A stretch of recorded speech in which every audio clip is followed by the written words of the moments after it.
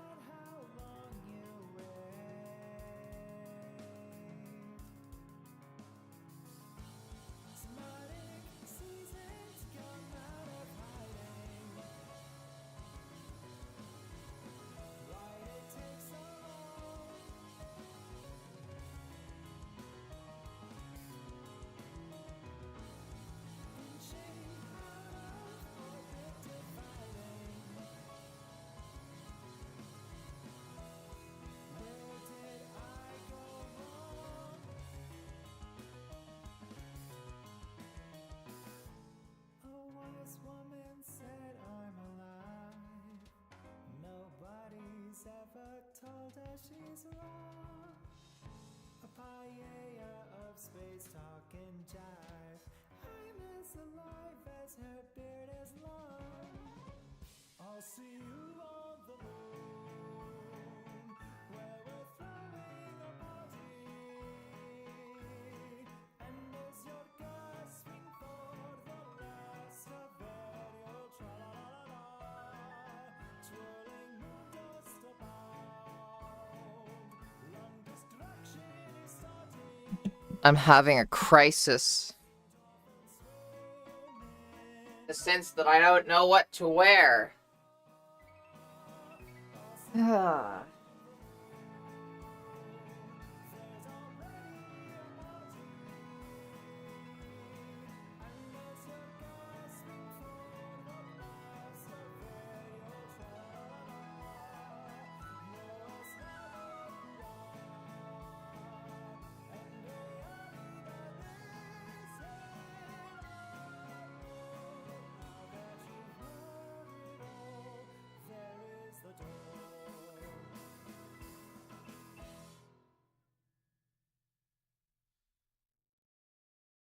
Lemon,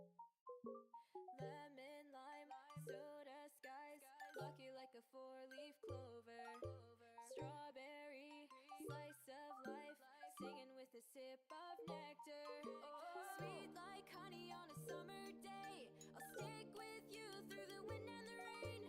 Sweet like honey on a summer night, like a busy bee, take a flight. 2, 1, go! Sweet like honey, sweet like a summer day. Sweet like honey, sweet like a summer day. Sweet like honey, sweet like honey, honey. Sweet like honey, sweet like a summer day. Sweet like honey, sweet like honey, honey. Sweet like honey, sweet like a summer day.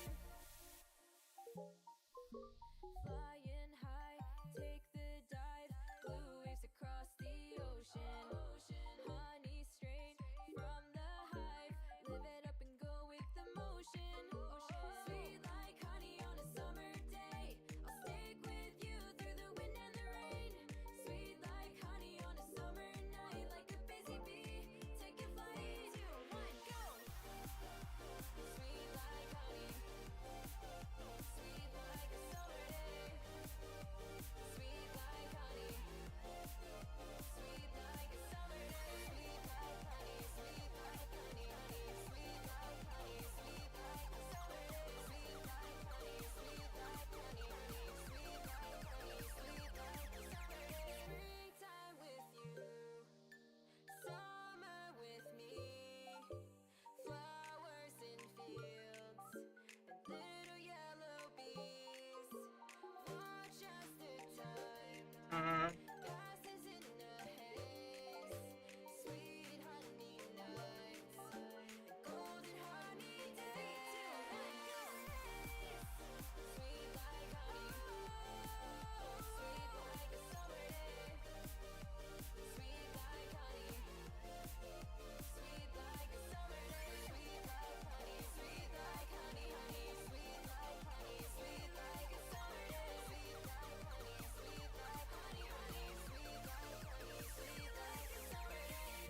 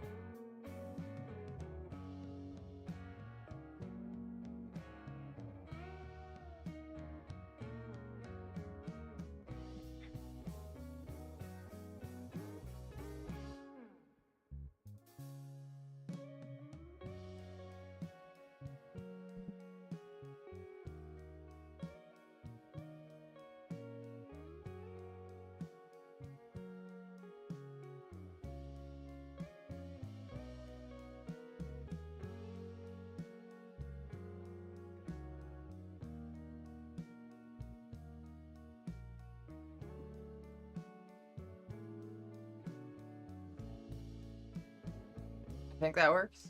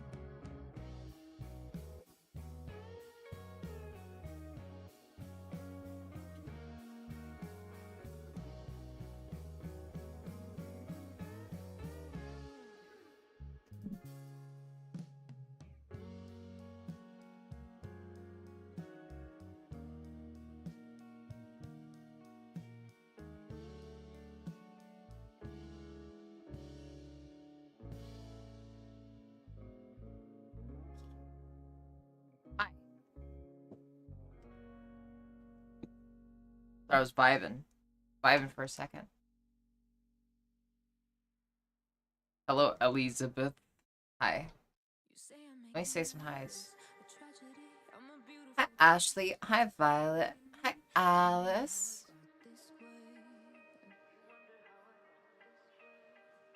You think I'm someone to be saved, someone to clean up and tame. Oh, some things never change, never change. 1 second, I have something I have to do. You think I would look pretty on your arm once you cover up my bruises and battle scars, but it always ends the same. Can't bear the things I've had to face. There we go. Got you crying on your knees. There we go. No, some things never change, never change. You'll break your back to make me feel again. Anyways, okay, let's see. We do points and stuff. Yesterday we started doing it just so that people can gamble in here.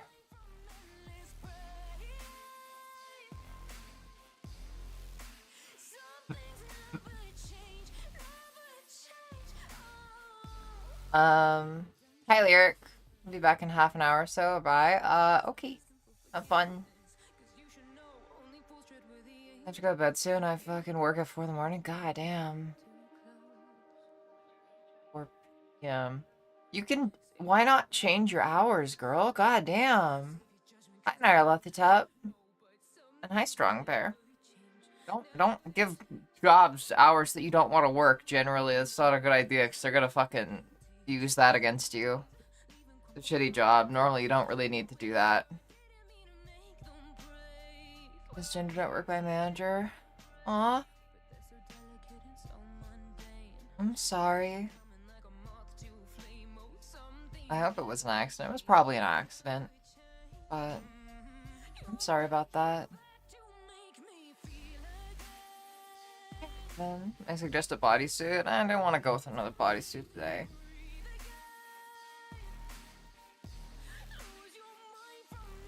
I'm just bombed. I ran too. Yeah. Yeah. Yeah, it's been rough. Yeah.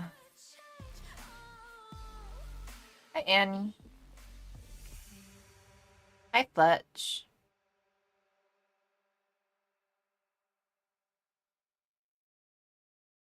Hi, Fluff.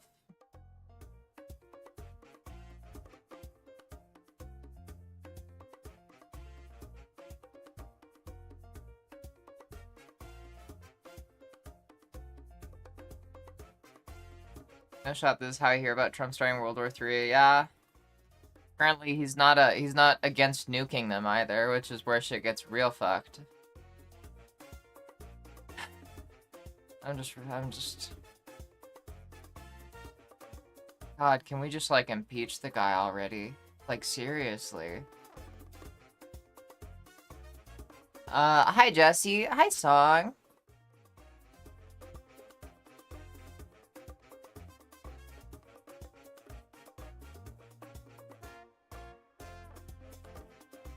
Getting high and gambling? Freudian slip. Your cat Shauna says hi. Hi, Shauna. Violet, I just took one of the zeros out of your total.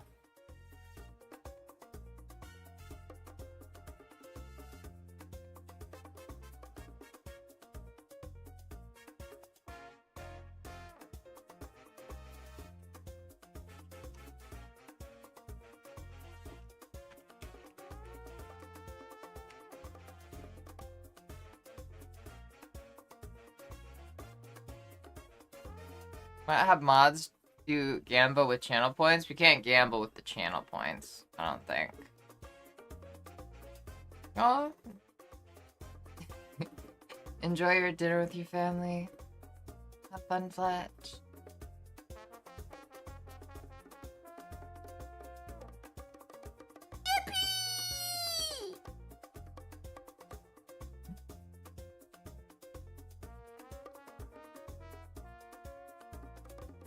Something I probably won't accept it this early.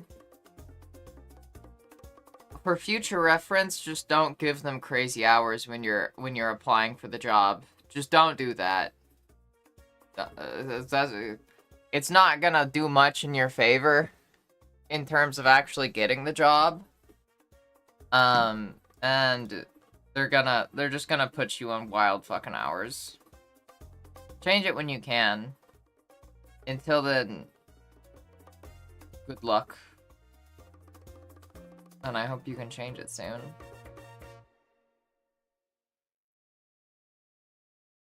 Hi, Kira. Hi, Elodie. You go to bed now? Okay. You want sweet, I'm assuming?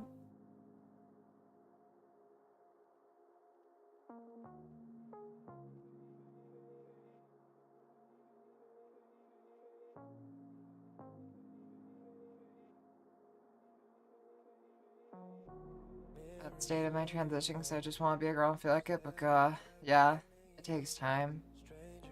It's a very slow process. Patience is really important when it comes to transitioning. Predictions are gambling with channel points. How we do that?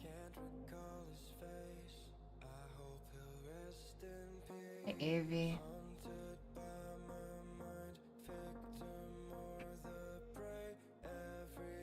Is that party move to a new place? Heck yeah. One day thrifting? Fuck yeah, Fluff. Okay. Let me set up the miscellaneous bullshit real quick.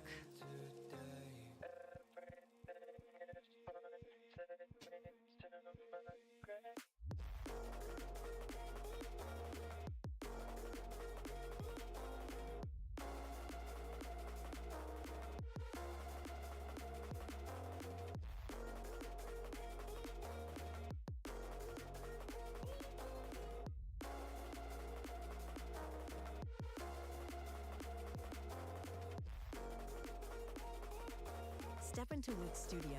The off.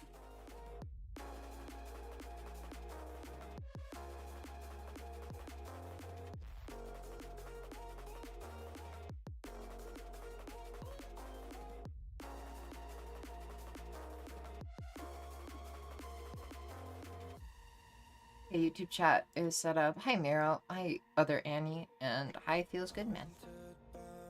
Okay. Hi, pretty girl on my screen. Hi. You're sweet. I was my name and it made me happy cry. I'm so glad. Oh. Alright, come here, Ashley.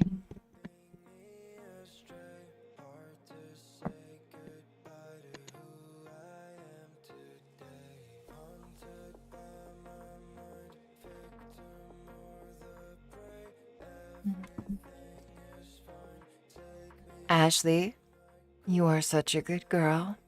Thank you for being here. I'm sorry that you got misgendered, but I hope that you understand that that doesn't have any bearing on the validity of your womanhood.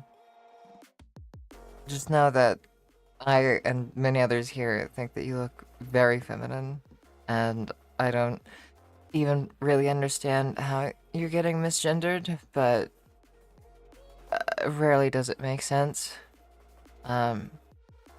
Even I get misgendered here and there, and apparently that's surprising to people here, but just know it's just a thing that happens, but it's not anything that's your fault. But it'll be okay. It'll slow down with time. And as for your crazy hours, good luck. Be brave and be strong for me, okay? It'll be okay. You'll make it through. I believe in you. Okay? You just gotta hold in for a tiny bit longer.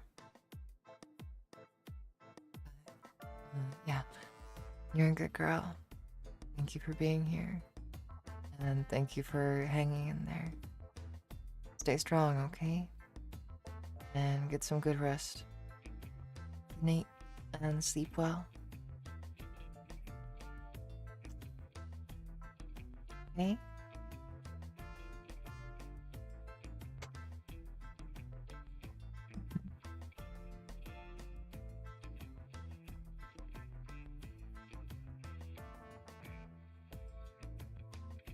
Boss Eyes. Favorite streamer, LRLE. Thank you. That's very sweet. My mom immediately dead named me. Yeah, that tends to be how it goes. My question about Disney princesses. I assume maybe you don't have interest. Fluff? No. Don't assume that. Fluff, in reality, the truth is that I try to keep up with chat the best I can, but I still regularly miss some messages because usually I'm not reading it too thoroughly. I'm kind of skimming, especially when I'm doing my hellos. If you have a question for me, or you really want to say something to me, just keep saying it, or just say it and then say, hey, by the way, I said this thing earlier. Go look at it. That's okay. Don't be shy. You're fine. You're not a bother. Here we quash. We squash and destroy these insecurities. We be loud, be annoying, please. I don't mind. I have ADHD real bad, and I get distracted. On top of just, you know, being a little stupid sometimes. Sometimes I need reminders. Don't be afraid of that. Yeah, get secured. Get secured, idiot. Yeah. Be more confident. Get some, like, I'm instilling confidence in you. Confident now. Here, let me see what the question was. Do you have a favorite Disney princess? I don't know if I do.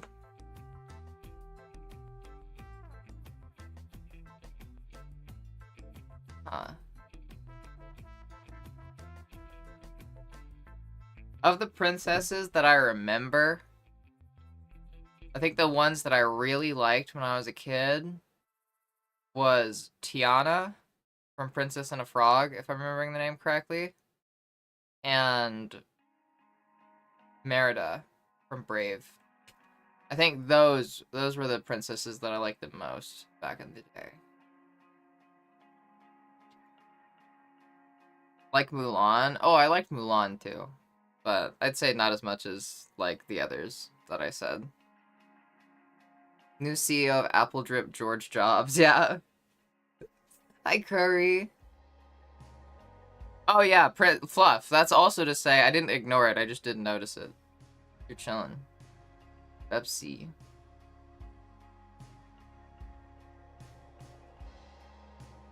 Smoking nacho Dorito dust. Oh, God.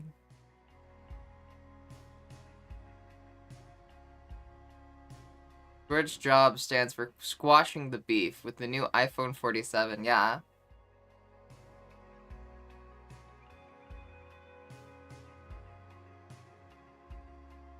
Love Anna. Who's Anna again? I don't remember princess names. Oh yeah, she was cool too. I didn't like it that much.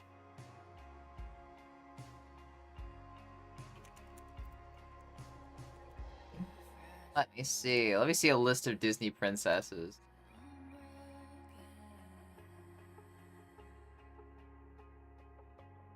I think I liked Aurora from Tangled too, but I think that's mainly just because I liked Tangled.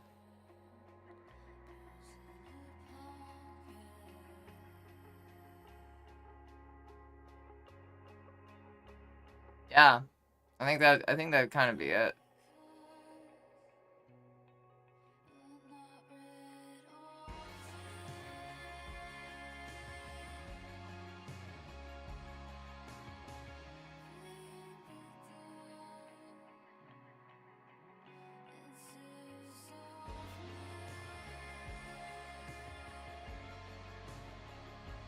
Yeah, I think Tiana might have been my favorite. Yeah, if I had to pick a favorite, I think I'd pick Tiana probably. But I also really liked the Princess and the Frog movie, so maybe it's because I really liked that movie.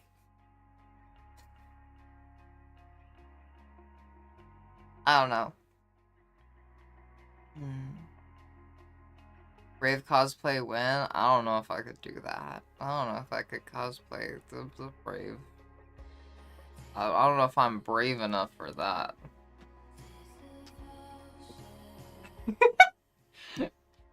Could I get a happy birthday? Is it your birthday today?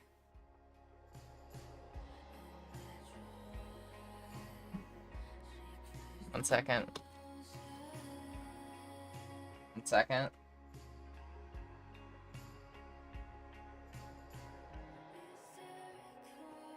I have a little thing on my board of the people that need birthday doodles. I was just adding you to it. Okay. All right, everybody tell Alice happy birthday real quick while I refund her points because I'm not gonna make her pay for a goddamn good girl on her birthday.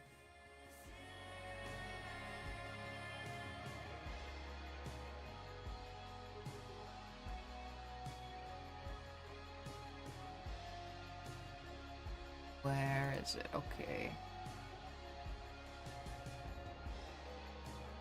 Rejected.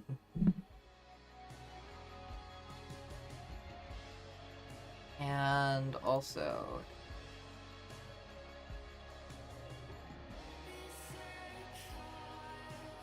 Okay. Alright, boom. Need not refund them? I'm refunding it anyways. Refunding it anyways. Alice, you are such a good girl. Thank you for being here and happy birthday. I am so flattered that you would even pop in for your birthday. I appreciate that. But yeah, I'm honored to have you here. You've been an awesome addition to the community.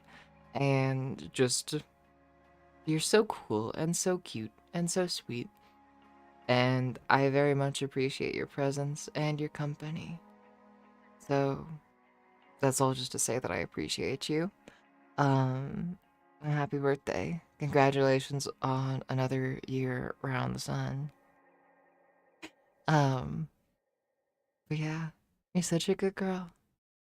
And I'm so proud of you for, you know, hanging in there, making it this far. Yeah, good girl. Thank you for being here. Thank you for sharing the moment with me and with us. I appreciate it.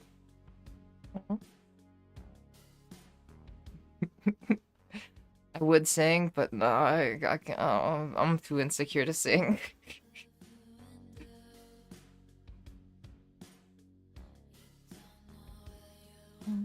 Aww.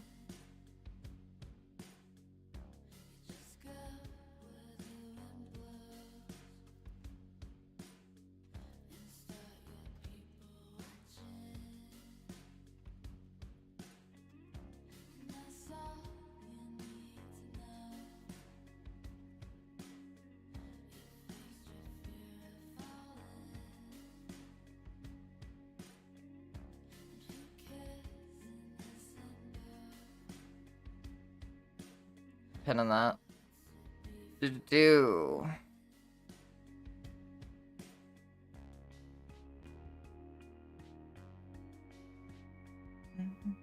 Didn't you just say that this is where insecurities are banished, Ellie?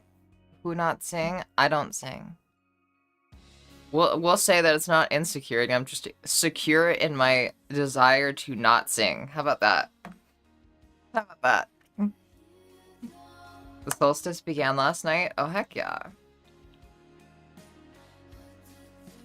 Aww.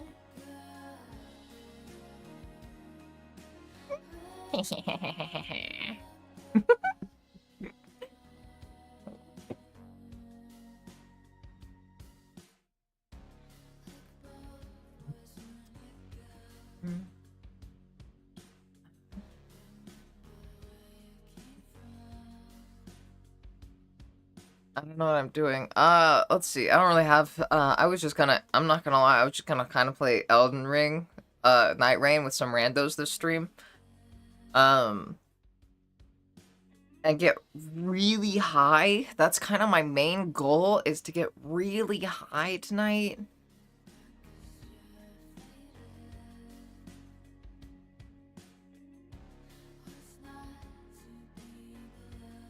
Oh, nuts. Hold on 1 second.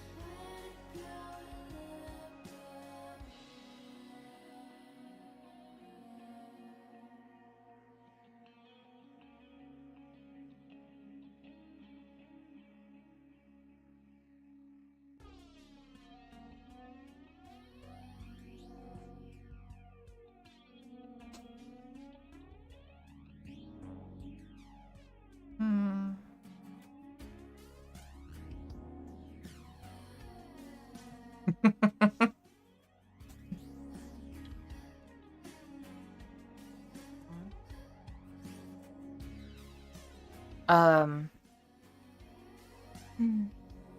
I bet that's secretly Ellie can sing. She just want to show off. Nah. No, I can't. I can't sing. I can't sing. I think that's one of the few things I can confidently say I can't do.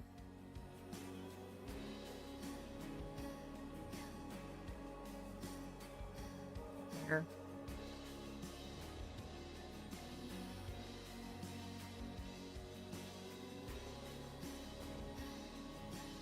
Here. God damn it.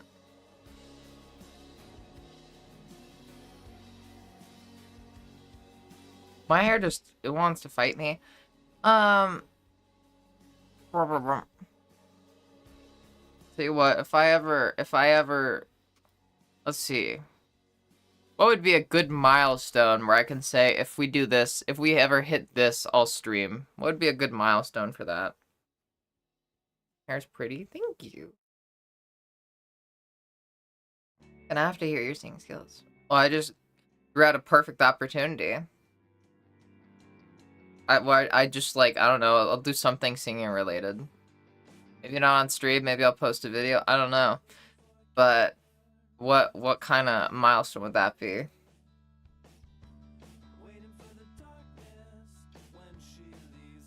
Ideally something that's not realistic.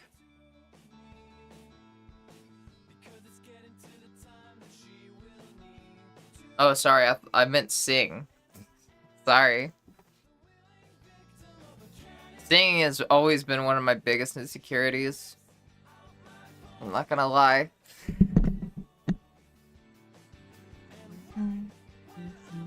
Think if they released Song 6000? I don't know, that doesn't feel unrealistic enough. It should be a song when Good Girl has hit its affiliate. No, that'd be too soon. I need something unrealistic. 100 gifties? No, that's not unrealistic enough. I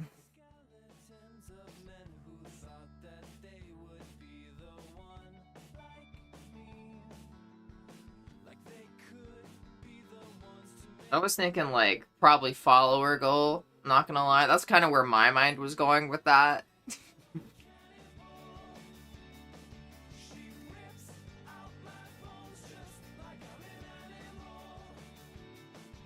I think, honestly, having this new playlist is dangerous because I do sing a lot to the songs that I play. Everybody that regularly spends time around me has to deal with that. My girlfriend and mom, mainly. But also my best friend whenever we're driving together. Unrealistic, but a follower goal. Yes. An unrealistic follower goal. Let's say like 10k. Like 10k, something like that. Something that's like far out of reach, far enough into the future where it's like that's no longer like a present Ellie problem, that's a future Ellie problem, and I don't have to worry about it. Does that make sense? Does that make sense? Exactly. 10k is crazy. Because it's unrealistic. It's a distant future that possibly won't even happen for one reason or another. And that's the way I like it. I want it to be something that I will probably not have to worry about. Getting my bot farm online. I've heard you kind of hum under your breath. You can sing, I promise. No. There was one time with my girlfriend in high school, I wrote her a poem. I wrote her like a little like song poem, and reading out the poem to her. Just reading it out like monotone. Not singing it at all. Just like reading it. I turned I felt like one of the most embarrassed I've felt in my life. And only like I didn't start singing in front of my girlfriend until a few months after like the year mark. Like a couple of months ago. And even that still makes me feel really really embarrassed sometimes. Like it's singing is not one of the things that I just am good at. Which is wild because I used to actually want to be a singer. When I was like thinking about being a musician, when I was like 19, 20, a few years ago, I was learning how to play like the piano, and I ended up spending a few $100s on a sound system and a microphone for singing, which I actually still have because I just like found it while digging through some stuff while I was like rearranging my room and like sorting some stuff out. Um, the sound system though, like my mic can't plug into it, and I don't have headphones to plug into it, so it's kind of useless right now. But I have the mic, and I'm thinking that maybe I could use the mic if I ever decide to. Like, I could maybe use that instead of like having to take this down when I'm like recording a video. Karaoke night on Discord. Oh. I have sung at karaoke, but normally when I sing at karaoke, I sing joke songs where I don't put a lot of effort into it. Or that, or Little Piece of Heaven by Avenged Sevenfold. I fucking love that song. I love singing that song, because it's just so fucking dark. But, I don't know, I like that song. Does not mean you're bad at? Ask me what one of my degrees is in. What's one of your degrees in? Also, hold on a second. Let me see if I can find that mic. No, it's in the storage box under my bed. Yeah. It's not a bad mic, though. It's a pretty good mic. Hi, Eva. Hi. Music education? Oh, heck yeah. That's awesome.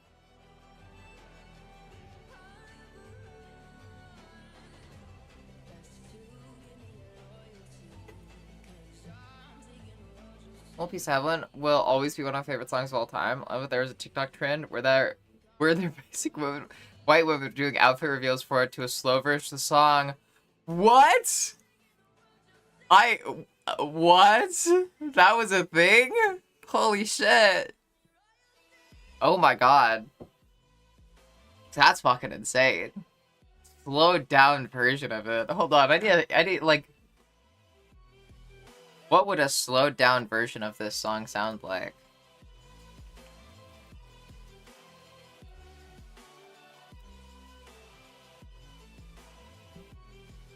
A little piece of heaven meaning. Like, I see that, like, that's sort of like the first results popping up for Little Piece of Heaven. Meaning. I think the meaning is...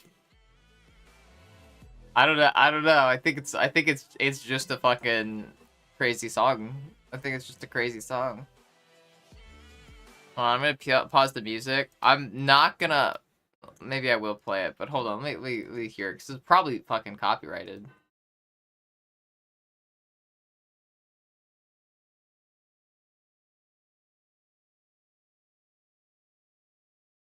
Hold on.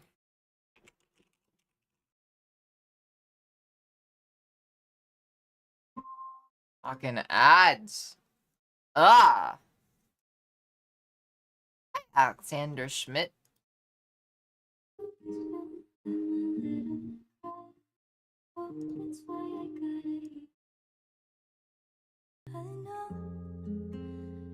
know it's not your time, but bye-bye. And a word to your eyes when the fire dies. You think it's over, but it's just begun. You know, that's actually not bad at all. You held my heart, at least for the most part. Right? Yeah, she fucking hits that. I'll send the link to it. I can't play it all for stream because it's probably copyrighted, and I'm probably gonna get in trouble just for that tiny bit that I played. But there's a link to the cover.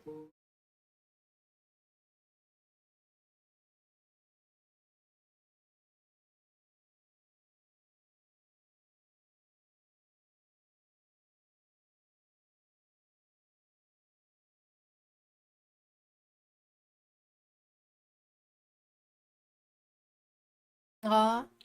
Good night song. Sleep well. Thank you for popping in. Really appreciate you. I hope that you have a good night and a good day tomorrow. Also, hi Fu. Sounds like Aurora. Boomst?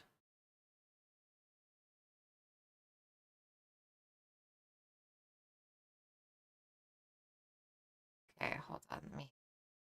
Brum, brum, brum. Also, hi Kathy. No one that used to actually listen to the lyrics doing soft aesthetic outfit reveals. Oh my god. That's so insane. I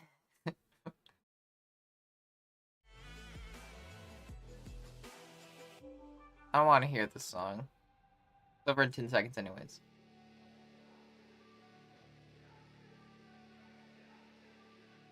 Do I want to hear this song? Question.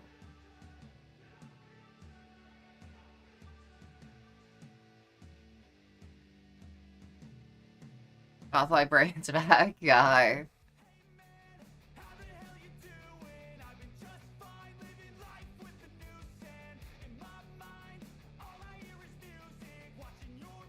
Hi, Julia. Let me play Cthulhu. Hold on. There we go.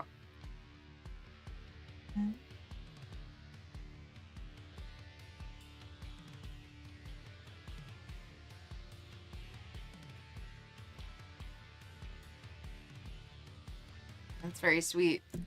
Alright, everybody. Y'all cool with me just getting really ungodly high, probably, playing Night Rain? And watching me absolutely embarrass myself in front of strangers? Because I'm probably gonna cost us a few games, I'm not gonna lie. That's probably what's gonna happen. No help in that. Not for me.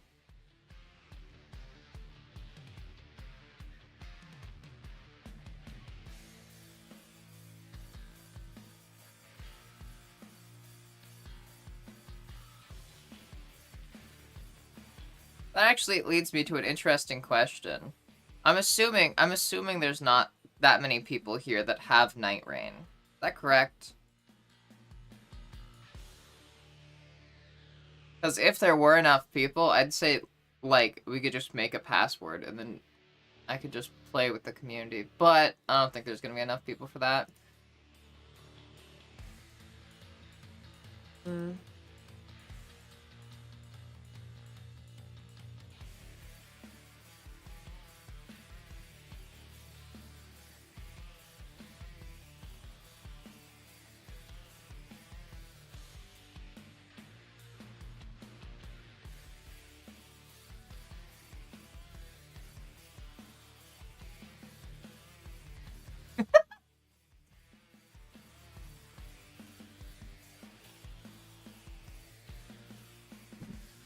Zazaglorp.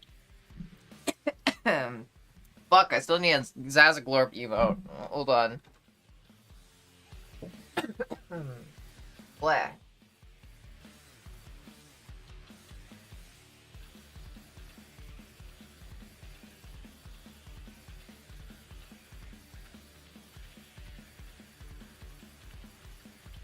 Tomorrow, like drawing Zazaglorp? Yeah. Tomorrow, noticeable uptick in Night Rain sales. I don't know about that. I don't know if I have that big of an impact, but I would do that. I was gonna try out something I saw online. People that put, like, LGBTQ for the password to match with other LGBTQ people. Might do that. Yeah. Hi, Lucy.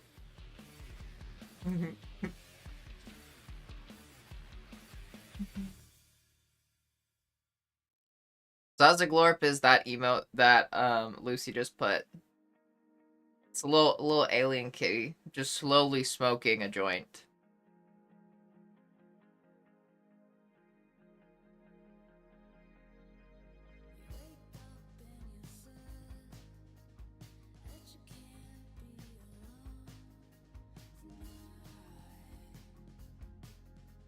People, can you remind me tomorrow to do art on stream? That'd be okay. feel like I should probably get that out of the way finally. I've got at least 6 things that I need to draw. That we need to make 4 doodles and 2 emotes.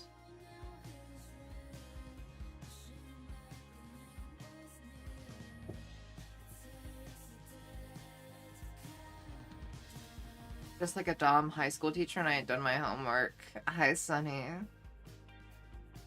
Do not reciprocate my love. They make me tear up. Aww.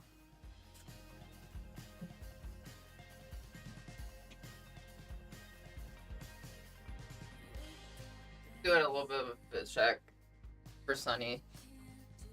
So you didn't do your homework, huh? So, champ, you didn't do your homework. I don't know. I want to do something other than a bodysuit. I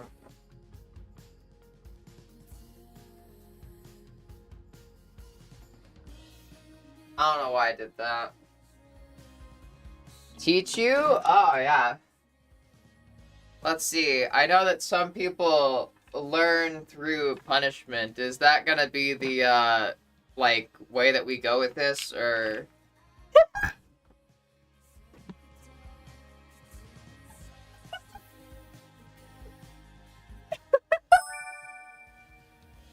since I was clearing out, like, a box that had all my storage stuff, in there, like, I used to have this hung up on my wall, and I was, like, I needed to make space taking stuff out of that storage box, so now this is hung right here next to me, because I didn't know where else to put it.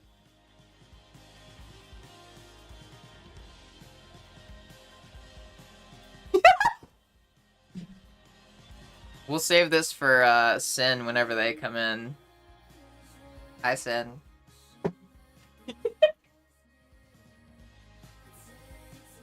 Apparently Sin lurks, so just have to like scare them real quick. Trump just bombed Iran. Delete if TOS. Hi Orange. Yeah. Oh, I could keep a straight face while we're playing, but I'm not trying to take it too seriously here.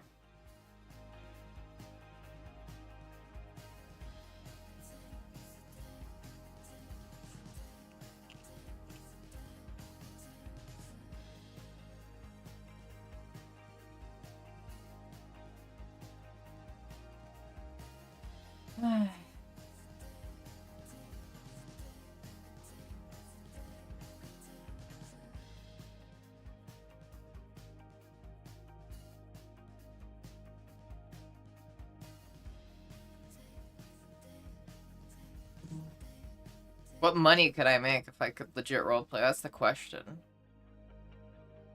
Because your girl does need to figure out a way to make more.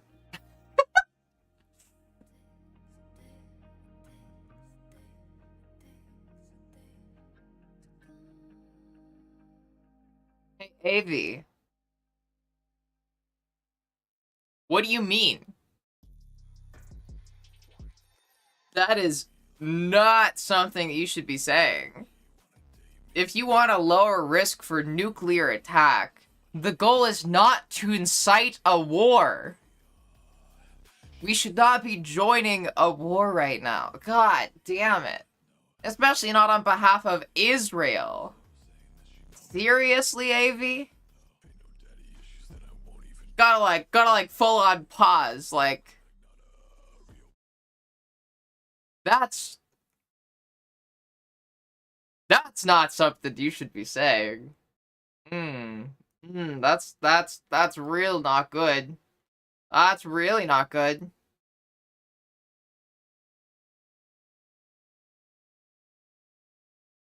Plus with you saying that thing earlier about how Iran is a lonely state and weak, 0 chance it'll cause major issues. Ooh. Has nukes from 50 years ago. Yeah, if I remember correctly. Hold on, let's see.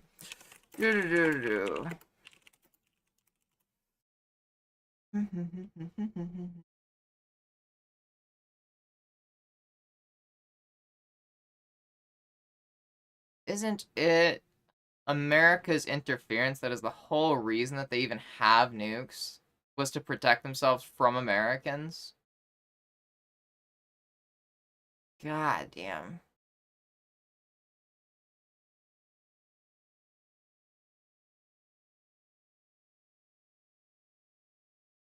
Israel. Oh wait, Israel already has nuclear from 50 years ago. What do you mean it's too late? We're not trying to join a war. Fuck Israel. Fuck Israel. And like the last thing we should be doing is allying with them. It's like, why would we ally with them? It's like, that is a wild take. Yeah, correct. Um, oh, good lord, I just took a hit off my pen. Oh, it's the worst time for the high to be kicking in. This is so, this is so bad. Oh my god. Hi, Shan. Uh,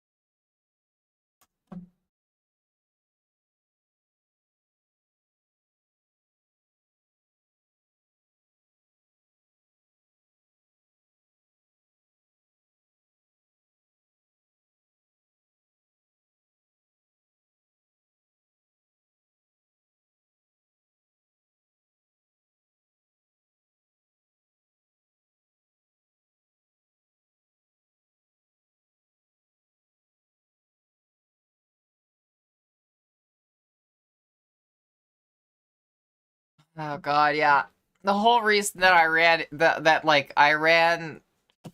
God, it's because Trump pulled out of the deal. The fucking, uh, joint comprehensive plan of action, blah, blah, blah, blah, blah.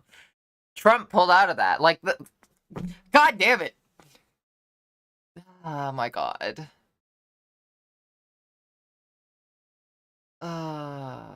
This is just so...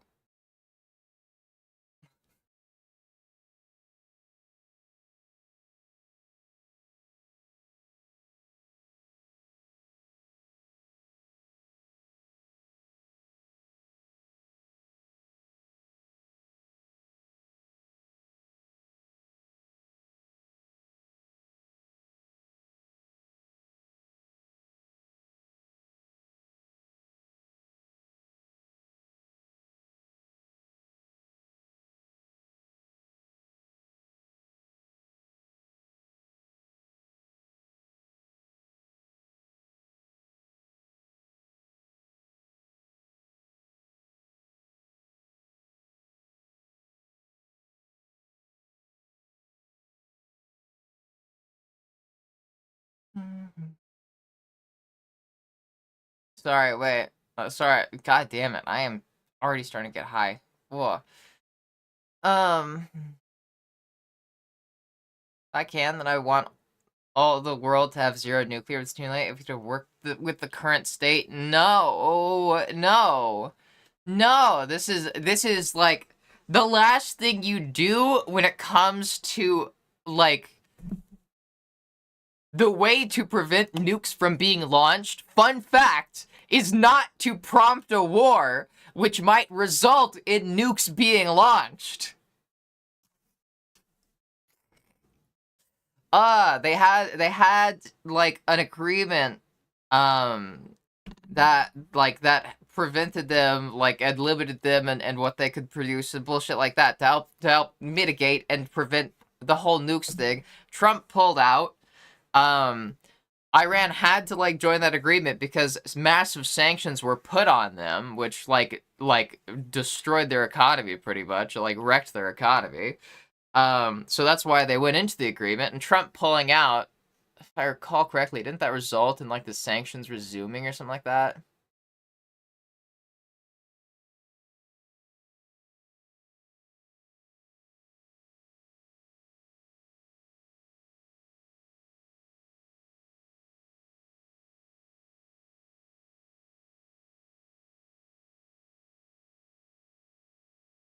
Oh God.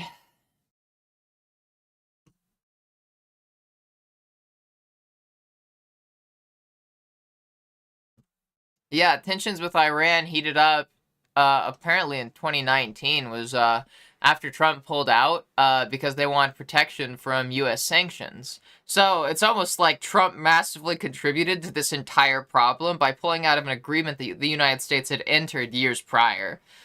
Like 10 years prior, if I recall correctly. That's fucking crazy. And the agreement was just to not put sanctions on them because the sanctions were hurting their economy. Like, so it seems like Trump made everything worse, like usual.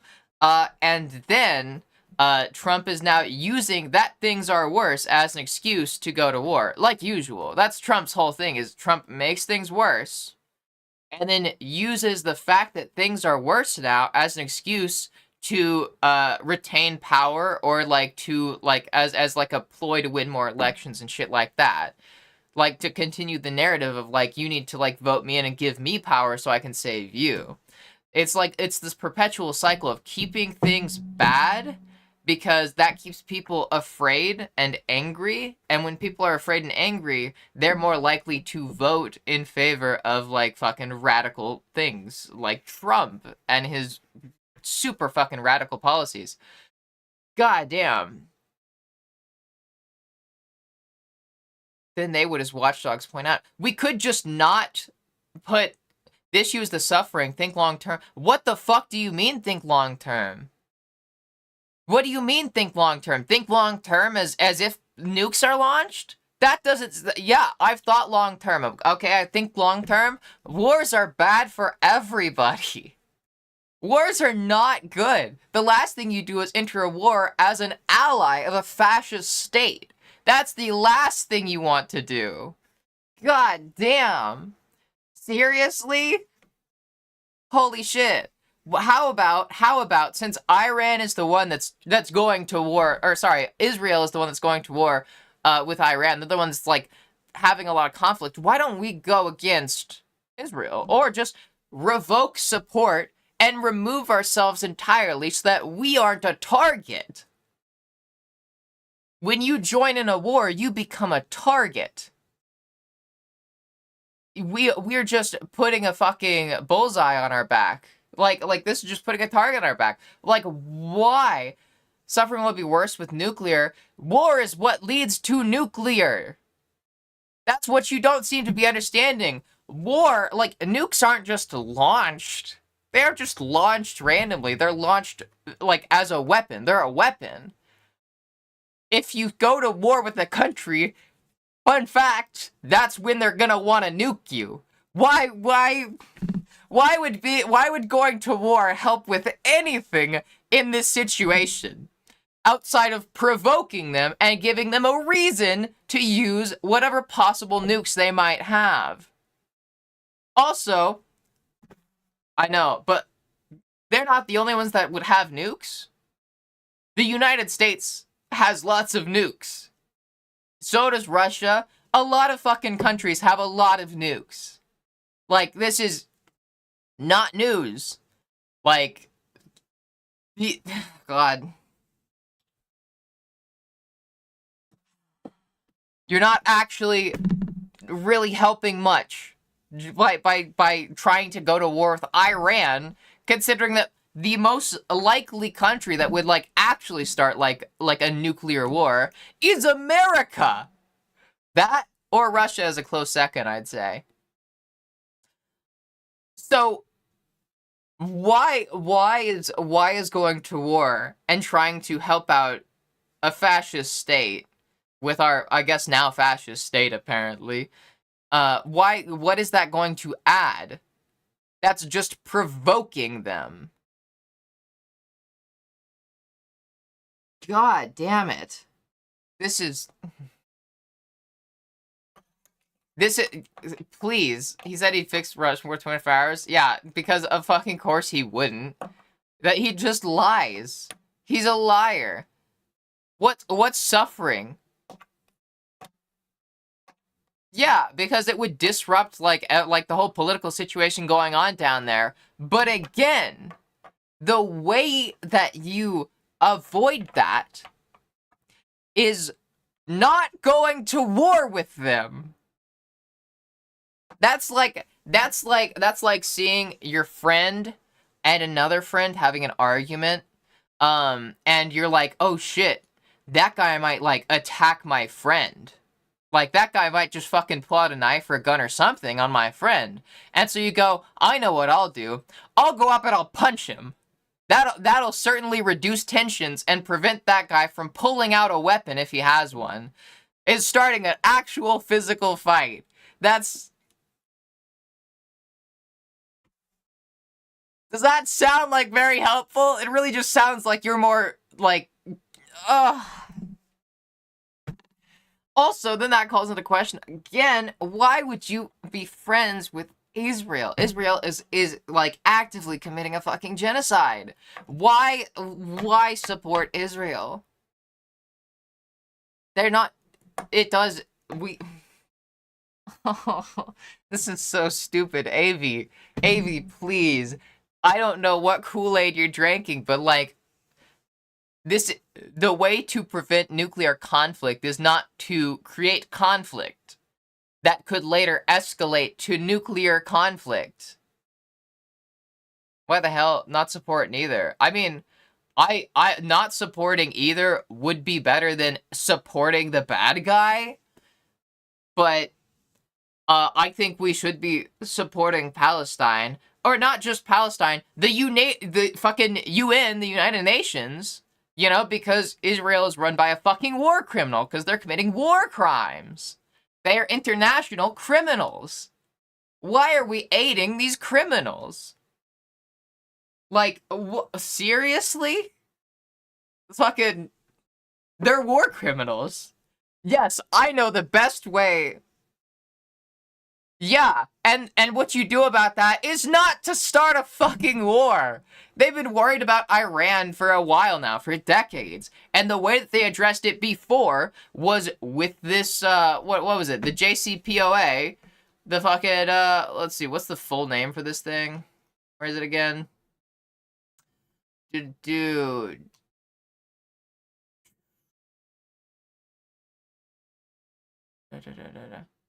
The Joint Comprehensive Plan of Action, which the United States withdrew from, and then threatened sanctions, or, like, Iran's fear of sanctions from the United States is what is prompting so much of this tension.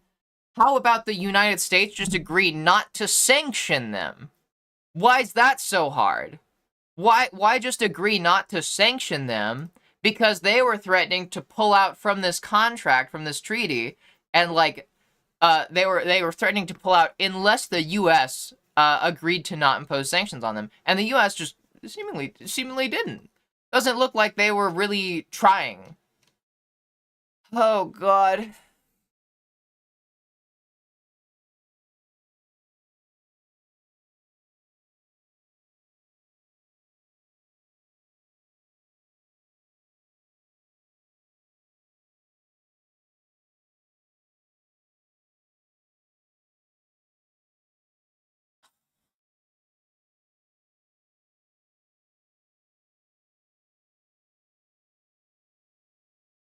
Oh my God. And then Trump threatened them.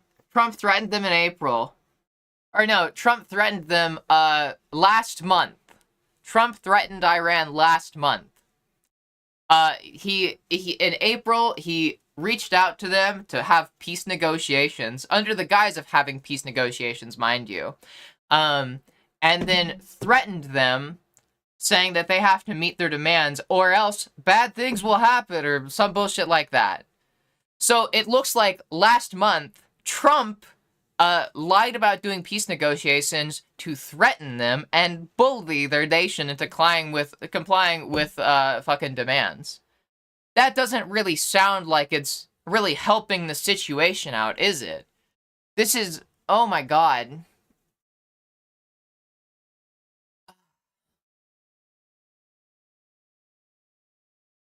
And then this month, apparently they were becoming more aggressive in the negotiations, probably because Trump was fucking threatening them. Oh my god.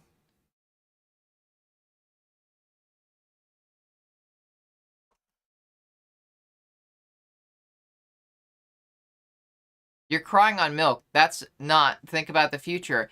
It seems like Trump is the one that keeps making things worse. That's not the past. That's last month. This is not distant things in the past. Trump was threatening them last month. It almost seems like Trump wants to go to war with them, which makes me think that this was going to happen regardless, and the nuclear thing is just the excuse. This is... Oh my god. Going to war with them is the last thing we should be doing.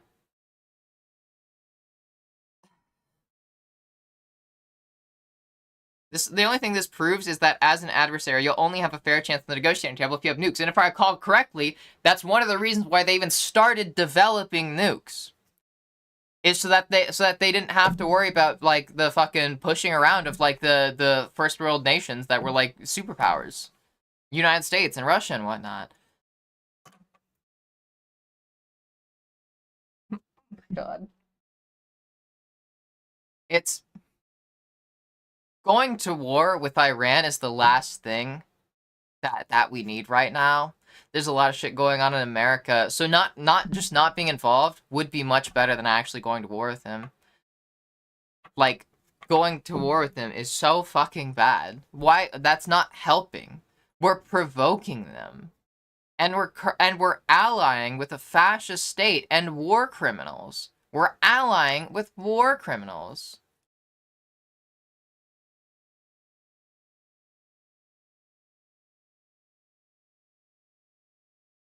Hi, Leo. Recent amount of precious metal localized to that area. Interesting. Oh my god. His wannabe, though, do agree with some of his policies. What policies do you agree with, Foo? His policies all suck ass. What policies do you agree with? Huh? Dark academia is correct. Yes. Oh my god. Good lord. Yes, you know what? I think what we should do to avoid the danger of nukes, to avoid the risk of nukes, is to go to war with a nation that might have nukes, that is also apparently has a military alliance with Russia, who does have nukes, and who has also historically had high tensions with the United States. This sounds like such a good idea. Like, I don't see how this could, like, maybe make this whole situation much more of a powder keg or anything. Like, it currently it certainly couldn't lead to an actual, like, nuclear event, you know, because that's what war does. No, let's just continue raising the stakes until we get to nukes, yeah?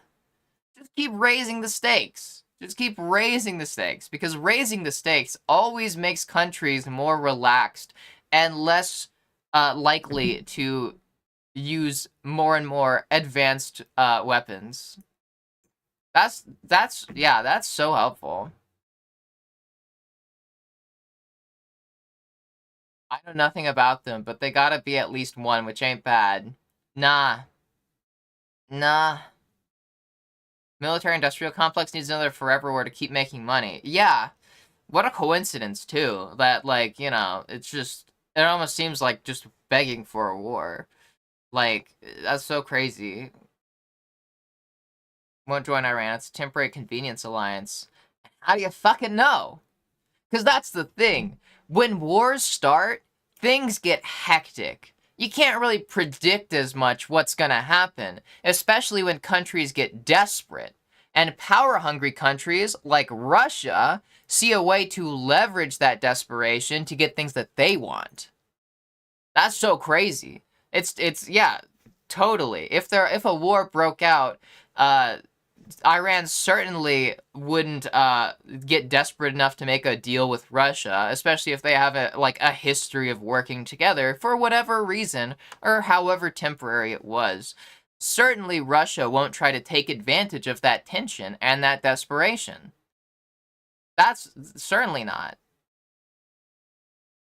God, this is so fucking stupid. This is so stupid.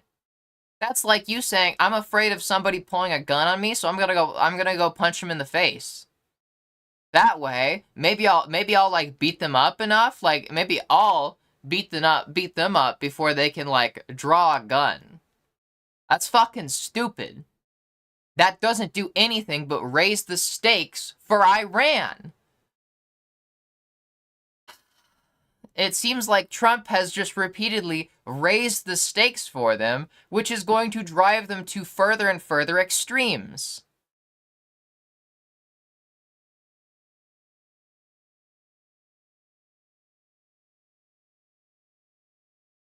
Just, yeah, he'll do great with nukes. Yeah, totally. Yeah. He's gonna do so good with nukes. Yes, let's give Trump the big red button to start nuking the world, because he totally wouldn't do that, right? After all, look at how much he says he's for peace and how much he doesn't want war, and how much he's gonna impact and fix all the various conflicts around the world, and then never does anything. God. Holy fuck. The evidence is clear that Iran was already developing nukes. Yeah. And the way that you prevent the whole risk of nuclear war is not by fucking starting a war with them. Why would you want to provoke them? Why give them a reason to use nukes? That's what you seem to not be getting through your fucking head. When we go to war with them, we are giving them a reason to have nukes and to use nukes. We are validating the insecurities that led to them even starting production on nukes. We are giving them a reason to use them. This is only going to strengthen their resolve that they need nukes, which is going to make them make more. And probably going to push them to use them if we keep inflating the tension and fucking war, like having conflict with them. This is holy fuck. How do you think that the best thing to do is to provoke them? Yeah. So what? Going to war with them is not the fucking way to help this situation. And again, especially not when allying with fucking fascists. We should not be allying with Israel. We should be trying to keep the peace, not trying to fucking start a war. Need I remind you, there was a peace agreement. The whole reason that that the fucking peace agreement started to go south, is because the US pulled out, and then the US refused to agree to not enforce sanctions on them. They refused to rejoin the agreement. Trump, mind you. Then Trump threatened them.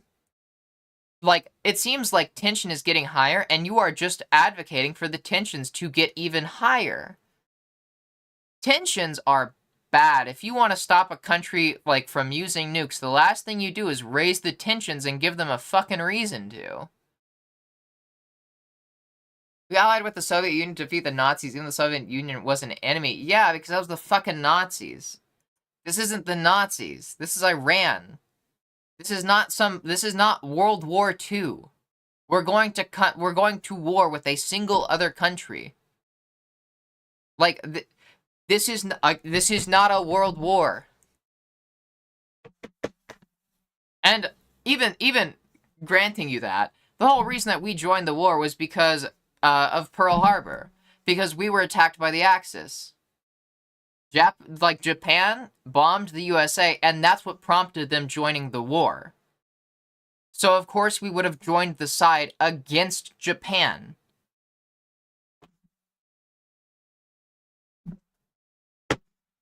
We didn't join just like, oh, God.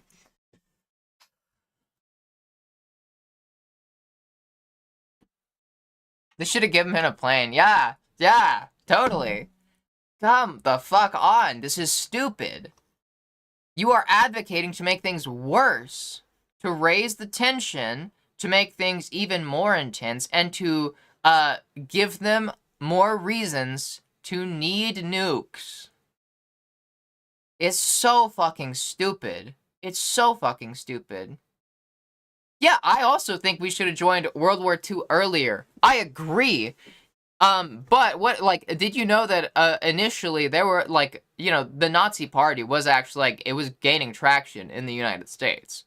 That's one of the reasons why we didn't join the war, is because a lot of Americans were advocating for staying out of the war and doing, like, advocating for fake isolationist policies, and that kind of shit, because they wanted the Nazis to win. They didn't want to step into, because they didn't want to interfere. There were a lot of Nazis in America that were all for letting the Nazis win. That's one of the reasons why we didn't join in. So, if we did join in sooner, we probably would have joined in on the side of the fucking Nazis. It's... God damn. It's like you have... I get having a moral compass and wanting to reduce suffering, but you can't be fucking stupid about it. The way if you want to truly reduce suffering, you need to think, like you said, think long term. Starting a war is not good for anybody. Nobody comes out of war a winner. That doesn't, it doesn't help fucking anybody. Seriously? Yeah, it was really strong in the US. Yeah. So, if we did join in sooner in World War II, we would have joined on the side of the fascists. It almost sounds kind of similar to today, where we're joining into this, like, conflict, this conflict on the other side of the world, and we're joining on the side of the fascists. Isn't that crazy? That's a little wild, isn't it? I kind of see a parallel there. God fucking damn.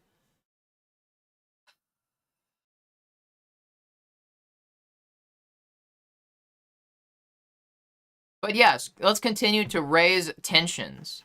So that way we know for a fact that at least if they do use nukes, we might be one of the first targets. Because, you know, we're the biggest threat that they're facing. I think that's another angle that you haven't considered, like, from this. We're the biggest threat that they're likely facing right now. If America goes into full-on war with them, they are going to get desperate. America is a superpower. They are not. They are a lot smaller and a lot weaker than us. And we do have nukes. We're just going to make them desperate and scared. And that, let me tell you, they're radical. Sure. You know, going to war with somebody, going to war with a country, generally makes them more radical. So we're actively making them more radical by going to war with them. Which is probably going to make them more unstable. And that finger on the red button for the nukes is probably going to get a bit more twitchy. Specifically because we're fucking joining in. Still, they were an enemy. Biden bombs Iranian-backed militias in Syria. Yeah, I don't think Biden should have done that either. I think we should just stay the fuck out of it and stop trying to increase tensions with Iran. Veterans are sleeping on the streets. Yeah, because, you know, they don't, like, nobody cares about them here because, you know, Trump is just evil and Republicans hate everybody and just want to make lives worse for everybody. Think we shouldn't be going into fucking war because nobody wants to go back to fucking war again. We didn't spend 20 plus years in the fucking desert to then proceed to go, hey everyone, guess where we're going back to? That lovely place we just got out and promised not to go back to. Yeah, because war is important for politics. War, like, that's one of the reasons why the war, like the fucking war in the Middle East generally just kept going on for so long. Because I'm blanking on all the fucking countries' names there. God damn, I'm getting high. I'm fucking been high. It's profitable. War is profitable. When you're with like the fucking military industrial complex is really big in America. Like, and people are going to lobby to keep that war going because it makes them money. That is likely one of the contributing factors to the fact that we're going to war again, is because Trump's probably in his pockets lined for it. Because the military industrial complex is really fucking big here. And that makes politicians inclined to keep war going. Especially Republicans, because, like, actually, not even just Republicans. All politicians do this. When there is a war, they use that war to keep themselves in power. As campaign, like, as for campaign fucking clips and shit like that. Talking about how they're gonna, like, end the war, and then they don't end the war. Because, yeah, that's they're not trying to. And it gets the next person saying they're gonna end the war, and then they don't. And that just keeps happening in a cycle. And it almost sounds like it's the same fucking thing starting up again. God fucking damn it. Big issue in all this, nobody wants to go back overseas, nobody wants to fight for a reason that nearly nobody who is in their 20s at risk of draft wants to fucking fight for. Yeah.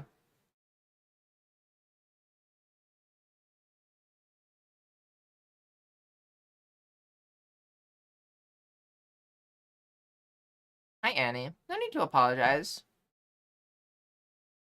As I said, Israel or Iran could never reach the US with any missiles. I mean, there's ways to get around that, like, you know, like having like nuclear subs, which Russia does, like along the west coast, if I recall. Like like Russia is like probably the most prominent nuclear threat because Russia actually has like plans of nuking the west coast. I think if I remember correctly, their targets, like there was like a paper that like was leaked, quote unquote. It probably like there's theory that it might not have actually been like that it was intentionally leaked to make Americans afraid of a nuclear war with Russia, to make America less likely to want to get into any conflicts with Russia. But they're like plans basically saying like they could reach and they were planning to target on the west coast. I think it's Washington, Los Angeles, and Las Vegas, if I believe correctly. Those were like some of their top priority targets. Where if they did nuke, that's where they were planning on nuking, like big cities, residential areas. Like it seems like Russia's probably the biggest like threat, and even then, even if they're not, we shouldn't be raising the stakes and increasing tension. That tension is going to make Iran more likely to actually, like, you know, they're probably going to try to develop nukes faster, which means they're probably going to get like less fucking like there's a lot of downsides to that, just like with lower quality production and stuff like that. Like it's nukes, and if they start rushing it, like there's a whole lot of things that could go bad, but they're probably going to start going even harder on nukes now because we're giving them a reason to need nukes. If you don't want a country making nukes, don't make them think that they need nukes. Why give them a reason to need nukes? We are actively telling them, you know, you are right for wanting to make nukes. That is what we're telling them by trying to pick a fight with them, by going to war with them and threatening them. God damn. Biden this, Obama that. You know what's crazy? Anybody with two working brain cells can tell you we didn't agree with him either. It's not fucking rocket science about for a less few evils. That's because they treat it like it's fucking sports. It's sports politics to them. They think that like Republicans do this shit all the time, where they're like, oh, so you don't like Trump? Well, guess what? Biden also sucks. Biden is really bad. And it's like, yeah, I know. And they're like, okay, yeah, but Biden sucks. So you can't criticize Trump. And you're like, I can criticize fucking both of them. And they're like they got the loading screen and then their brain explodes because they're just playing politics along party lines, cheering for their side. They're treating it like it's a fucking like college football game. And it's stupid. So they think that like since they're such diehard fucking cocksuckers for Trump and Republicans, they think that anybody that's a Democrat has to be thinking the same way about Democrats. And it's stupid. It's like, goddamn, we can be against both of them. We can just have solid moral values and you hold to those values and not your political party. God damn. Imagine the Afghan war, but with killer drones. Yeah. Like, using the Ukraine war as reference? Yeah. And then Trump pulling in fucking Zelensky just to, like, humiliate him? Just to try to humiliate him in an interview? Seriously? Seriously? Trump is doing so much just to increase the tensions that we have with the rest of the world. He threatened going to war with Canada and Mexico. He's actively trying to stir the fucking pot. Trump is the biggest concern you should have about nukes right now, because Trump is actively stirring shit up all over the globe. If I recall correctly, Trump is the one that wanted to pull us out of the United Nations. He pulled us out of NATO, if I recall correctly. He was trying to pull us out of NATO, and I think he did.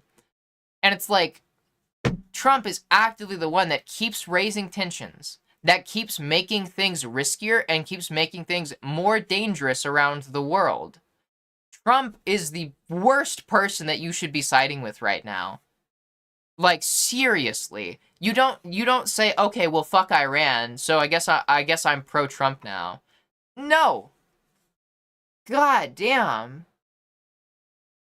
We as in Democrats voted for Biden to remind you, fuck you mean? It's lesser of two evils. Yeah, Biden was voted for because the other option was Trump, who's much worse, which we are now fucking seeing. Just like ours, undetectable and they want to be undetectable. They could just be like a few miles off any coast. Yeah, exactly. It's almost like Iran, a country that is like, we're still not even certain if they have nukes. We just know that they're developing them. Like, it's almost like they shouldn't be our biggest concern right now. God fucking damn it. Are they not eligible for Prime subs? It should be. There are many people here that dislike Israel, don't even care for democracy or LGBT. Oh my god. Holy fuck. Holy fuck. What do you mean by that? Oh my god. Oh my god. What do you mean by that? Quit while you're ahead, but you start way behind. Yeah. What do you mean by that? Why don't you elaborate on what you mean by that? It's because it almost seems like what you mean by that is why is disliking Israel mean that you're anti-LGBTQ or anti-democracy? Because me personally, I'm very pro-LGBTQ, very pro-democracy. I am, however, anti-genocide. I'm anti-war crimes. I'm anti-war criminals generally. I don't like war criminals. So why do you like war criminals so much? Do you like genocide? You like killing babies? Is that what it is? Because they do a lot of that. Oh, IDF does a lot of that. Like shooting into innocent crowds? Man, that's crazy. I guess you just hate, like, life and, like, freedom generally, right? Like, you must, like, love just, like, war crimes. Crazy. That's so crazy. God, you're so fucking stupid. Avi, you're so stupid.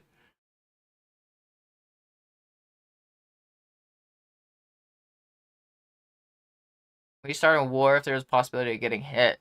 Yeah, mutually assured destruction generally does keep nuclear countries from starting war with each other, and it does help keep the peace, but it's still dangerous on its own. I think the world was working on denuclearizing for a bit there, but yeah, I just like increasing the tensions, especially around the world. Like this is the last thing you should do if you want to denuclearize people. Like, oh my god. You all swings with the political winds. What? What do you mean? Swings with the political winds? It seems like that's what you do. You're drinking so much Kool-Aid. The whole argument of, like, about, like, you know, like, being pro-Palestinian, or fucking anti-genocide, like, is a better way to put it, as being anti-LGBTQ, that's just stupid. That's like a complete distraction. So just because, like, you disagree with, like, their policies there, which I also disagree with. I think that Iran, should stop, you know, being, or sorry, not Iran, fucking Palestine. Like, I wish that they weren't so radical. They didn't have so many radical positions. But does that mean that they deserve to be genocided? That's the question. You're saying that because they are anti-LGBTQ, they deserve to be genocided. All of them. Children, like all of them. They all deserve to be genocided. Because that's crazy. Why kill children? What's that doing? It's like stupid. Oh my god. You are just so pro war crime and pro genocide. And it's sad. And it's disappointing. I hear anti-capitalism resentment. It's not hard to connect the dots that you are easily influenced. Yeah, I am anti-capitalist. How does that make me easily influenced? Because it sounds like you're easily influenced when you're over here reciting talking points. You're reciting talking points about being, well, I guess you don't like LGBTQ people, you hypocrite. You're the one over here doing, like, fucking identity politics to try to, like, cover for your ass when you don't have an actual argument. Yeah, projection. This is such heavy projection. Can you have a single original thought, please? Stop reciting your talking points to me, okay? I've already heard them from a dozen other people. Because it's not original. Stop parroting these other people and have a fucking conversation for once. You might learn something, which I know could be hard with your 2 brain cells, but it would be really helpful. Maybe we could even, like, get you to grow a 3rd brain cell. I don't think growing brain cells is possible. I don't think you can really do that later in life. No, you can. Yeah, you can. So maybe we could get you a 3rd brain cell. Maybe a 4th brain cell. That's possible. Yeah, maybe. But, you know, first you gotta actually start thinking, using that noggin of yours. You gotta actually start having original thoughts and not just saying things that other people said that you heard them say and shit like that. Like, you seem to have no morals or values that back up what you're saying. You're just saying shit. Like, God. Dude be trolling for real.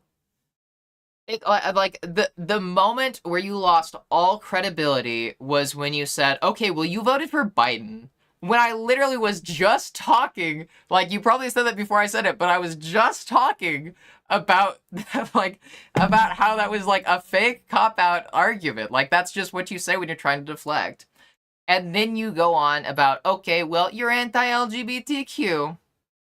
That's like saying that America fighting against the Nazis is anti-animal rights. Because that is one thing that like, I don't know, Hitler was really big on animal rights, like, on keeping animals safe and shit like that. He was very animal rights, okay? So, I guess we just hate animal rights. Man, you don't like the Nazis? You must just hate animal rights. You see how fucking stupid of an argument that is? Really? Like, you're just justifying all the war crimes because you're trying to find an excuse. Anti-capitalism is just motivated by hate so much that they will say anything America is wrong, even if Democrats support it. What? They will say anything America is doing is wrong. Not anything, but a lot of things that America is doing is wrong because our politics is wrought with corruption. Yeah. So what if Democrats support it? I'm a fucking leftist. I'm not a Democrat. I'm a leftist. You should really get that through your head that we're not playing this like it's a fucking sports team. This is real life, okay? You can't just be pro-Trump because you think that Trump is doing good things because that's your guy. I don't have to just be pro-everything Democrats because that's my team. I can dislike both.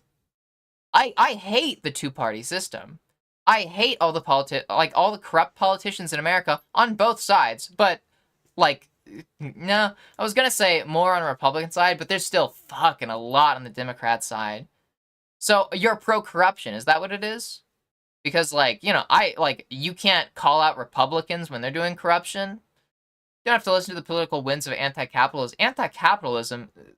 Why? Oh, God, this is so fucking stupid. This is just, again, deflection. I was just telling you, okay? I was just telling you, have an original thought, stop saying talking points to me, and you just can't seem to fucking do that, because you keep deflecting to next talking point after next talking point after next talking point. And you're so stupid.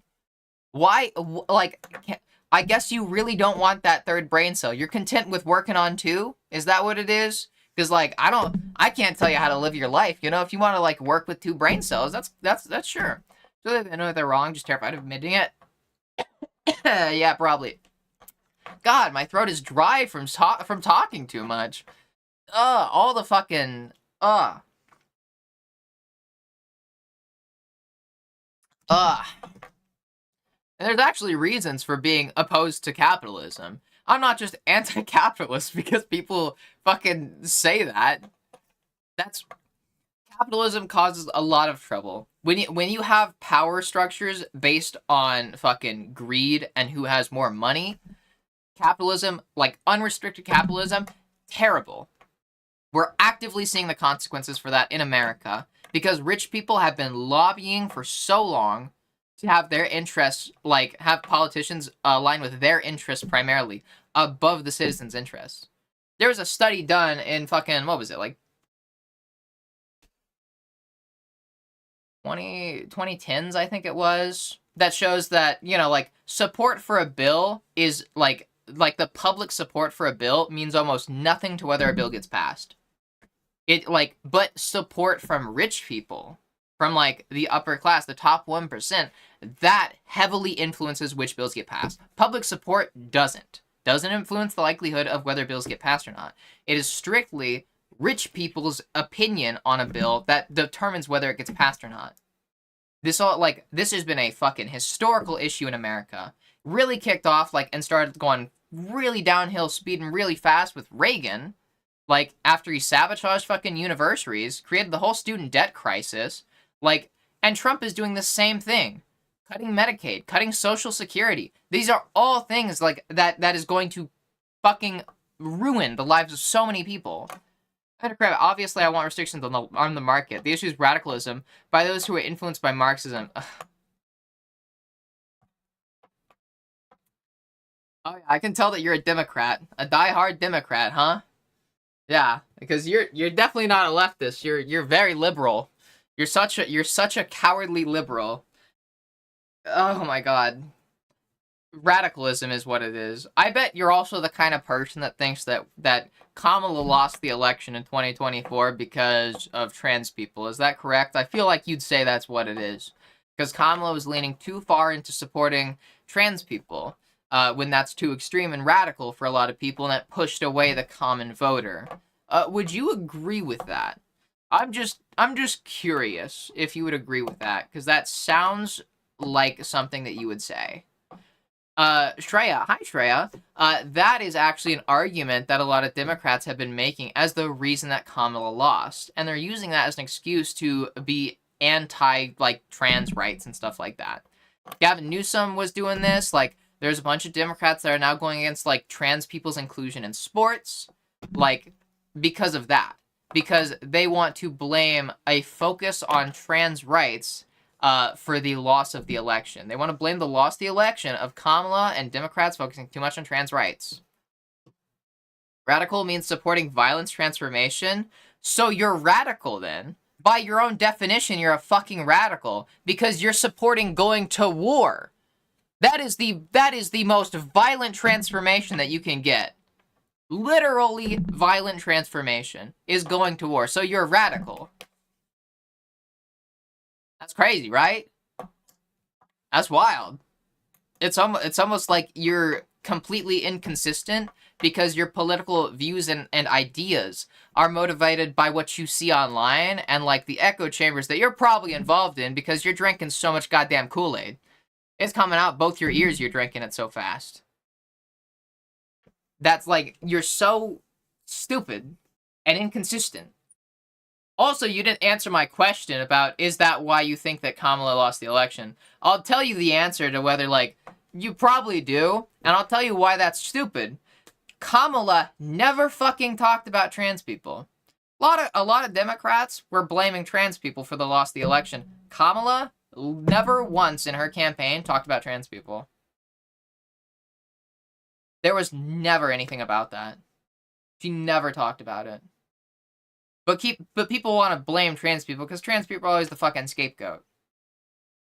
In reality, she lost just because, you know, there's definitely racism and sexism in there. Speculate why we lost, but I like to be grounded in evidence. Clearly fucking not.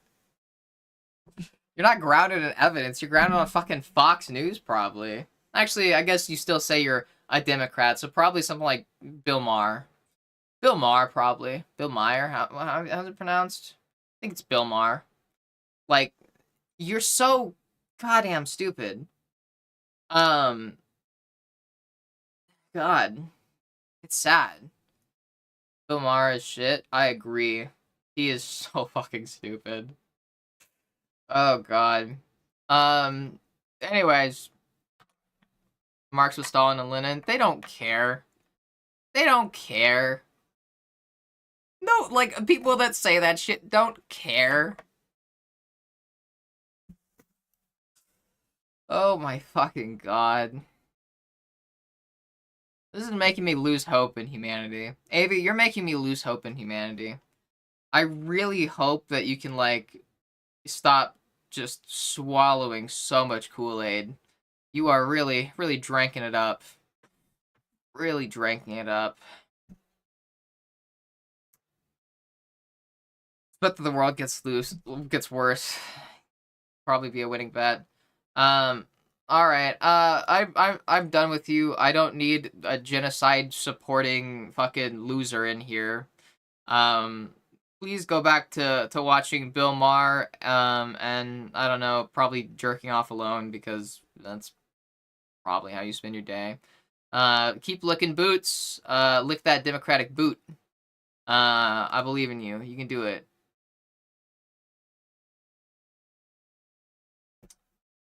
I banned them. God damn, that's just... God damn. Holy shit.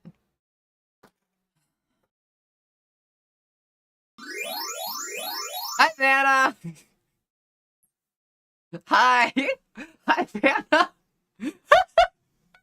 You joined at just the right time, after all that shit ended. Hi, Havril. Hi, Strawberry Cheesecake. Yeah, hi, Vanna. Yeah, thank God, for real. That was well timed. That was very well timed.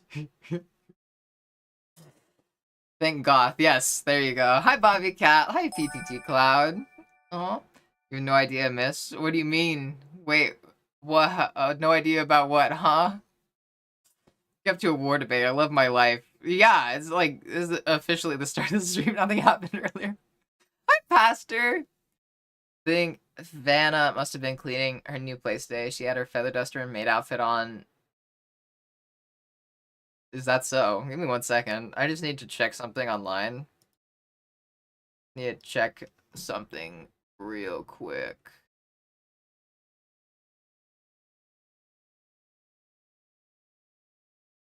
Fucking ads. Okay. Alright, I'm sorry, I can't do the ads. Make me watch ads on a fucking stream preview. Somebody send me a clip or something. Or post a picture of the Discord. I think Vanna, bro. Yeah, but notice that you tried to nuke me yesterday, and today U.S. bombed Iran. Surely there's no connection, right? No? No? That's ridiculous. You need to stop fucking...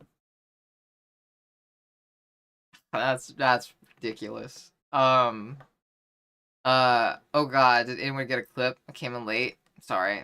You're at least 1% responsible? No! No. No. I'm not responsible. I'm like 0% responsible. I wouldn't even be like 1% responsible if I was responsible in any way. But I'm not, thankfully. So yeah. They make me want to be a better man. I'm glad.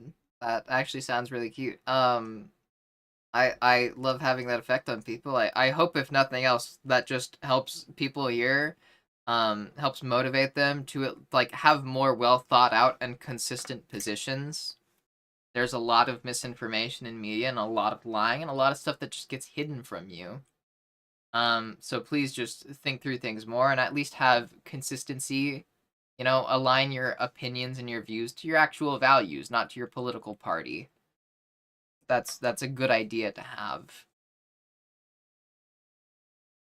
Some analysts saying the strike won't be effective based on how deep some bunkers are. Because if it was, like, yeah, because that would just be too good if it was effective, you know? And Trump just can't handle doing anything effective. Trump is committed to being the least effective he can be. Need to get out of this fit, be back in a few. Okay, have fun, good luck. Think of me. Come on, bestie, come get a hug. It's just a hug. Come on. Come on. Come on, you hugged me before. Just hug me this one more time. It's just a hug. Just a hug. It's just a hug. I hate that journey for me. What do you mean? It's a rough journey. I always like going through that. I used to be very Kool-Aid brained myself because I was mainly influenced by my dad, who is mega Kool-Aid drinker. He chugs it. He chugs that shit. My dad keeps like Kool-Aid with him at all times. He is always drinking the Kool-Aid. To emphasize just how crazy this is. Just how Kool-Aid driven my dad is. Okay. My dad got for his girlfriend, for Christmas, I think it was, or for her birthday. He got her Fox News merch, a Fox News sweater and a blanket, if I recall correctly.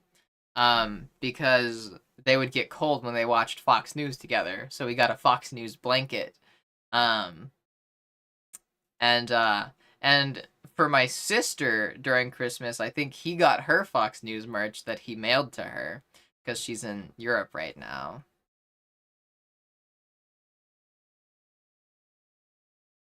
Yeah. Yeah. You at least like it? No. My sister hates Fox News. She's more of a liberal.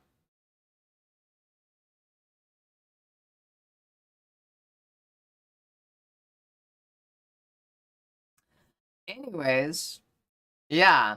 So I get it. I used to be, dunked in Kool-Aid as a baby. I got baptized in Kool-Aid apparently. Um, so I grew up with a lot of it.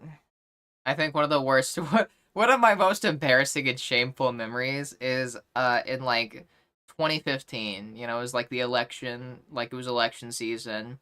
Um, and I was in favor of Trump back then because I was still deep in the Kool-Aid and I was like a fucking dumbass. See, I was a dumbass 15-year-old. Um, and I told my girlfriend at the time, whose uh mom at the time was having trouble with papers, that I didn't think Trump was going to be that big of a deal, and I thought he'd be cool. While my girlfriend was freaking out about the possibility of getting deported. Well, about her family members getting deported. That's just shameful. Shameful.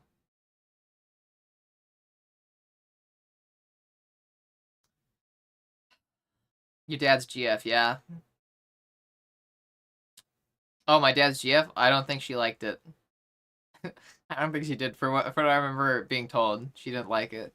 That was third hand though. Ask her to find George a twin. I don't think I could because I'm pretty sure I got George here in Spain, and she's not in Spain. Also, hi Big Slayer, welcome in. He just posted, the president's disaster decision bombing Iran without authorization is a grave violation of the Constitution and congressional war powers. He has impulsively risked launching a war that may ensnare us for generations. Blah. It is absolutely and clearly grounds for impeachment. Yeah, I saw online that they're like gonna hold a vote to impeach him. I really hope that goes through. I really hope that we just fucking impeach him already. Think America will improve if Fox News gets humiliated and banned forever? It would, because it would, objectively speaking. Fox News is just a propaganda mill. Fox News just serves as putting out propaganda.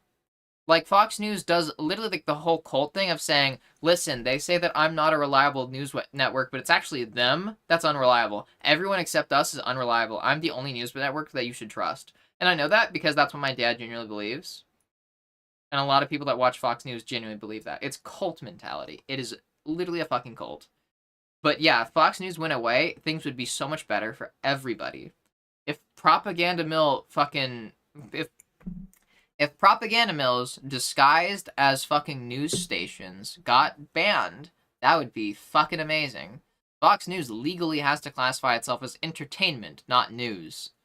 Like, they had to do that with Tucker Carlson in a lawsuit that he was giving. Or that he was in. Or was... Might not have been Tucker Carlson. One of their news anchors was stuck in a lawsuit. I think it was Tucker Carlson, but I could be wrong. And to get out of the lawsuit, they claimed that it was the person's fault for believing what they said on Fox News because it was clearly entertainment and shouldn't be taken seriously.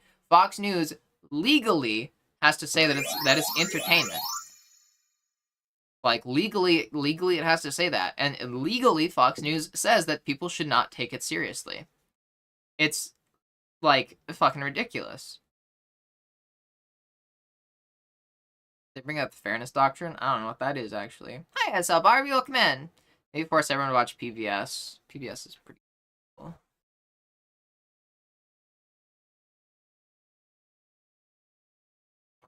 I don't know what the fairness doctrine is, but now I'm curious.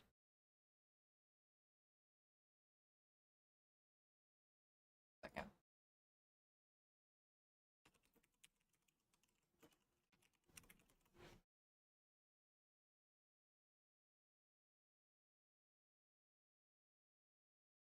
Oh my god, a fucking course.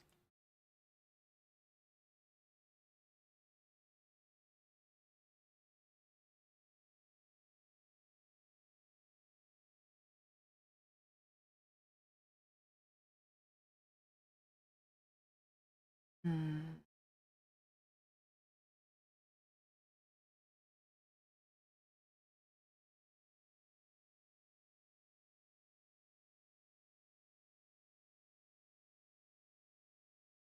Yeah, a fucking course Reagan would in that. Ah, damn. The news channel, it should not be for entertainment. Yeah, that's the problem with, like, 24-hour news, though, also, is that you need to keep the attention of the audience somehow. And they do that by making it more entertainment-focused. The news about Foxes, sad, same.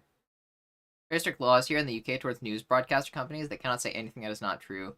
I wish that we did the same thing. We did tribute to boys tonight? Heck yeah. I hope that went well. Like boys, like the gender, huh? I'm a little confused.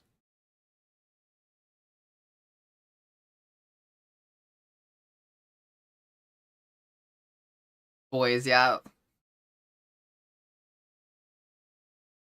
Let me guess, shit's fucked. Yeah, shit is fucked. It's been fucked since Reagan. I'll fix my voice. Okay. I do need to pee though, so I'm gonna go pee real quick because ads are about to start anyways.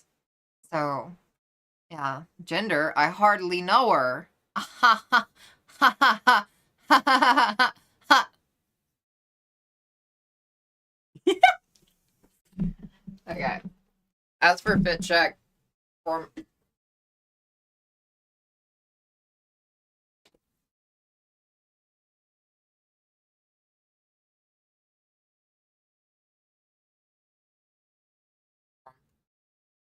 How's that?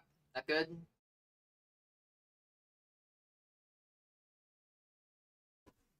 Soggy?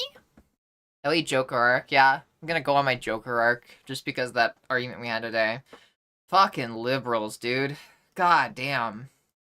Also, hi, Johanna. My cousin and uncle turned this way. Some people can't breathe and blink at the same time, yeah. Fucking tell me about it. Unfortunately, yeah. Some people just, yeah, they can't do the both. They can't do the both.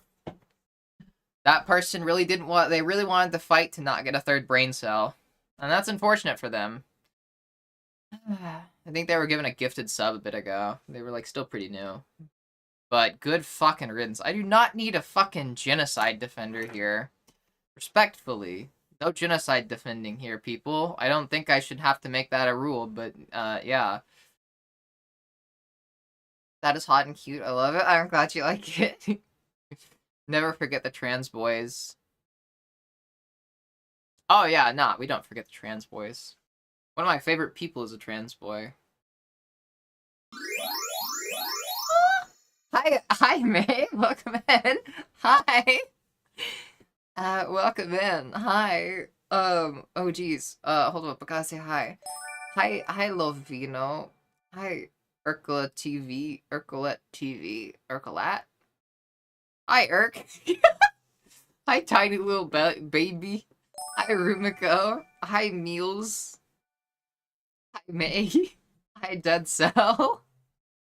Hi, Suspirium. Well, Petra leads to George here? Yes. What if it was against all the Trump court of the political spectrum? What? Huh? Uh, hi. Hi, Chicken McTindy. Hi, Karma Jockey. Hi, everybody.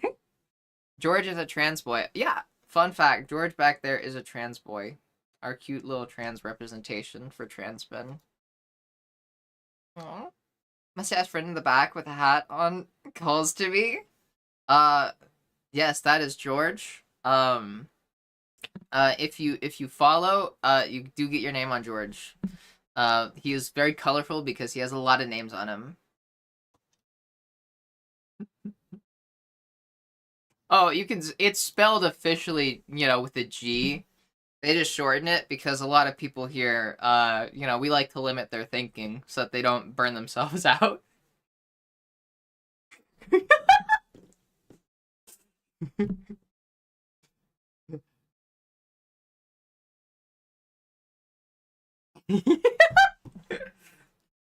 George, full legal name.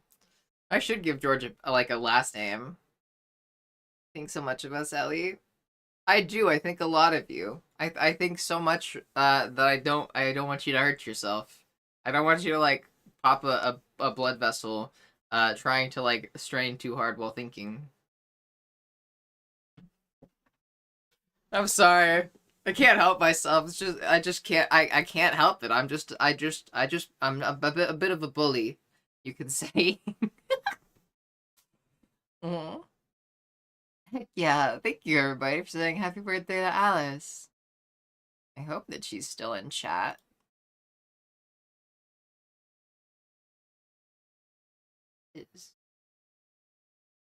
But it's okay. We'll let her know whenever she gets back, whenever we see her next. I was gonna make a joke out of that, but there's 100 people here. What do you mean? Make a joke out of what? Also, there's 100 people here? Holy fucking shit. Hi. Hi, everybody. That's spooky. So many geese with the same birth month. Yeah. Real. Yeah, we do have a lot of birthday doodles that we gotta do. I'm hoping that I'll get to them tomorrow. Politics over? I'm mute because I didn't want to get upset. Yeah, we're done with it. We exhausted ourselves. I went until my voice was literally giving out, and I actually still feel it. But yeah. May, did you want to go on George? Here, let me go grab George. You know what I want? What do you mean?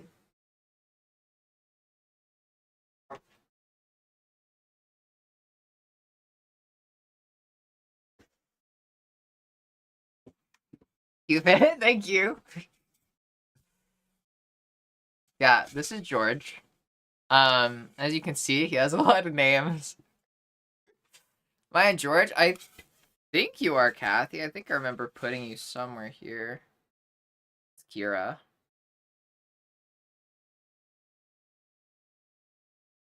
Maybe not. It gets progressively harder to remember all the people on here.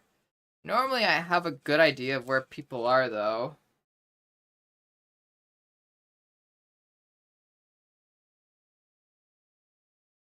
There's Nuke. Stooges. Trying to go in the places I remember recently putting a name. Off the tip.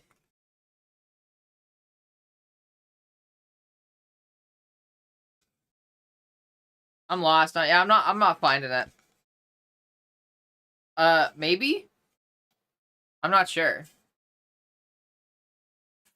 Yeah, anybody that's following can get on George though.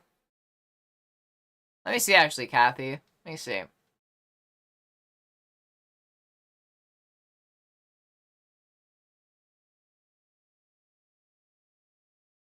You are not on George.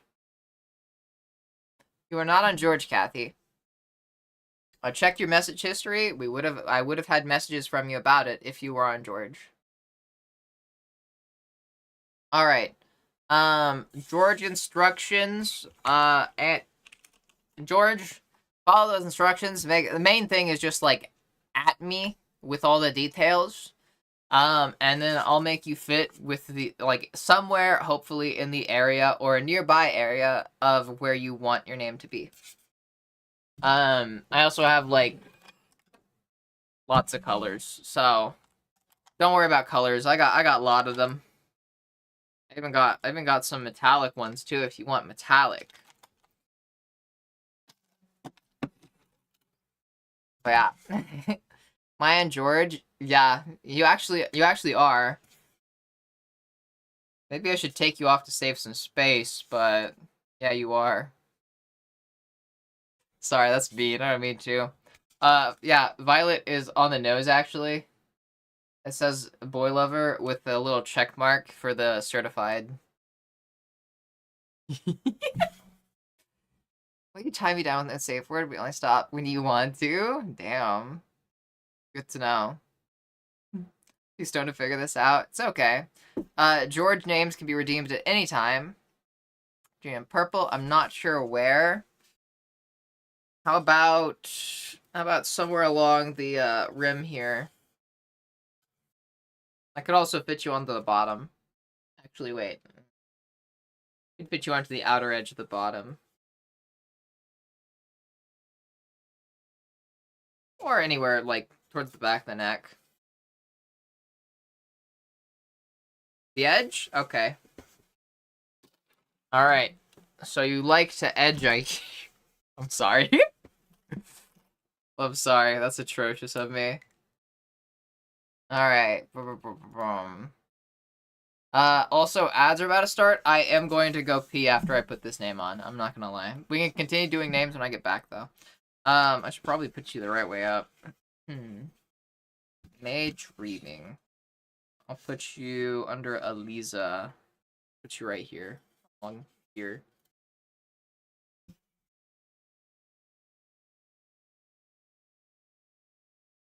Like to edge or be edged? So, all of the above, we can say.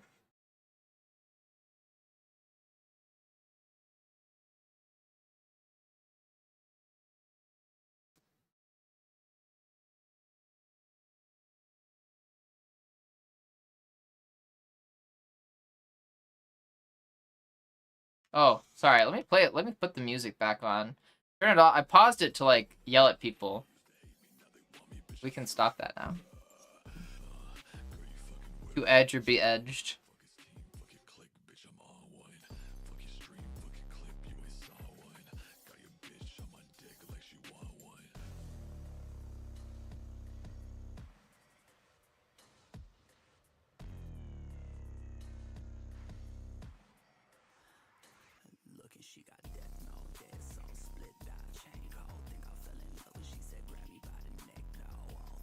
There you go. May Dreaming. You are officially immortalized on George. Kathy Blue. Any location's fine. I'll put you on the neck. Above Crowry.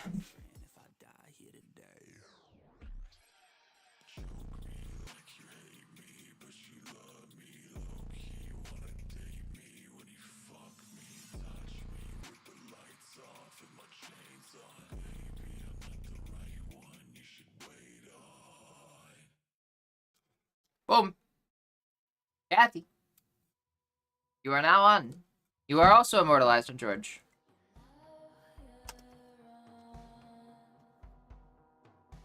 Damn, my tummy is rumbling. I'm hungry. But I'm in your heart. Sonny, I think you are on. I'm pretty sure that you are on.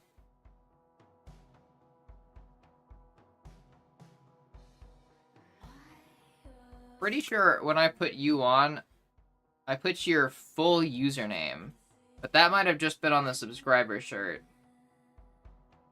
But I know I've got a Sonny here. I don't know if that's you though. I think you got it green?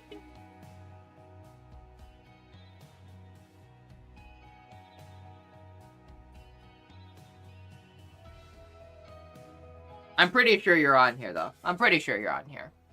Praise George, thank you, yes. Got a Persephone on there? I think I remember writing a Persephone down. Yeah, Persephone. Boom. So yeah. I'm gonna put George back and go pee real quick. To explain it to all y'all newcomers, new cultists while I'm gone, we do doodles here that are commissioned and made by me with channel points. So I'm going to put on the BRB screen and you can admire all the fancy doodles, the large majority of which are the ideas of people in the community. That's just one of the things I'm really proud of, is like that as a backdrop. I like our little star field. Okay, I'll be right back.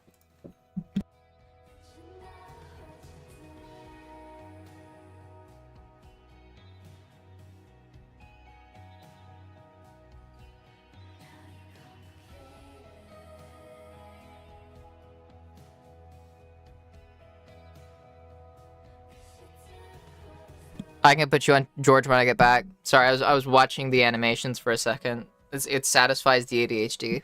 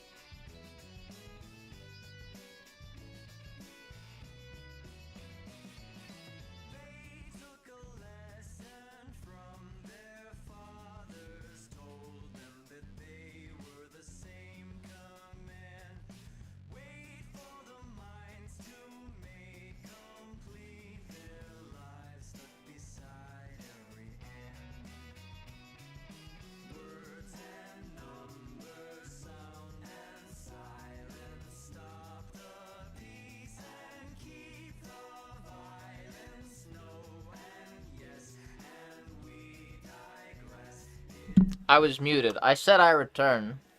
But hi.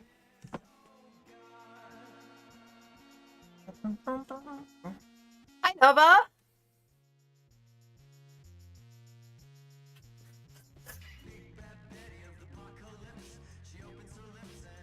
I got back just in time for that emote to go back to reach the 10th iteration and call me gay.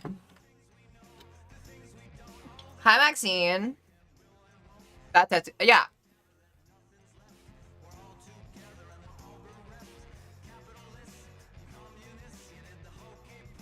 Yeah. I hope, yeah. This is...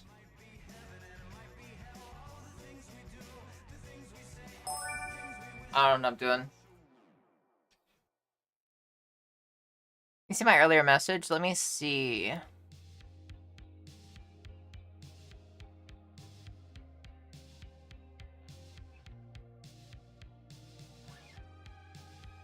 Oh, I just saw it. Yeah, you're okay. Yeah, it's over. Yeah, it's been over for a minute. No need to apologize. That's okay. Swipe for Monday, right? Same. George close up and slowly turn in a circle so people can see all the names on him while they pray and pay homage to him. Use it like a standby screen or a pre-stream cursor. Interesting. That's not a bad idea. Ooh, that's not a bad idea. Hold a sharp bonk stick with the sheath. Why? I mean, I can. Hi, Webby. It's okay, Webby. You can come in.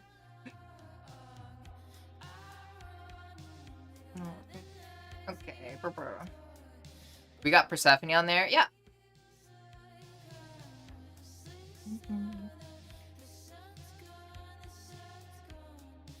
All hail the ADHD gods, right? For real. We love the ADHD gods here. Take some footage. Wait, I already read that. Tattoo on your inner thigh? I don't have a tattoo on my inner thigh now. I have 2 tattoos, exactly 2 tattoos, and it's these 2. I just have my sleeves rolled up because like the sleeves like go down over my hands, and I didn't want like the water getting on it when I was washing my hands. Dark academia with them is such a vibe, yeah. Okay, here. Well, I'll hold it for you. Let me face this a bit back. There we go. You can see the fucking flogger there.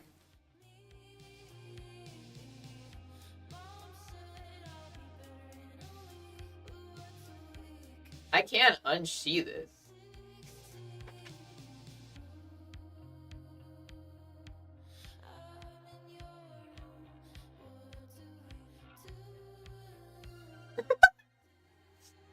Yeah.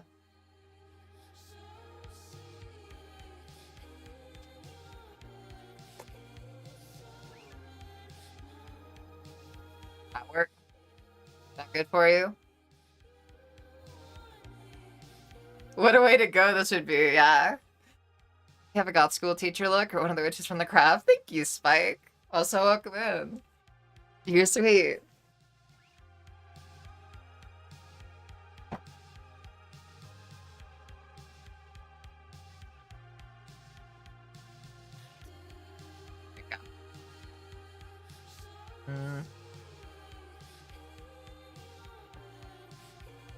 That's the camera.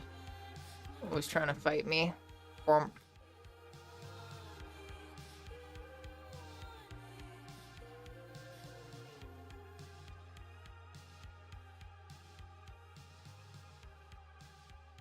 gonna scoot it a bit more that way, so I'm more centered. Hey, the question? Shoot. I have an answer.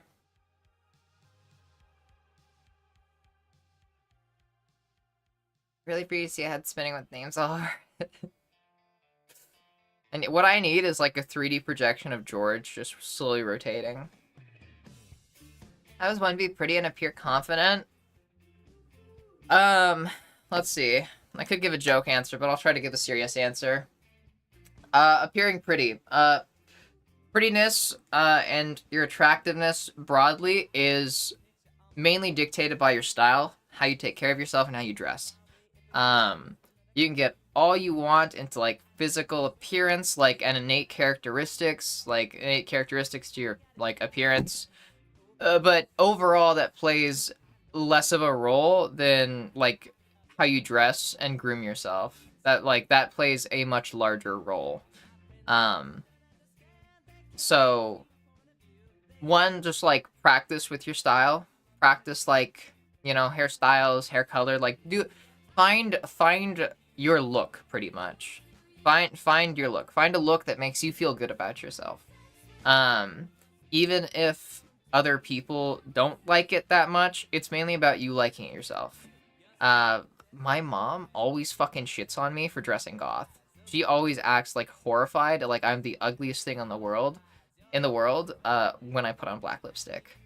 But I realized that's not a shared opinion. She has literally shouted at me, like, stop it with the goth shit. Like, she's literally, like, shouted that at me in a light-hearted manner, mind you. But she hates the goth shit. But it makes me feel good. Like, I don't know why, but I just feel good when I dress like this. So I like to dress like this. This is one, like my go-to style, because it makes me feel better. Like, I just feel good dressed like this. So find what makes you feel good when you're dressed like it. That'll help you with confidence.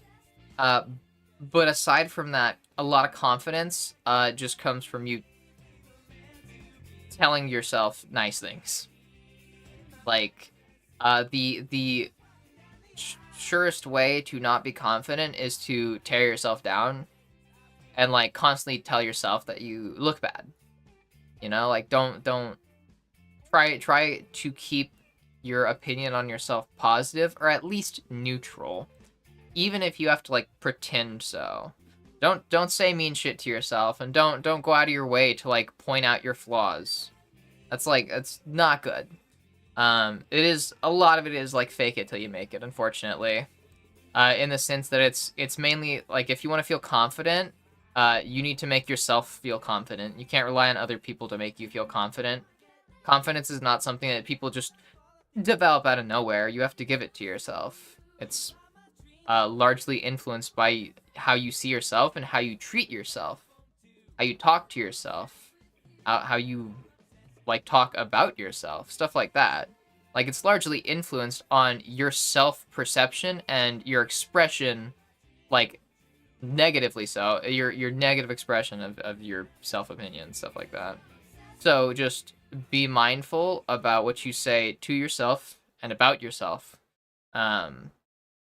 And just try to say nice things about yourself, even if it feels like it's like you're faking it.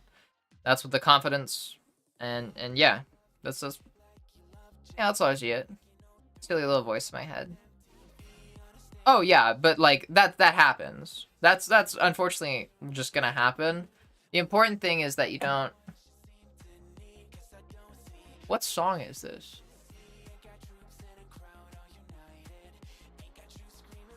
This isn't a song in my playlist.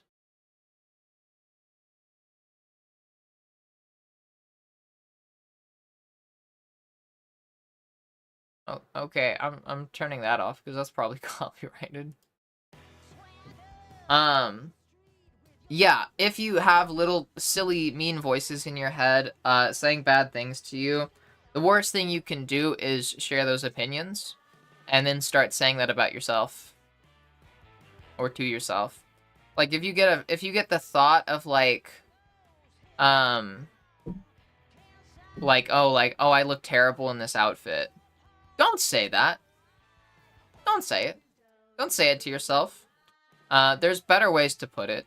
There's, like, you know, it's like, oh, I don't know if this outfit fits very well. Like, I don't think this fits the vibe right now. Stuff like that. Like, you can do it, like, with being less mean. Don't tell yourself that you look bad, or that you're stupid or ugly or anything like that. Even if the voices in your head do, like, you don't have to agree with them. Those silly voices are not you. Those are, like, silly little voices in your head. You don't have to agree with them. And you should pretend like you don't agree with them if you do agree with them.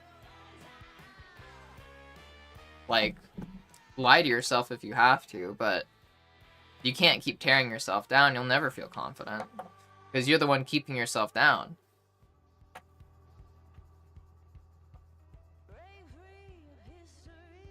Everybody struggles with those mean voices. well, like almost everybody. I guess there's like a very rare percentage of humans, like I don't know, like fucking 1% of people that don't, but largely like the average person struggles with self-perception, including people that you might find attractive. I know that there's like I feel like a lot of people pretend like people that they find attractive don't struggle with insecurities or shit like that. I know there's people here that think that I'm attractive, and I appreciate that. But yeah, I still struggle a lot with insecurity and stuff like that. Which that just goes to like show that like there's always going to be some people that find you attractive, even if you're not like conventionally attractive. That is, like there's like just don't be mean to yourself. Is the big thing. Yeah. But yeah, that's just like, don't ever assume that other people aren't struggling with the same insecurities. Well, aren't struggling with insecurity. Don't ever assume that people aren't struggling with that, because everybody does. It's not just you. You're not uniquely bad. The reason that you're insecure is not because you're just worse than everybody else. That's not what it is. Insecurity comes from within, not from outside. Stop telling myself mean things. Indeed you do. Also, hi, Snowy. Yeah. So, just be nice. Like, Rain and Ryan, last night, I've been up for 62 hours for you. Was like the last thing I did. Don't apologize. It's fine. I don't mind. Yeah, I'm glad you... I just hope that you got some goddamn sleep. Treat yourself like you would treat your best friend. Honest, but why the hell would you be mean? Yes! I love telling that to people. I fucking... that is like... I tell that to everybody. Treat yourself like you would treat your best friend. Because you can, like... Don't treat yourself like you're the fucking bad guy. If you wouldn't say it to your best friend, why would you say it to yourself? Is, like, the thing. Like, if it's too mean to say to your best friend, it's too mean to say to yourself. Like, your best friend, like, comes up, and like, they're like, oh, I don't think I look good in this. And you go... Yeah, you don't. You look ugly.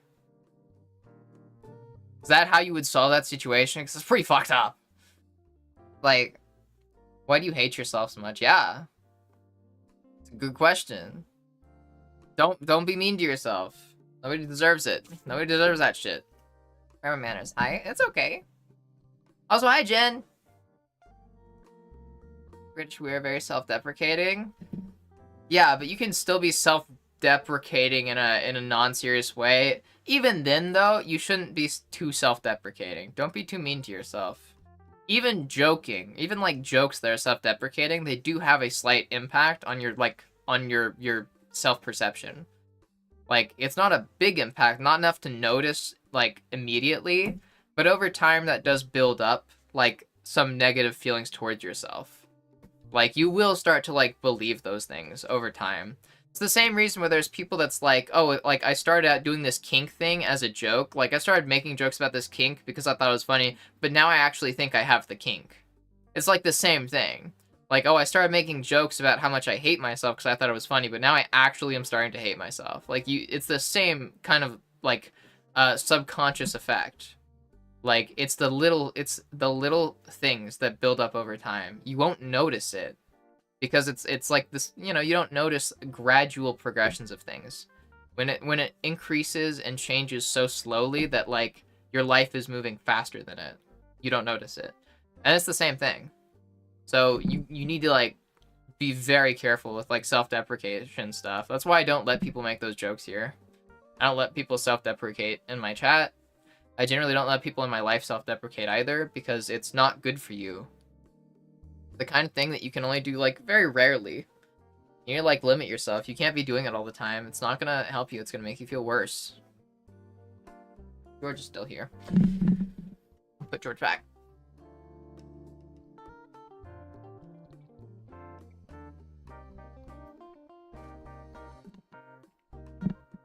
A friend once called me out for self-deprecating jokes. Because they were like, you're joking as a way to cope with negative traits instead of fixing them, and that stuck with me because I think they're right. Yeah. Yeah.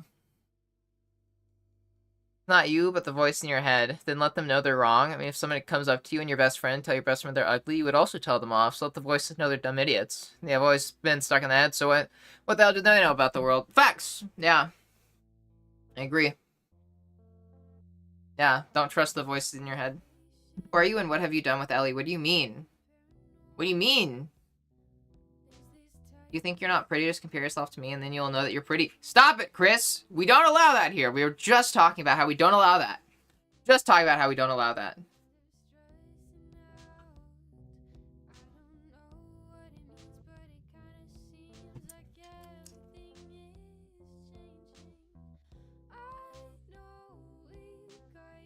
Because I don't know how my best friend will react. I know how I will react.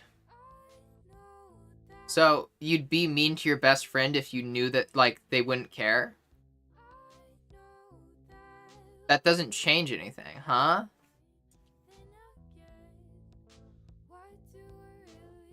Huh?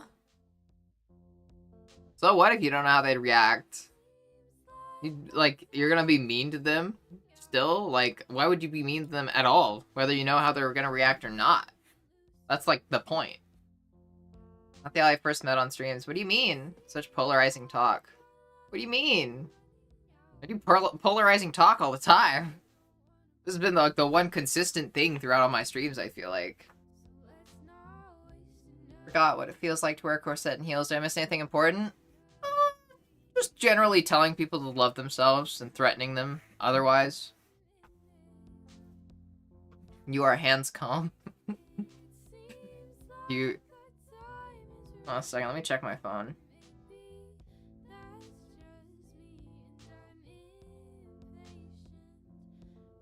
For nurturing, supportive Ellie? Yeah. I can be nurturing and supportive, but I also will go off on people when they say stupid shit. I'm the kind of person where I make people love themselves more. Because I'll I threaten them otherwise. You have to love yourself here. You have to love yourself or else I'm going to punish you. I'm going to yell at you and make you feel stupid and call you stupid for not loving yourself. Love myself all the time. Saying no one else is going to love you is bad. Stop convincing yourself that nobody else is going to love you. I know for a fact that we've talked about this before, and that's not... The issue is not that nobody will love you. The issue is due to other social economic factors, largely.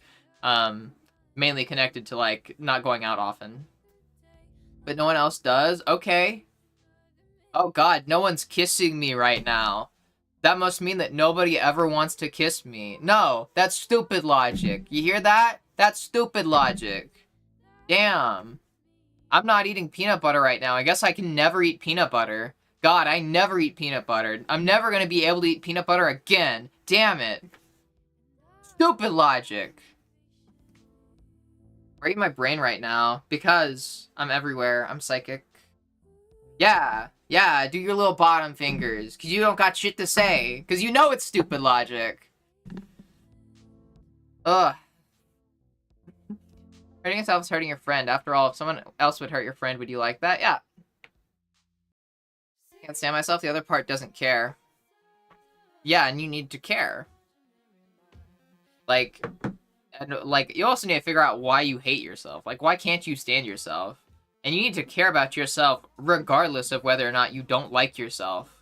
Because you're like your best friend in this world, literally. It's your life. You gotta take care of it. You gotta take care of yourself. You may not like yourself, but you are yourself, and that is how you interact with the world. You need to keep yourself healthy and active because of that. You need to keep yourself fit and able to interact with the world. You want to make friends? You need to keep yourself able to make friends. You need to make yourself, like, feel okay enough to make friends and shit like that. Like, you need to take care of yourself. Nobody else can do for you what you can do for yourself, because they aren't you. You are the only one in control of your life, which means you are in control of the direction it goes, largely, which means you need to take care of yourself, and be nice about yourself, and care about yourself. Because nobody else can care for you in the way that you can care for yourself, because they aren't making your decisions. They aren't the ones that, like, are in 24 hours maintenance mode because they're in your body or some shit like that. You know, like you are your brain effectively piloting a little flesh suit. That's what we're like. You know, when we think, we think about stuff, think about what to say, what we like, what we dislike. That's all stored in our brains. We're brains. We're little squids piloting a flesh suit. Take care of your flesh suit. Your flesh suit did not ask for your brain, so even if you don't like your brain, be nice to your flesh suit. About to replace network card on one of my computers. Hopefully it comes back up. I believe in you. Good luck. I wouldn't hang in a situation like this. TBH. Okay. I mean, you don't have to, but like, you don't, like, don't be mean to yourself. Like, I don't let people be mean to themselves here. Yeah. I am nurturing and supportive, and that means not letting people do things that hurt themselves. That is an important part of nurturing and taking care of somebody, is trying to look out for them when they're doing something that might hurt them. That's what I'm doing right now.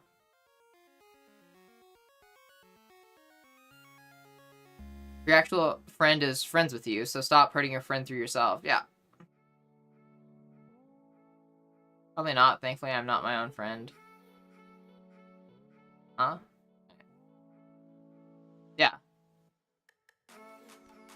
Hi, Liz. You're stuck with yourself, so you're stuck with yourself, so you've either got to better yourself or learn to love yourself. Yeah. I want a new flesh suit. Me too. Luke Savage. Yes, I am trans. Why are you trans? Why are you trans? Stop spamming it. Okay, let's see. No, I mean, okay, I'm not feeling like arguing again. My voice is still a little sore from the last person I argued with. I'm just gonna ban them. Okay, let me see. For sure, I annoyed my friend this week, so if I can do that to myself and to my friends, then I can definitely do it to my friend's friend. What?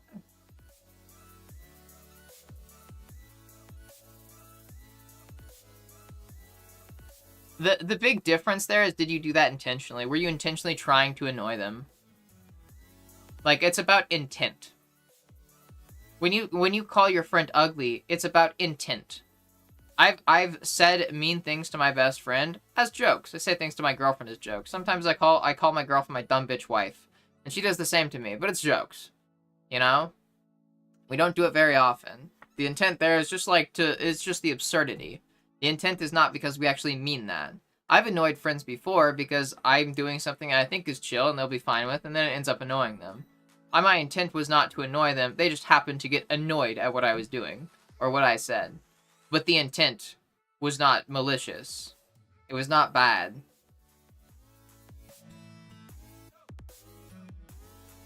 No, I've struggled a lot lately with self-deprecating stuff because of mistakes I made in the past, but it slows me down from getting better. It sucks. I'm getting better at forgiving myself. Yeah, I'll do that. First time, dumbass. Yeah. Good job for rolling a 20 on investigation, right? People shouldn't, don't do this. This is definitive. That is wrong. People feel better when, don't be. All examples of things that are extremist, and also examples of things that easily sound like commands to a mind that's already down on itself. Yeah, I'm commanding people to, like, be nicer to themselves. I don't see a problem with that. That's the thing. I don't see a problem with commanding people to treat themselves better and avoid doing things that are negative to their mental health. I don't have a problem with that. Crazy take. I don't care. Yeah, when people come in here and start talking about how bad they are, I tell them that they can't do that here. I tell them that they shouldn't, and that shouldn't be something that they do, generally. And then those people come back weeks, months later, and they tell me that it's helped them. So yeah, I don't mind. Really should have a problem with that? Why? Why? Tell me why.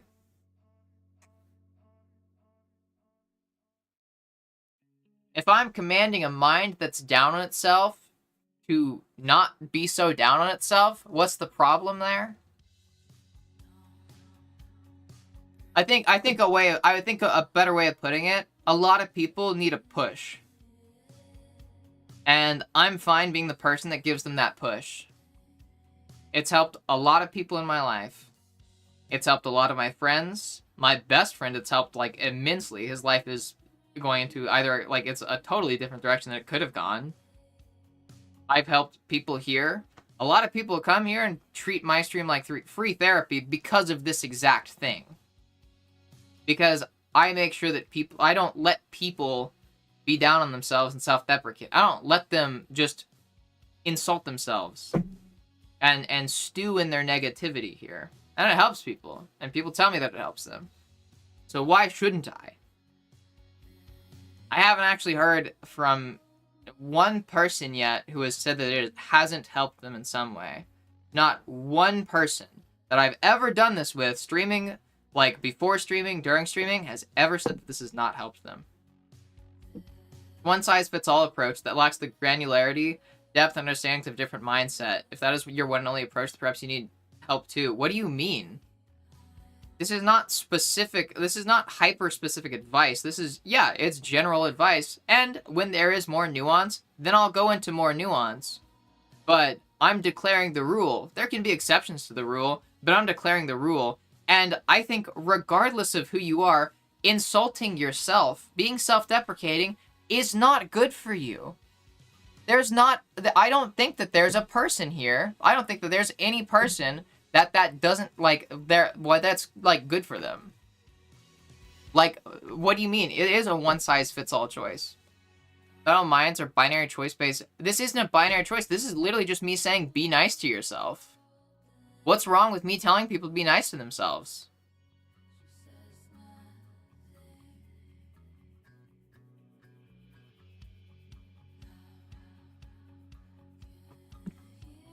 Like, I genuinely don't understand. Tell me what bad thing can come from this. Give me, like, you're saying this is bad? Why is it bad? What is the bad thing that can result in this? What bad am I going to do by telling somebody to not be self-deprecating?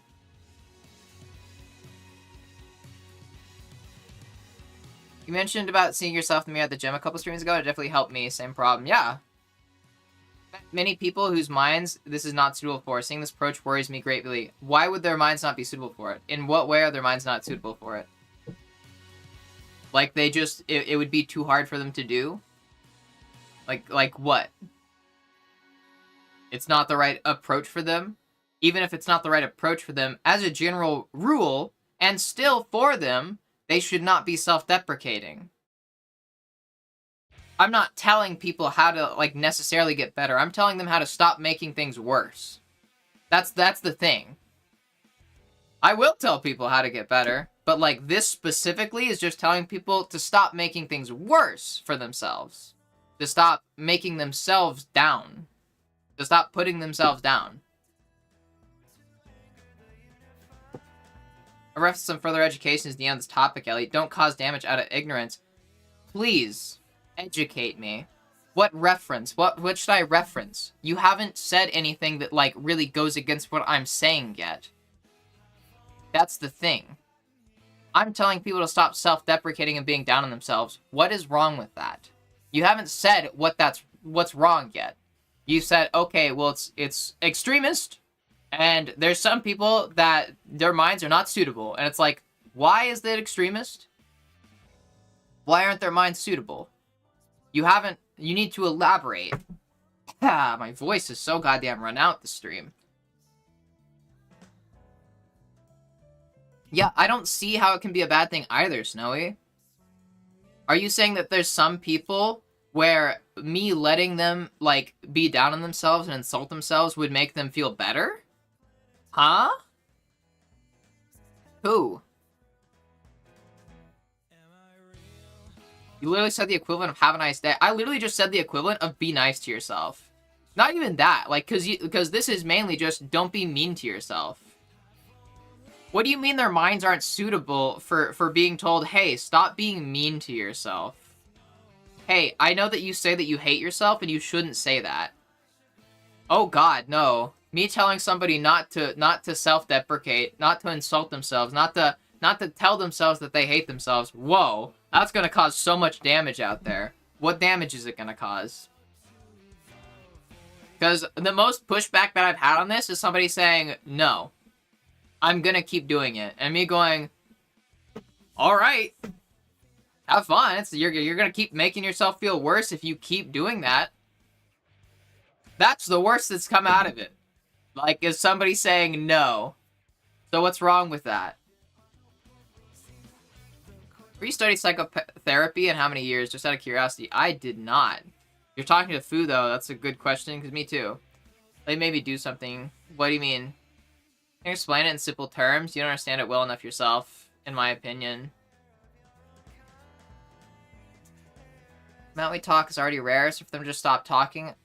Wait, hold on. I missed some messages. Usually pretty forgiving myself, but I slip up when I have a long string of shit going sideways through the day over a period of time. That's okay. It's a habit. It's about, like, self-deprecating is a bad habit that a lot of people have. It's not, it's, a lot of people, it's just a habit. Like, breaking any bad habit, there are gonna be times where you slip up and you, like, relapse, as I, like, refer to it, because I don't know how else to, like, call it. You know, like these little relapses where you do something that, like, you've been trying to stop doing for a bit. That's fine. Just keep trying to stop doing it. Just, like, don't go back into it. Like, that's the big thing. It's okay to slip up. Just keep trying to break the habit. People need to know that anyone cares. Yeah, and a lot of people need to be told to care about themselves. That's the thing. Me telling people to care about themselves, I don't see what harm could come from that. I don't see what person would like, I don't know, have their mind shatter when they're told, hey, you need to stop being mean to yourself because that's going to make you feel worse over time. I don't see what person that's going to do bad for. What would that hurt? What bad comes of that? You're talking about how I'm going to do damage. What damage am I going to do, Fu? Because you're not elaborating. You're not explaining yourself. You're just saying, oh, well, just be careful, because bad things will happen. And I'm like, what bad things? You're like, bad things will happen. And I'm like, what bad things? And you're like, bad things will happen. And it's like, you're not actually demonstrating any harm that could come from this. Like, you need to demonstrate what risk there is to this. If you want me to understand and actually take you seriously, when you are patronizing, telling me, okay, well, you need to read up on this. I can't explain why bad things are going to happen, but you need to read up on this. Just trust me, bro. You need to elaborate. You need to explain. You want me to take you seriously and actually listen to you and, you know, listen to your advice, you need to demonstrate your case. Demonstrate what risk there is. What harm can come from what I'm doing. You're acting like it's such this bad thing. I'm sorry that you don't like... what the way I feel it is that... Okay, alright. Hold up, big message. I'll check it. I'll check it in a second. Alright. What you phrase that makes you feel like yourself. You annoyed your friend, but your friend has not confirmed this. Don't assume your friend likes you, dislikes you. You might annoy them at times. That's probably rare. Being self-deprecating isn't annoying. It's talking yourself down. It doesn't just annoy you. It influences your mood day to day. Beliefs you have about yourself and how you feel about your own choice and action. Yeah. Yeah, don't assume that your friends are gonna, like, feel, like, negative things towards you. So then just stop talking. I definitely did. Mood's already not great, so doing this can't hurt all that much. Yeah, but it's also not gonna make you feel better. That's the mentality that's, like, fucking like, that's bad for you. Is like, okay, well, it's already bad, so I might as well make things worse. Like, that's not good. Because you're actively recognizing that's probably gonna make things worse. Like, what? I'm gonna feel worse? Like, and that's how it creates, like, a bad habit. You can't, like, you don't want to just, like, oh, I feel bad. I guess I should make myself, like, just stay feeling bad. That's not gonna make you feel better. It's the opposite of comforting yourself. How to call myself dumb bitch when I make mistakes? Yeah, try not to do that too often.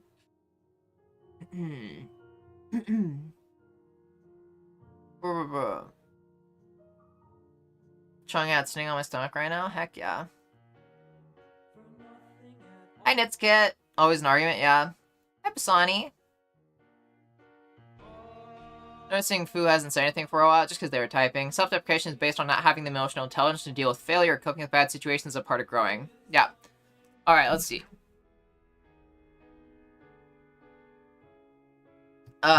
You're not intelligent, perhaps start with a DSM-5 and check out some differences between different conditions like schizophrenia, ADHD types, ASD, BPD, trauma, CPTSD. Many minds handle things very differently, and performing on an invasive level can be very dangerous. You say that lots of people go away and come back saying that you've helped. It stands to reason that a lot of ones who weren't likely didn't come back. Huh? Sorry.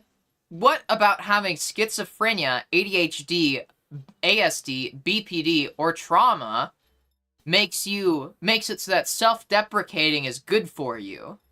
That's the confusion here that I've got.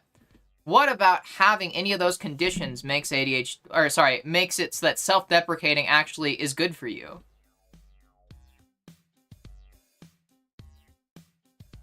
Again, you're saying, listen, okay, bad things could happen, and you're not explaining what bad things could happen. How is it dangerous to tell somebody to not self-deprecate? I really don't understand what you mean by that. How is it dangerous to tell somebody? How is this highly invasive telling people, hey, stop being mean to yourself? What about that is so dangerous or invasive? Like, I'm not doing fucking brain surgery here. I'm telling people, hey, stop being mean to yourself. God damn. Maybe it's good to reach out. Who knows, maybe they're having a hard time, and that's why they stopped talking. So mood isn't great lately, but then this would be one of the small things that can keep it from getting lower. Be nice to yourself. Yeah. Like, if you want to start feeling better, you need to stop making yourself feel worse. That's the big thing. I would certainly have educated myself on these in many ways. Then please fucking elaborate. Not qualified nor capable yet, still capable enough to know that this can be dangerous, and this worries me. You are the only person that has ever had a problem with this. Like, ever. So I'm so confused.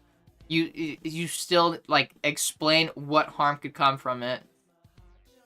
Calling myself... Wait, I sent that through. Definitely having a hard time right now. I said so. I sent a vacation post for a week. Definitely was not great on me. Sure, usually just gets lower, though. Yeah, but just because you might feel worse doesn't mean you should guarantee that you'll feel worse. That's like saying, well, I'm probably gonna feel worse, so I might as well just, like, lock into feeling worse. That's not good. Then do harm if they consent. Inform, educate, discuss, seek consent, ensure enthusiasm, plan, bare. What the fuck are you talking about? Again, you have not demonstrated what harm comes from this. Again, you need to demonstrate what harm comes from this. Batten magnet, huh? Yeah, for real. I didn't understand for a second, but now I do. Yeah, for fucking real. Made a mistake when they fold all types of autism into just ASD. The impression that ASD can be treated with a one-size-fits-all mentality. I think the idea that it needs to be treated is the problem. Like, I don't think that autism needs to be treated. It's just a way that people can be.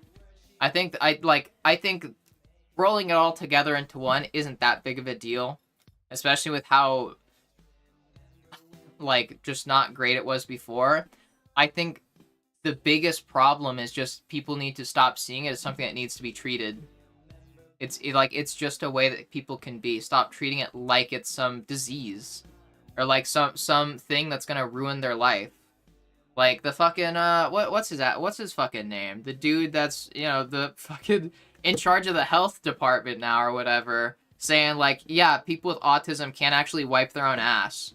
They can't fucking cook food for themselves. And it's like just insulting. It's just insulting.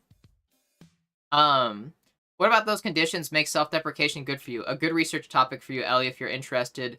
Tell me, please. I'm looking.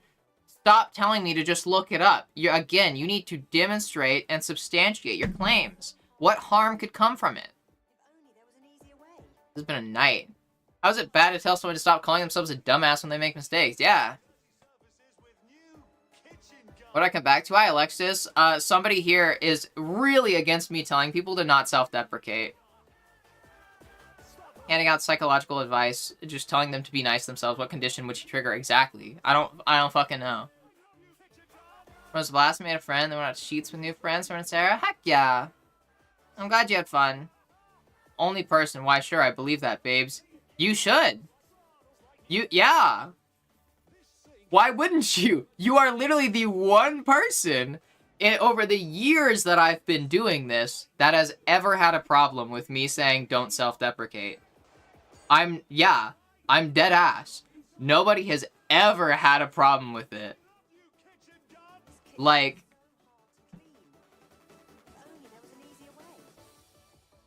ever had a problem with it conceptually. I guess people, like I said, people have had a problem with it where it's like, they're like, okay, well, I don't want to. That's fine. But nobody's ever had a problem with it like, oh yeah, causing harm by telling people not to self-deprecate. If you can't explain it simply and understand it well enough yourself, you're not a teacher to be giving people homework. You're a rando in Twitch chat. True. This tiring and psychopathology is one of my special interests. Yeah, right? Lock into feeling worse. Might as well lock into something. No! Bad! Don't lock into feeling worse. Stop trying to make yourself feel worse. Never seen any evidence or research that would support the claim that self-deprecation is a helpful behavior within any psychological situations. If you can show me any, I'd be very interested to read it. Same. God, my voice is so ragged right now. Some psychology work for nursing school, and one of the studies we were discussing seems to back up your methods, so I think you'll be fine. Thank you. Some people with autism do need more support than others. I agree with that. But even then, it's not something to treat. It's like, you know, people with autism to such a degree where, like they're in a place where they need more support. That's, like, the way that you do, like, that's not something that you can fix about them. Your goal should not be to fix their autism. They just have autism, and they need more support, and your goal should be to provide that support, not try to fix them, quote-unquote. Because they're not broken. They're just a different kind of person, if that makes sense. Like, it's a different... How is it? They're just another person that just has different needs than others. They're just another fucking person. They just have different needs than the average person. And you should try to meet those needs. You shouldn't be trying to fix them to make them conform to, like, your ideal society. Because a lot of, like, the stigma against autistic people and stuff like that is fueled by this, like, belief that because some autistic people can't hold, like, consistent jobs or can't don't feel comfortable driving, stuff like that, that means they're somehow defective. Like, because they're not contributing enough to society to be deemed worthy of, like, basic support and kindness. And that's where it gets fucked up. Like, they're not trying to fix, quote-unquote, autistic people for their sake. They're trying to make them more productive members of society, quote-unquote. And that's just fucked up. But yeah, I don't, like, some people need more support. They just have different needs than, like, the average person. And that's okay. You don't have to target, like, you don't have to, like, say that they need fixing because of that. Just because they're autistic does not mean there's anything wrong with them. I have to do nothing of the sort. I'm not the one offering up therapy and advice. I'm simply signposting and suggesting resources to further something you seem passionate about. Except that's the thing, is because you are offering therapy and advice. You're telling me... See, so extremist of you. You're telling me that I'm causing harm by telling people to not self-deprecate. And then you're not backing it up with anything. You're just saying, okay, because bad things will happen. You can't, like, it's not even just provide evidence. Explain yourself. You're saying harm comes of it. What harm? You aren't elaborating. I'm also, like, fucking a few minutes behind in chat. So maybe you answered and I'm just not patient enough. But if I love cooking and I'm fairly sure I'm able to wipe my own ass. Yeah. Making an argument against that therapy and advice and saying it's dangerous. If you don't have anything to support it, then you're just concern trolling. Yeah. We don't self-deprecate here, right?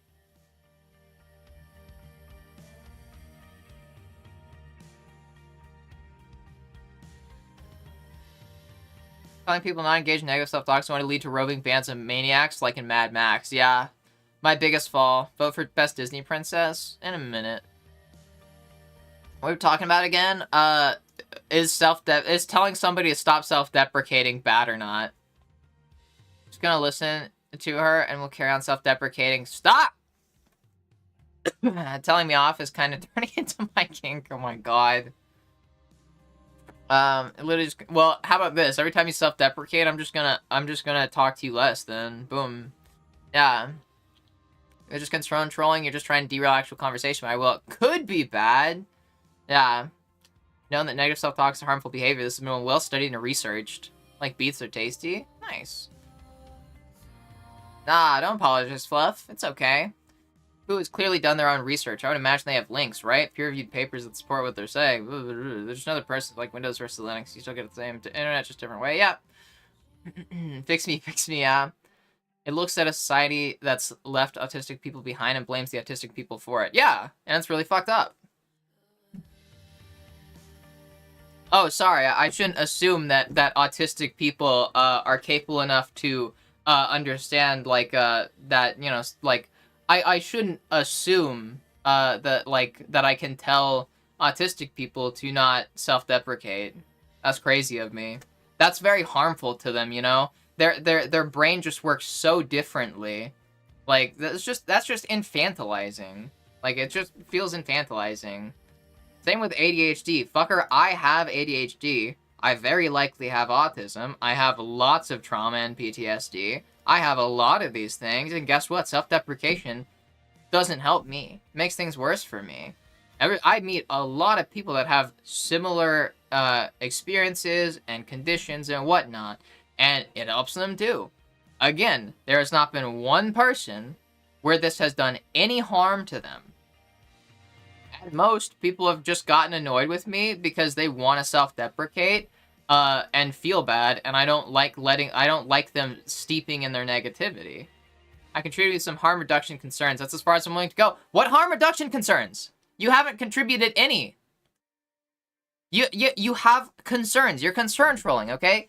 You're saying that there could be harm. You have not said once what harm would come from this.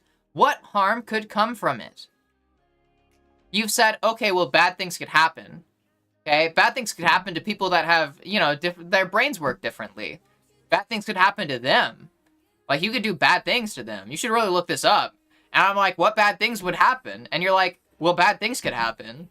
Like, listen, it's not my fault that you know, you're just ignoring that bad things could happen. And I'm like, what bad things? And you go, look, I already said what bad things could happen, okay? Bad things could happen. It's like, you haven't said anything other than, hey, I have concerns. And then I'm like, okay, why do you have your concerns? Can you demonstrate, like, can you back up your belief that harm can come from this? You're supposedly educated on this, so I would think that you'd be able to actually give me something that could be harmful from this.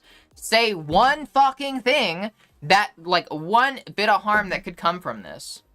You have not said anything. So what harm could come from this? I am asking you directly, what harm could come from this? Autistic people are generally more gifted in various ways than what we call neurotypicals, but the bulk of people in education are neurotypical themselves and simply aren't qualified to provide a learning environment. Coupled with the demonization defining education in this country, it makes life very difficult for neurodivergent people. Yes, exactly. Thank you, Nyarlathotep. Love autistic people. I was put on in special ed in school, and I realized that they actually have such amazing personalities. Yeah. Yeah. I think. Let's see. My ex was autistic, if I remember correctly. Pretty sure, yeah. No, I know that. My current girlfriend's autistic. I'm probably autistic. I've been friends with a lot of autistic people. Yeah, just, you know, common minds. Appreciate the extreme discourse, babes. That's my TED Talk for today. We'll save it for a more conducive space.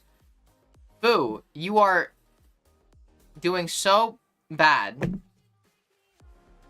Try this, Ellie. When you talk, all I hear is I don't like you, and that harms me. And that is... Okay, alright. So what you're saying is, hey, you called me out when I said something that I couldn't substantiate. You asked me to tell you what I was alluding to, and I couldn't provide that, and that hurts my feelings. not doing anything. I'm sorry that me asking you to explain yourself when you make a claim is harmful for you. I'm sorry that you can't explain yourself to such a degree that being asked to hurts you. That's not on me, though. You made a claim. I asked you about your claim, and you could not elaborate. You just kept vaguely alluding to some bad thing can happen. Somebody's going to get hurt by this. And then I go, why? And you go, you shouldn't ask me why because that hurts my feelings. That's not my problem. If you want to come in here and make a claim, you need to be able to back it up. And I'm sorry that you can't. But if you can't back it up, don't come in here talking out of your ass. It's not that I don't like you. It's that I wish that you would, like, have a good faith conversation with me here. I will listen to you if you can actually demonstrate to me what harm could come from it. But you saying, okay, well, the harm that can come from this is that it sounds like you don't like me. And that's not it. Ellie made me Trump today. See, this is just deflection after deflection. How did I make you Trump? How did I make you Trump? What'd I do? What'd I do? I said, hey, can you back up what you're saying? You're claiming that I'm hurting people. I'm saying, how am I hurting people? And you're going, well, you're hurting people. And you should just trust me, bro. And I go, that doesn't make sense. You can't just tell me, just trust me, bro. And now you're deflecting. You're saying, wow, so hostile, asking me to explain myself. Oh, you know, Trump bad, me autistic. Why don't I understand? What? Huh? Listen, if you want to come in here and make a claim, you need to be able to back it up. I don't think my reputation's going to the ground. Fun fact, you are the, like, furthest outlier on this topic. Nobody here has agreed with you. Nobody here has backed you up. And granted, I know that that's, like, this is a biased space towards me, but you haven't been able to provide even you for yourself haven't been able to back up what you're saying. You just keep saying, well, I know better than you. You should look it up and educate yourself, sweetie. Just trust me. And it's like, please actually explain yourself. You're not explaining yourself. There's a lot more to lose than I. What? You find it concerning. Why? I get that you find it concerning. You need to explain why. I'm sorry that we're talking in circles, and that makes me feel like I really need to, like, emphasize for you, you need to explain yourself, and I'm sorry that me saying that is hurting your feelings. But if you want to have an actual conversation about this, you need to participate. You need to explain yourself. You can't come in here and say, you're hurting people, but I'm not going to tell you why you are or how you are. Or sorry, I'm not going to tell you how you're hurting people. You're not explaining what harm is coming from this. I have to back up what I'm saying, nor have to educate you, for I have learned that here. Okay, then why would you have this conversation at all? You're just concern trolling. You're admitting that you came into this like, hey, I'm going to say that you're hurting people, but I'm just gonna leave it at that. You're hurting people. Stop calling me out. Stop asking me questions, okay? You're hurting people? It's not my job to explain how. If you want to have a conversation about this, if you want to make a claim, you have to be able to back it up. Driver's at the door. Okay, go get your food. Go get your food. God damn. This is fucking insane. Enough that being cute and helpful, huh? I've been giving shit over things, saying things that I probably have autism because I have a metric shit ton of traits consistent with autism. That's why I say I might have autism, but I probably have autism. Because it's, what is it? A lot of it is, I've heard the joke, peer-reviewed autism. Because getting tested and diagnosed with autism can be dangerous. And there's a lot of people that don't want to. There's good reasons for you not to want to. There's countries that won't let you immigrate if you are diagnosed as autistic. There's like a lot of consequences that can come from a diagnosis with that, from having that on your record, from like people being able to see that permanently. Like RFK Jr. was just like talking about making it. He was trying to make a list of all the autistic people in the States. There is danger associated with getting that diagnosis, and it's okay to not have one. Like, yeah, like, if you can, just, like, say, like, I can't be certain, but I'm pretty sure I have autism, or shit like that. Like, that's okay. But, like, you don't have to have a diagnosis to know these things about yourself. But yeah, it's... Oh, God. Apparently the position that it's not harmful to engage in negative self-talk is extremist. Yeah.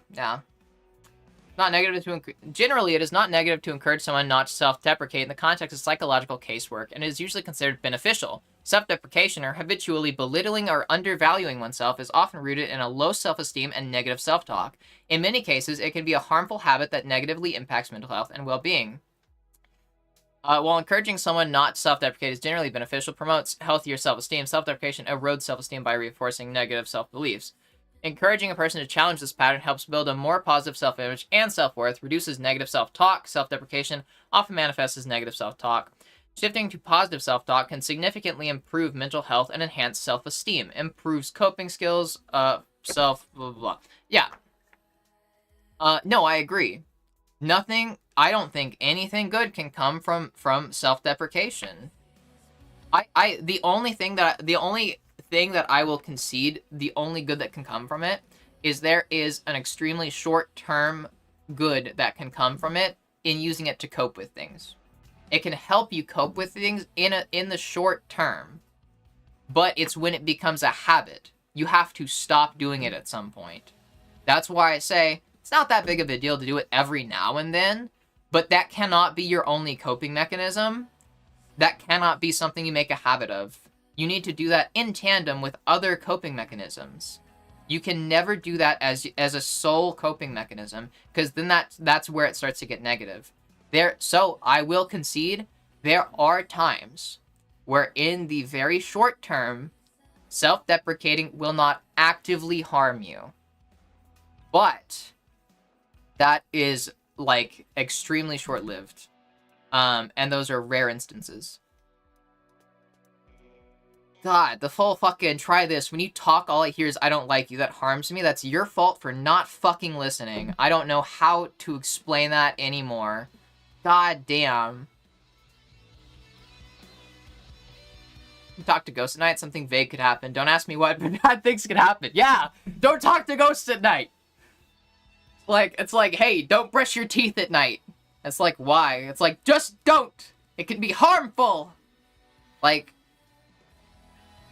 Good lord. Also, fucking you made me Trump. The fuck do you mean? Such deflection. This is insane. You're on a debate stage, you wouldn't have made it past opening statements. You bear the burden of proof here. Then you play the victim when someone asks you to prove your statement. True. I haven't even brought that up, but yes, Fu, you bear the burden of proof when you come in with a claim. You opened with the claim. You made the claim. The burden of proof is on you. You're right, that's not your job to educate me or explain yourself, but that shows that you're not engaging in this conversation in good faith. You said that just to fuck with me, probably, and then didn't want to elaborate. Or, more likely, you couldn't elaborate. I don't think you actually have a good reason. I don't think that you can think of any harm that can come from it. You're just vaguely gesturing at, oh, well, something bad could happen. And it's your fault if you disagree with me, even though I have nothing to back this up. I can't explain myself, and I can't actually demonstrate any examples of what harm could come from this. But you made me feel bad, so that's your fault. God damn.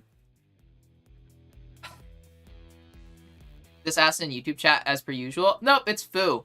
It's Fu in Twitch chat. We are saying agreeing that crows are black. You come in saying, no, some crows are white, and then don't show us a white crow. Yeah. And then say, you're hurting my feelings for asking me to show you a white crow. Like, it's so cowardly. It's so bad faith and cowardly.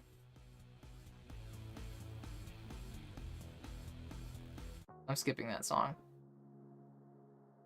We should be used to this level of logical fallacy, but unfortunately we are in this day. Yeah.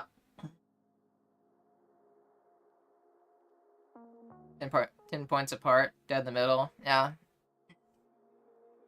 Good that you can get treatment and help, etc., but it then also means that people will see you differently, and you can even lose out on things, such as a job as an employer will not go with you. Yeah, lots of bad things could happen.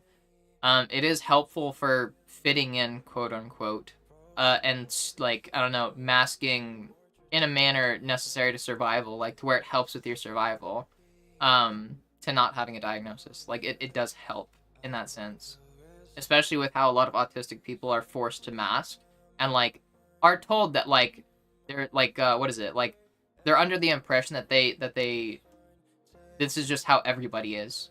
Everybody struggles with these same things, and you're just uniquely bad for not being able to handle it. I think that's fucked up.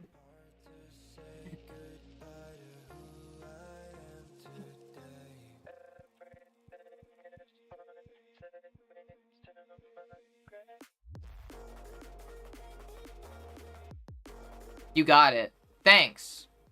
Thank you for coming in here and just being a complete goddamn coward. You are doing the irresponsible thing here of coming in and telling somebody you're doing harm, and then you don't elaborate. Don't explain how, you don't explain why. Like, this is not... You can't do that. If I walked up to you in public and said, "Hey, you're doing some like really fucked up shit," and then you go like, "Huh?" and I go, "You're just doing fucked up shit. Like, goddamn, that's bad. I'm concerned. I just have concerns," and you're like, "What do you mean?" and they're like, "I'm just concerned. You're doing harm, okay? You're doing harm." And it's like, "What harm am I doing?" They're like, "You're doing harm!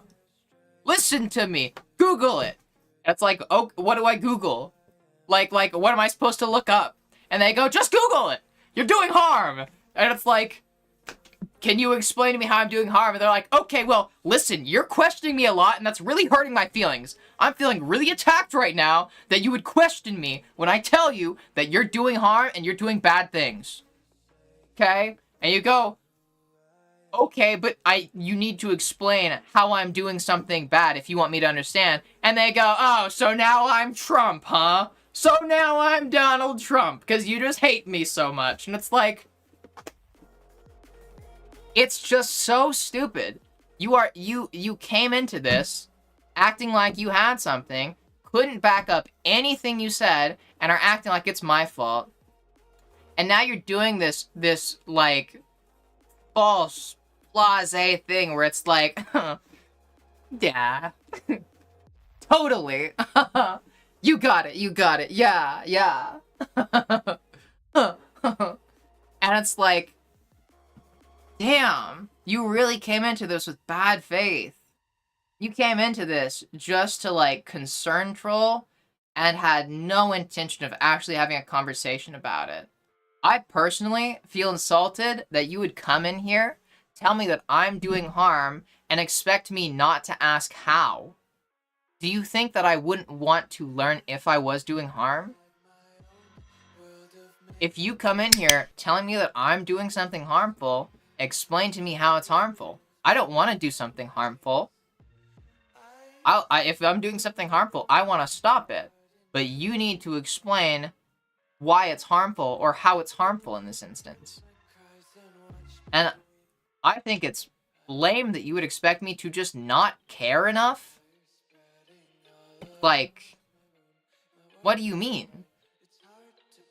Totes got you, babe? This is like an insult to my intelligence. It's an insult to my intelligence, to my ethics. Like, you're just... This is such bad faith, and I'm so disappointed in it. It's like you really just came in here just to, like, call me a bad person and then not explain why. And I don't know if you realize that's what you did, but that's what you did.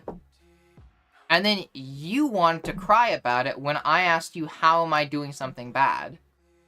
And deflect by saying, so you hate me. Okay, alright. See, this is the problem. Like, and it's like, that's fucked up. I don't know why you think that that's okay to do. It's not. And I'm surprised that, like, it's just, damn, I'm just disappointed. Like, why did you think that was okay? There's my question. Like, you came in here to say that I'm a bad person for doing this. Maybe not that exactly. You said you're doing a bad thing. You came in here to tell me I'm doing a bad thing, and I asked you how, and then you said that that's not your problem to explain. You're the one that has a problem with it, so it's yours to explain. Nobody else here has a problem with it, so if you want me to understand, you need to explain it. Yeah. Are you gonna participate, or are you gonna keep pouting? You're gonna keep pouting?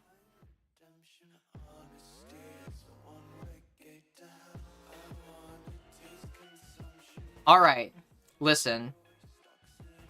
You came in here and made a claim. I tried to actually talk to you about it. You would not engage with me. That's your fault. And this is troll behavior. And it's frustrating. You're trolling. This is just trolling. You came in here in bad faith to pick a fight with me, to argue with me, to call me, to make a claim about me.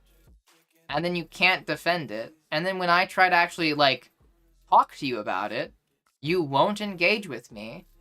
You won't actually talk to me about it. And just keep saying, just trust me, bro.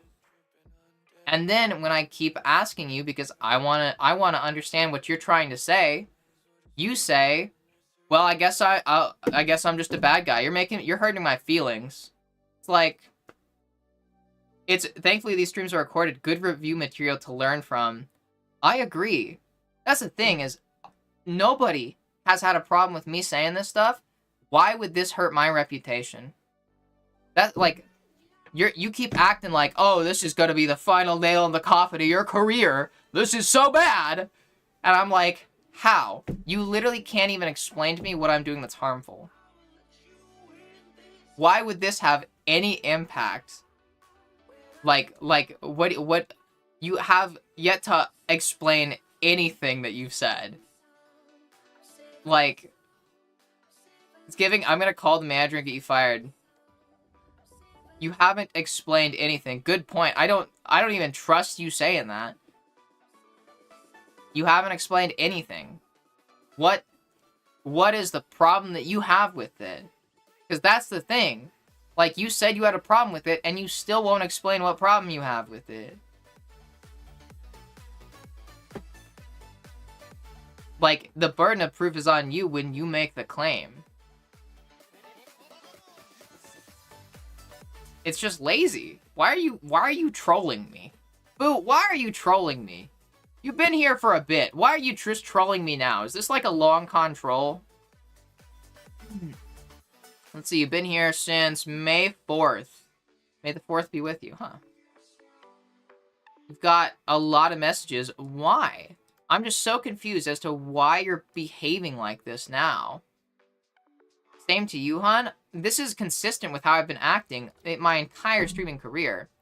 Alexis, you've been here for quite a long time. Violet, you've been here for quite a long time. Have I ever had a different position than this?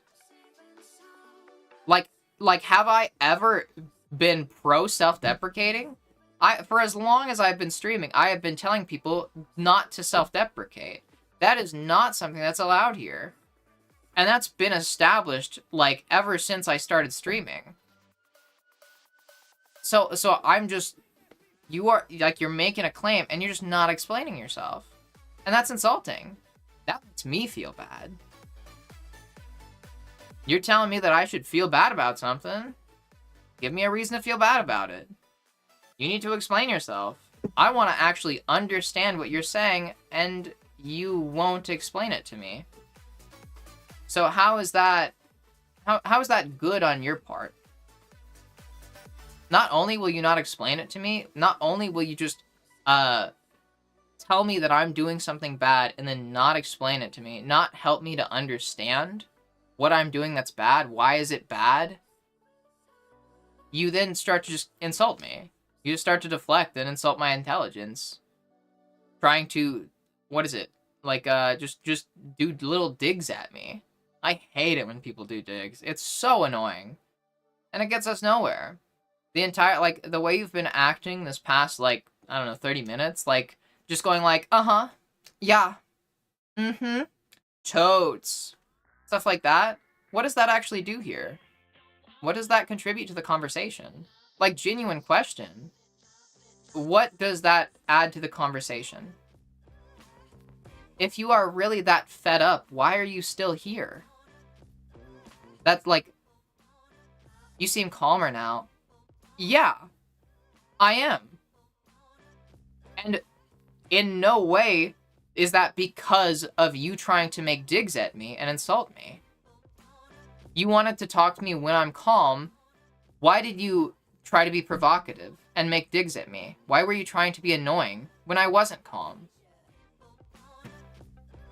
You were failing to regulate. You were failing to explain yourself. Yeah, I was frustrated. I'll admit that. I was frustrated. And I think that that's okay to feel when you are not elaborating, not explaining yourself. But now you're calmer, so why? Why am I calmer? Because I'm just tired of it. At first, I actually thought maybe there is a reason that there's something, maybe there is actually some harm that I'm causing, and you refusing to tell me why frustrates me. I want to understand what I'm doing that's harmful. Why is it harmful?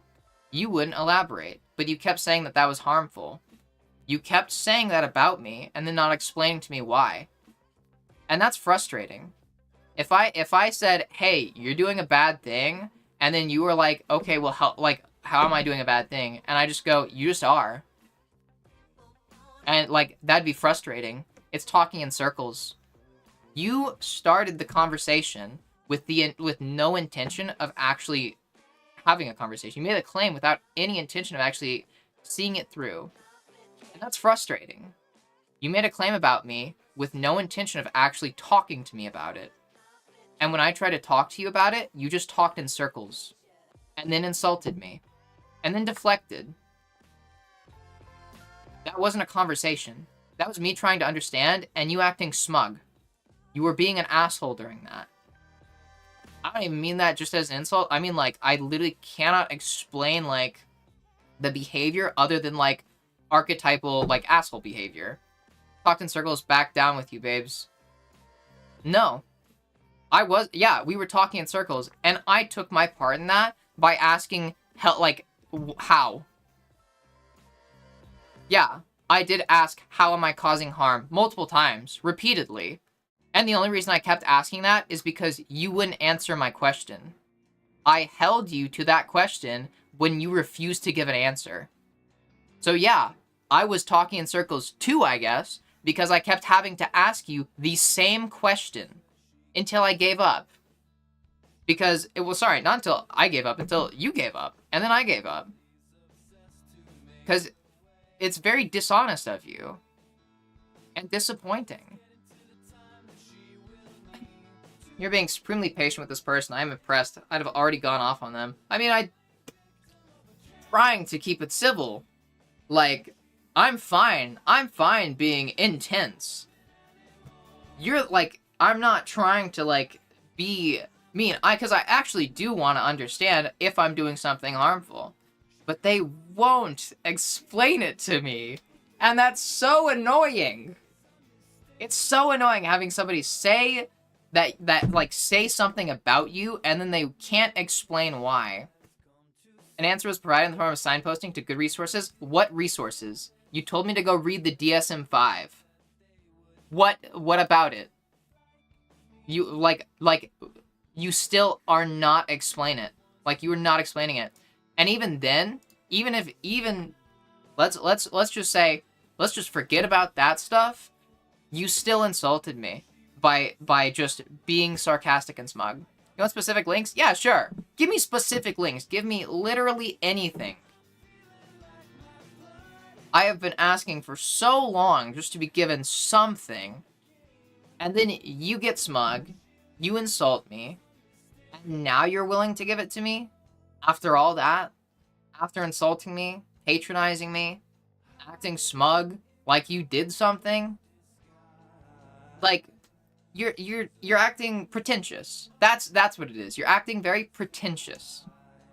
And that's frustrating. And yeah, I got frustrated with you being pretentious. I don't like it when people are pretentious. I think it's annoying. It's just obfuscating the entire fucking thing that we're focused on. Stop being pretentious. Actually have a conversation with me.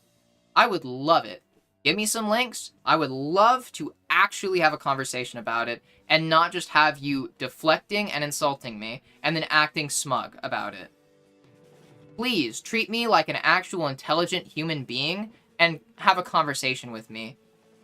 Okay? Stop talking down to me like you are so much better than me. Like, stop talking to me like I'm a child. Stop being patronizing. Like, damn. This is not how you act. This is just not how you act. Especially when you want me to, like, share your concern. If you want me to listen to you, you need to actually help me understand. Like, it's just lazy from you.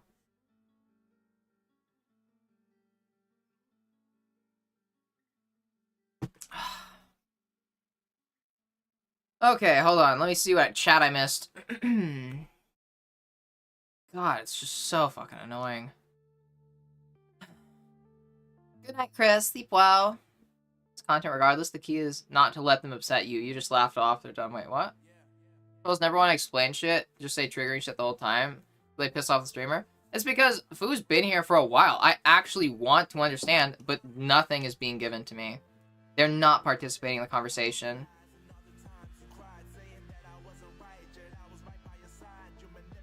Just drop the hammer. This is far short of worth it. Not yet. I want to understand. Said they would probably agree with Trump's policies, but couldn't establish which ones. They don't live in the real world. That is true. Oh, that is true. Don't have anything ready to say except their trigger words. Can't come up with anything intelligent. Absolutely insulting, considering who just said that. Yeah, tell me about it. She wasn't calm because you were being intentionally obtuse. That's a great way of putting it. Fu, you were being intentionally obtuse. You were not trying to have an open, honest discussion about it. And that's just annoying. That's frustrating.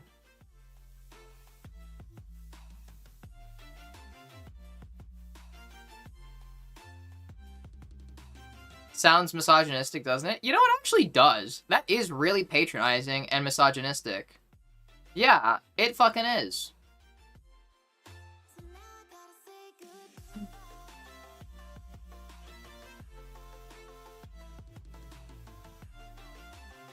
Someone who has read the DSM-5 and is far more intimate with that thing than I ever want to be, there's nothing in it about negative self-talk, positive behavior, or harmful effects of telling somebody to stop negative self-talking.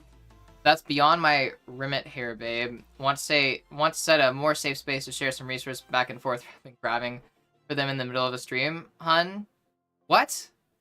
Can't treat or educate you on these things, but can gladly sit and have a private chat and point to some more concrete accredited materials and educators. Why would you ask me if I want specific links? Just to say, okay, well, nuh-uh. You asked me if I wanted specific links. I said, yes, please. And then you said, okay, well, I'm not gonna give them to you. After being patronizing, pretentious, misogynistic, all this shit, why have you been acting like this? Like, why do you have such little respect for me is my question. Want links? Yes. No, not her. Not here.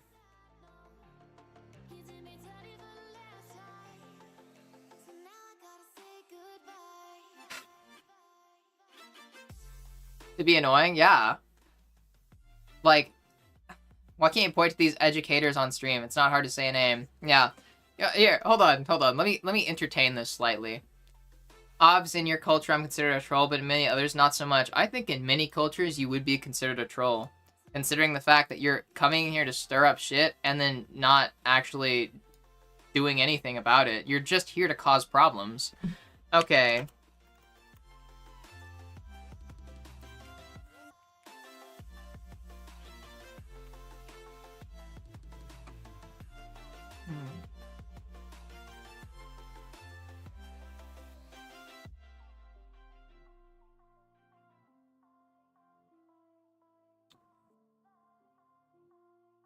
I'm not seeing anything about self-deprecating being helpful in any way here.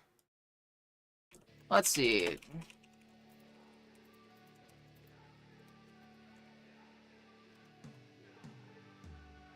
Let's see. Does telling somebody to stop self-deprecating hurt them?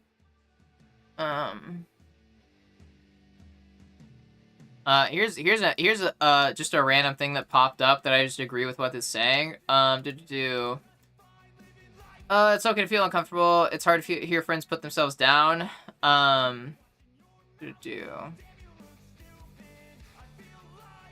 Basically just saying, yeah, it makes people around you uncomfortable too. So it not only does it hurt you, but it also makes people around you uncomfortable. It hurts them too, because you're, you know.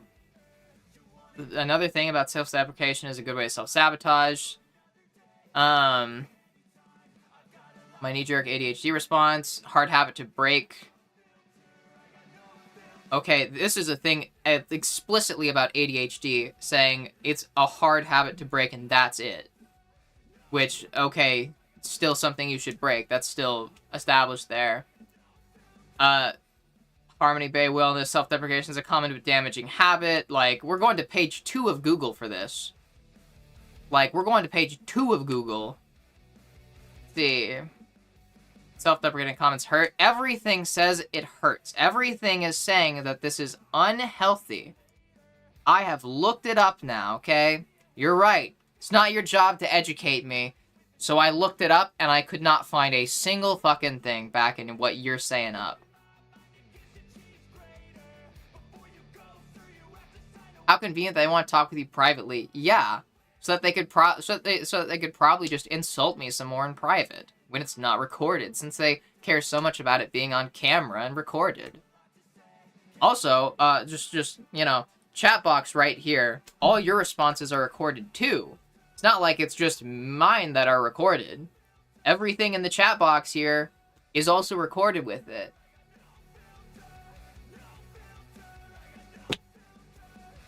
Oh my god. They remind me that I'm just asking questions. Yeah, it really is. It's just trying to stir up shit. That suits me just fine. I'm satisfied. With what? With what? What are you satisfied with? Because I'm not satisfied with any of this. You came in here saying, hey, you're doing a bad thing. And I said, I don't think I'm doing a bad thing. Can you explain to me how I'm doing a bad thing? You said, no. And I said, okay. And you go, okay, actually, do you want some links? And I say, yes. And you go, no. Look it up yourself. I look it up. Everything just it just agrees with me.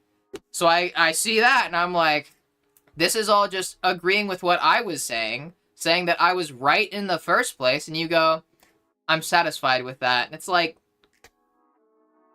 so then why are you wasting my time? Why do you have so little respect for me that you pick a fight with me? Like, first off, you don't have the basic respect for me to think that I want to know an explanation, like, behind what you're saying. Like, you don't have enough respect to me to acknowledge that I would probably want to know how I'm hurting people. Then you don't have enough respect for me to actually engage in a conversation with me. Then you don't have enough respect for me to, and like, you have such little respect for me that you start actively demeaning me, like being pretentious and pedantic, saying that like I'm hurting your feelings, that I'm being a bad person for wanting to understand. Then you go, okay, well now you're calm. You are hysterical, honey, okay? And it's like, yeah, that is really misogynistic too. You demean me more there. You don't have enough respect for me to not demean me there. Then you don't have enough respect for me to even provide me links that you offered for me just to insult me more. And I just gotta know, why is that okay? I get that it's your opinion, but you came in here claiming it was fact. You said that you had a problem with me claiming what I was saying was a fact. Talking about it like it was a certainty. Okay? You said that you didn't like that. You did the exact same thing. Why is it okay for you to do it, but it's not okay for me to do it? Especially when the reason that I'm doing it is because I have evidence backing up what I'm saying. I have a position, I made a claim that is backed by evidence, like, by experience. Everyone, like, you have a claim that it's backed by neither. Maybe by experience that you claim to have, but you don't elaborate. You have shown such little respect for me, and it's really disappointing. Because I hate it when, like, people that are, like, regular, like, chatters, like, I hate when shit goes south with them.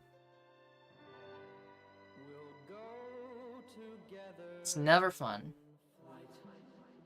Never fun, like, when somebody that you talk to regularly ends up doing something like this. Ends up not just insulting you, but showing you how little they respect you and how little they care about, like, what you have to say. It is a level of disrespect and just... What is it? Just generally being mean. And just... I can't tolerate that. I am going to ban you. Because if you actually engaged and had a conversation with me, it wouldn't have happened like this.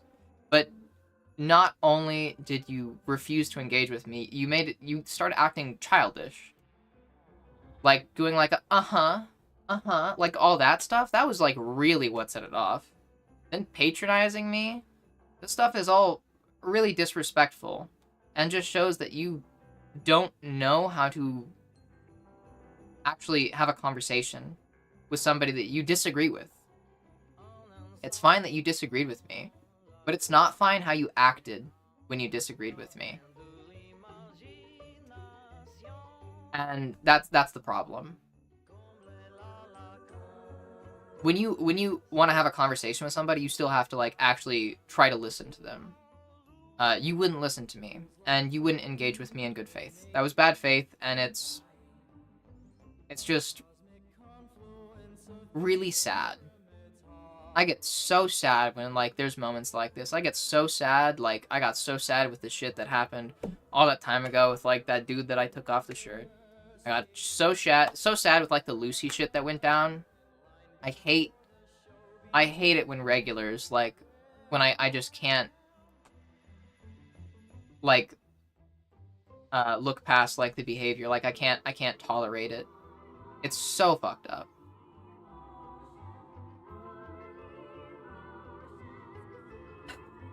But at the same time, I understand this is better for everybody, because if I did let you stay, you have already demonstrated that you don't have respect for me.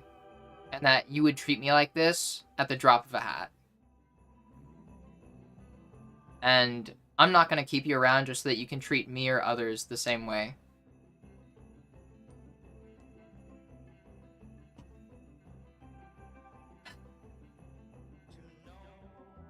Please start treating people with more respect than you treated me. That's all I have to say.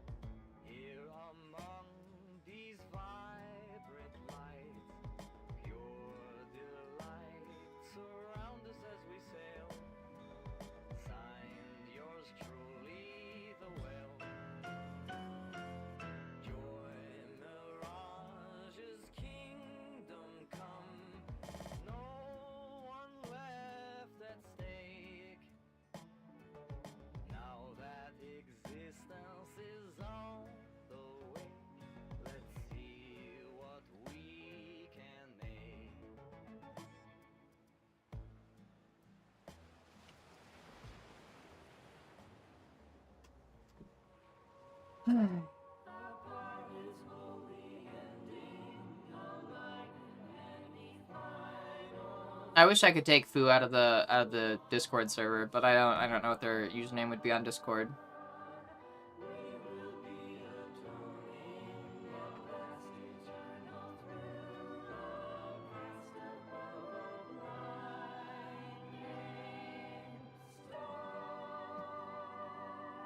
I realized that I had been muted. When I did some self-reflection. Oh, that's cool. Yeah, I like it when I like getting to like help educate people.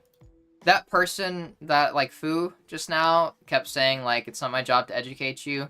That is true, but I'm the type of person where I like to educate people, especially when it comes to trans stuff, because I feel like I just have a talent for educating people. Apparently, I've kind of been told that throughout a good portion of my adult life.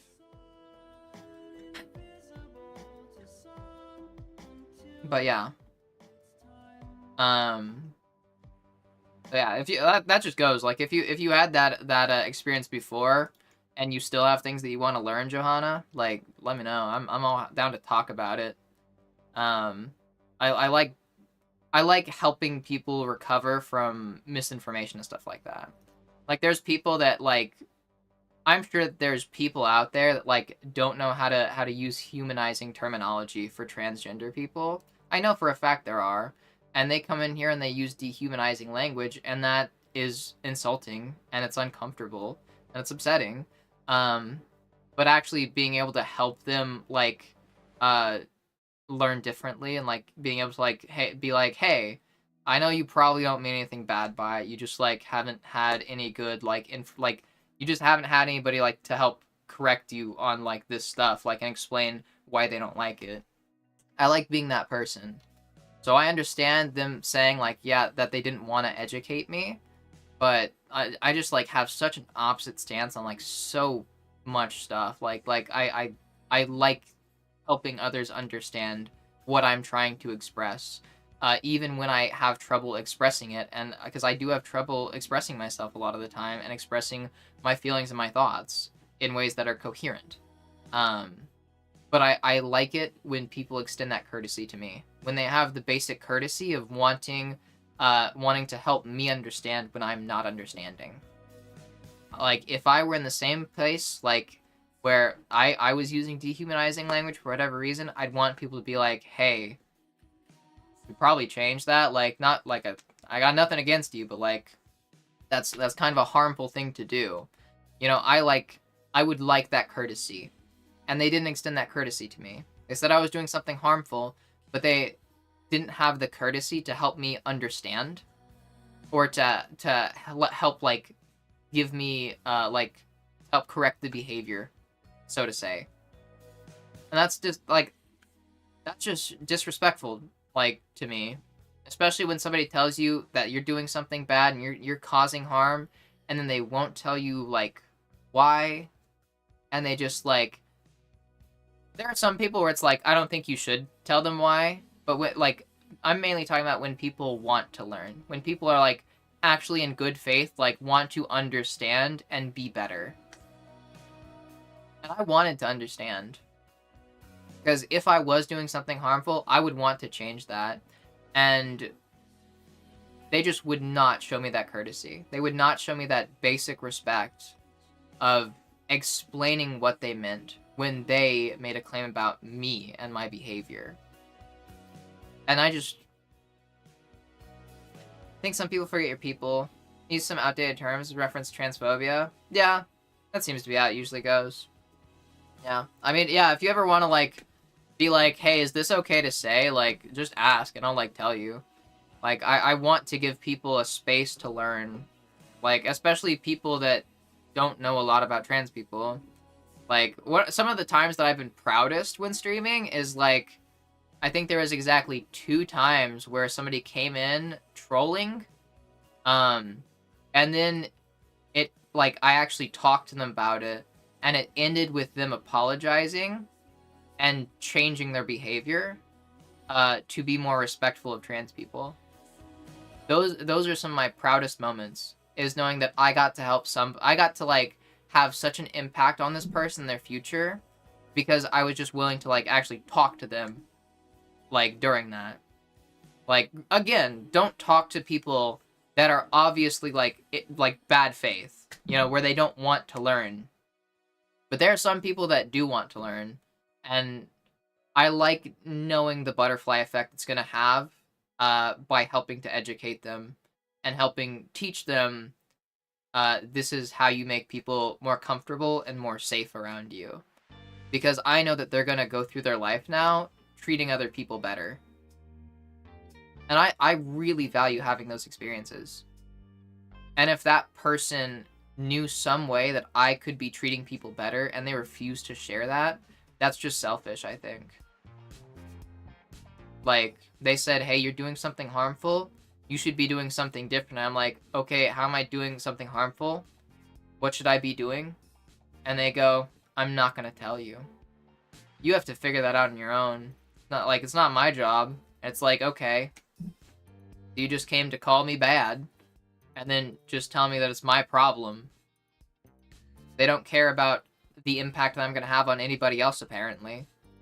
If they really cared about, like, people getting hurt by my language and the way that, like, I approach self-deprecation, if they really cared about people getting hurt by that, you'd think that they would have actually tried to reason with me and help me to understand how to change that. Is that horrible because I am in fact trans? Fuck yeah. It's okay. You don't need to feel horrible. That's the reality.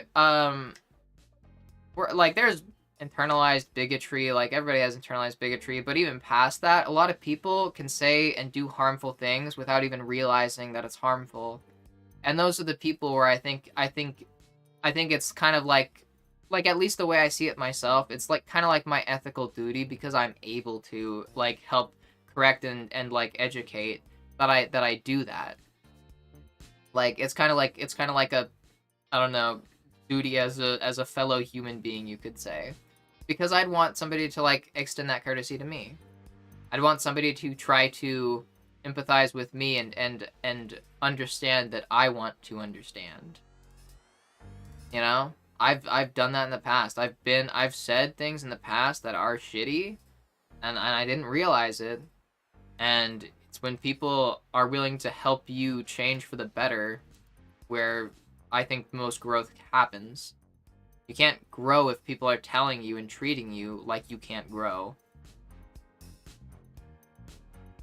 God.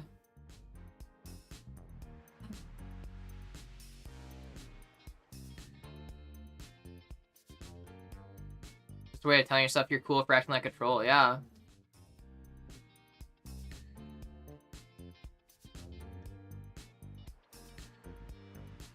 The chat boxes caught me simping, yeah. Let's massage each other, it might help, yeah. Mods, remove one electron from every atom in their body. Hi, Dakota. Hey, Dakota, I could ask you the same question. You've been here for, like, ever since I hit, like, affiliate. Like, you know, have I ever, like, has there ever been a time where I'm not this fervently anti-self-deprecating? Like,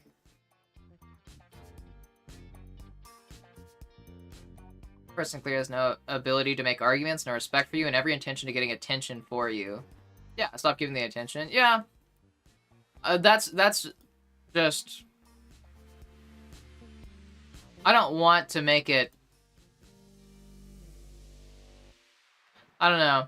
They were clearly enjoying just getting, like, making me frustrated, which is fine, because, like, it's not that I was, like, unregulated, it's just I think it's fine to express frustration when somebody's doing something frustrating, as long as you express it in a healthy way, mind you. Like, I wasn't trying to attack them or anything. I was trying to, like, just point out the flaws in what they were doing and, like, just call them out in their behavior. And I don't think there's anything necessarily wrong with that. I was trying to, like, go about that in a way where it's like, yeah, I can express my frustration. I can engage in this and, like, a fucking, you know, silly way, since they're also being silly, without making it, like, a hostile kind of conversation, necessarily. Like, not like a full just, like, I'm going to make you feel awful, you're a terrible person, blah, blah, blah, blah, blah. Like, I don't like making claims that I can't substantiate. I called them an asshole, and I called them out for what they were doing, and I made jokes about how they were acting, and all of that I did, I could back up why I was saying that. I wasn't making up any of that bullshit. I was just directly, like, saying what they were doing. Hot take is that I didn't enjoy I Saw the TV Glow. I thought it was a good movie, but I didn't like it so much because it made me really sad. Is cereal soup? I don't fucking know. I'm gonna say no. Food is nebulous. The lines between what types of food are considered different things, they're blurry. There's no solid lines there. Soup can be whatever. Cereal can be whatever you want it to be. You can consider it any of those and all of those simultaneously. I respect your passionate stance for autism. Yeah, I think I already read that message, but yeah, I've known a lot of autistic people, and yeah, it's just I just hate how dehumanized they are. I hate that that's a trend with people that have like mental health like differences in general. Like how they brought up, okay, but listen, what you're saying is harmful to all these people that have these conditions. Like you got to look out for them, okay? Like, and it's like, one, I'm pretty sure the same advice would apply to all of them. Two, if it didn't apply to them, I can give them enough respect to probably, like, to understand that if they're, like, fucking adults, like, they probably are capable enough of making their own decisions. Me telling them to stop self-deprecating isn't going to, like, they're not going to immediately, like, fucking abide all my commands. Me saying that, and somebody, like, with any of those conditions or whatever, like, not liking it or disagreeing with it, they would just go, nah, I think that's dumb, and then just, that's it. And I've had people do that. I've had people where it's like, okay, well, I want to keep self-deprecating. I don't think it's that big of a deal for me. And then they keep doing it. It's like, okay, I can't stop you. Like, you're a fucking adult. You do your own thing. That's fine. That's the worst that comes of it. Acting like their brains are gonna break or something because of me saying, hey, don't be mean to yourself. Like, that just feels like infantilizing. Like, acting like they don't have, like, the basic competence to, like, not follow instructions from some random bitch on Twitch. Like, damn. I don't know. It's just like, goddamn, they're just treat people like people. That's, like, all it is. Stop acting like people are, like, so, I don't know, fragile. Like, stop acting like people with, like, these conditions or differences are so fragile. That's, like, the most annoying thing. They're not fragile. They're still people. They're still independent. They're still competent. Like, they're not fucking babies. Stop treating them like babies. Also, hi, Fran. I didn't like the ending. It made me sad. Yeah, me too. Yeah, sorry I got a little too real there. That is, like, yeah, that, like, I wish that I could say that I was, like, exaggerating, but, like, when stuff like that happens, it is just really sad. And I kind of wanted to end on a sad note, because I didn't want it to end on, like, haha, fuck you, ha ha ha. Because, like, they were clearly just trying to troll by that point, and that would just be more satisfying for them. I want them to understand that, like, what they're doing, it's not, like, it's just sad. It's just not cool. It's just sad. It's not funny. It's not silly. It's not, like, I'm not just gonna get all frustrated and get big dog heated over here. Like, it's just sad. Like, having to, like, part ways with somebody that's been a regular for a bit, that I've talked to before. Having to recognize, like, wow, you truly just, like, have no respect for me. Like, you've been here for, like, over a month. Like, they joined at the beginning of May last month. Like, they were here for over a month. Almost 2 months. And they just had no respect for me. That's sad. That's just disappointing. It's not sad in a way that I'm gonna, like, cry and break and, you know, like, you know, give, like, a oh god, everything's ruined. It's sad in the way like I feel bad for them. That this is how they have to go through their life. Like it's sad that I feel betrayed, yeah. But it's also just really sad that they're gonna go through their life like this. It's the same kind of sadness I feel for Lucy right now. Like, it's sad that she is gonna go through her life pushing away people and just treating people the way she has been. That's sad. It's sad because it hurts to see them go. Like, realize that they don't respect you.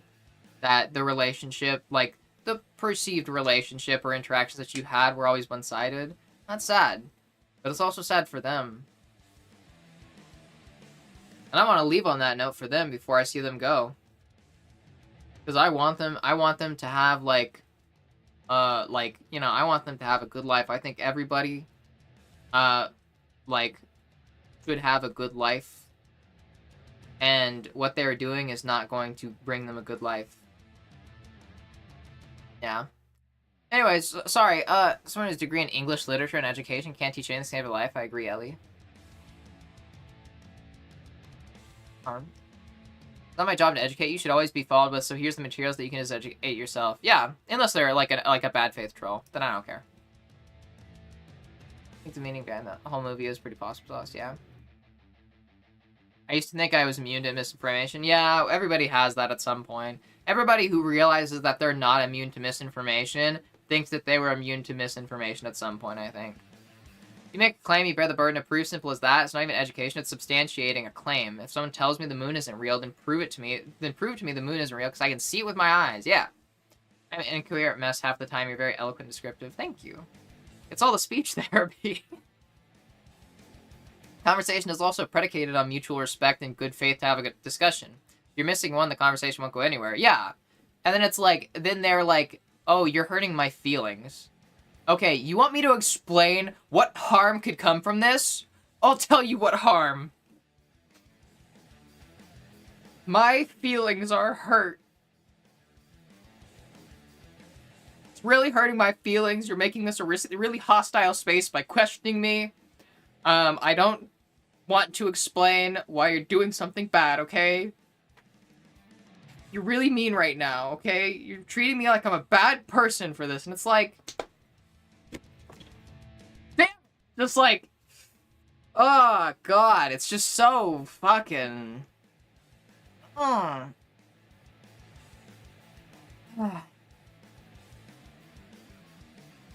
most important part, many collective bargaining agreements have language in them that force good faith negotiations and bargaining, because without discussion being a good faith, what's the point? Yeah, exactly. You can tell when the effort is being made to talk and listen. It wasn't there with that person, yeah. Hi, Shane, welcome back. Really shitty when someone comes into a chat only to call the streamer bad names, yeah. Think of a single time you've been side-eyed, you've even side-eyed my own self-deprecation once. You're always pro-self-care in positive ways, not self-care in ways that can be actively harmful. Yeah. Because I'll admit, I am very intense and aggressive about, like, stop self-deprecating. It's not allowed. It's not good for you. Like, you need to be nicer to yourself. Like, I'm very intense, and I am very aggressive with it. But so far, I have only ever gotten praise for that. Because I deal with a lot of people that like, a lot of people in my life, like, where that's helped them and stuff like that. Like, I think a lot of people here, too, you know, when you've got that low self-esteem and that, like, low self-worth, like, where it's like, you know, you're having trouble caring at all about yourself. Having someone care so aggressively about you seems to kind of, like, snap you out of it. And I've had people repeatedly tell me that, like, they really appreciate, like, that I just give them such a strong push towards taking care of themselves. Like, so far, I've just gotten so much praise for it. I've had so many people thank me for it. Where it's just, I can't understand how that would be harmful. Like, yeah, I don't know. It's very very specific version of the trans awakening experience, and it definitely doesn't hit for everyone. Yeah, it's just really sad. It made me feel really sad. Like there are things that stuck with me after it, like where it's like it's a good movie. Like it's a good I like the message of the movie. It's very well made. That doesn't mean that I enjoy watching it, because it just hits too deep for me. It's a good movie. That doesn't mean I enjoy watching it. It's painful for me to watch because I resonate with it so much. That's the problem. So it's like, yeah, like I can recognize it is a really good movie. It's just not a good movie for me. Like, not a good movie for me. Like, for me to watch. If you asked for soup and someone brought you a bowl of cereal, you'd question how that even happened. Cereal is not soup. True. But then it goes back to, like, what is soup? And then you can get into arguments about that. There's cold soup. I think soup is normally warm, but there can be cold soup. There's a lot, yeah. And if you don't vibe with TV Glow, then the People's Joker will probably hit for you. I don't remember what that is. I don't think I've ever seen that. Team squat to hydrate and posture during that whole mess. Damn it. Me, self-deprecation keeps me grounded because my ego is grand by default, so I have to correct, but probably not out loud. That's another thing. It doesn't keep you humble. It keeps you feeling bad, which is not the same as being humble. You can be humble without feeling negative towards yourself, without self-deprecating. You can still, like, you can be humble. Like, the path to humility is not through recognizing your faults. It's through recognizing other people's, like, good traits. You become humble not by recognizing your bad traits, but by recognizing other people's good traits. Being self-deprecating doesn't make you humble. A lot of the most insecure and self-deprecating people are assholes. And they treat other people like shit. It doesn't keep you humble. It just keeps you feeling bad about yourself. And a lot of people can't understand that even if you feel bad about yourself, you can still be an asshole and still think that you're better than other people. Especially with comparison mindsets. So, Fran, no. Self-deprecation is not keeping you grounded. If you want to, like, truly stay grounded and stay humble, you need to work on building other people up, not tearing yourself down. You're not doing yourself any favors. Talking about the ending that I saw the TV glow. Wait, what? I smoked one cigarette in the whole hour without even trying. Good sign. Yeah. That's awesome. Congratulations, I'm proud of you. Pushing good people away, manipulating the ones that benefit them in the moment. Yeah. That's just a way to get it so that you have no good people left in your life. The only thing that can guarantee is that you will run out of good people. When you treat people like they are expendable, you will run out of people. When you treat people like they're expendable, they become expendable. Because you're like, they're not going to hang around. Do you want a transition update? Sure. Hi, Bailey. Welcome in. Yeah, things are a bit calmer now. Thanks for the childhood drama, yeah. Hi, Mish. I think you weren't quite sure what I meant by the joke I meant, but I could tell you were like, you're right to do so. I mean, yeah. Like, I'm fine with it every now and then, but oftentimes I can tell when people self-deprecating here are doing it because they, like, are not just doing it, like, for a silly, absurd joke. Like you can tell normally when people actually mean it. This earlier, I can think of one way that can be harmful. To be clear, I don't believe that's what's happening here. I can elaborate if you want, but I also could also very easily see how you just feel like laying the topic to rest. I mean, I'm fine. Tell me about it. We can make it quick. Self-reflection and realization is not equal to self-deprecation. True. Like, what if you're solipsistic normally, so you're just reminding yourself the universe doesn't revolve. So you're just reminding yourself the universe doesn't revolve around me. What do you mean?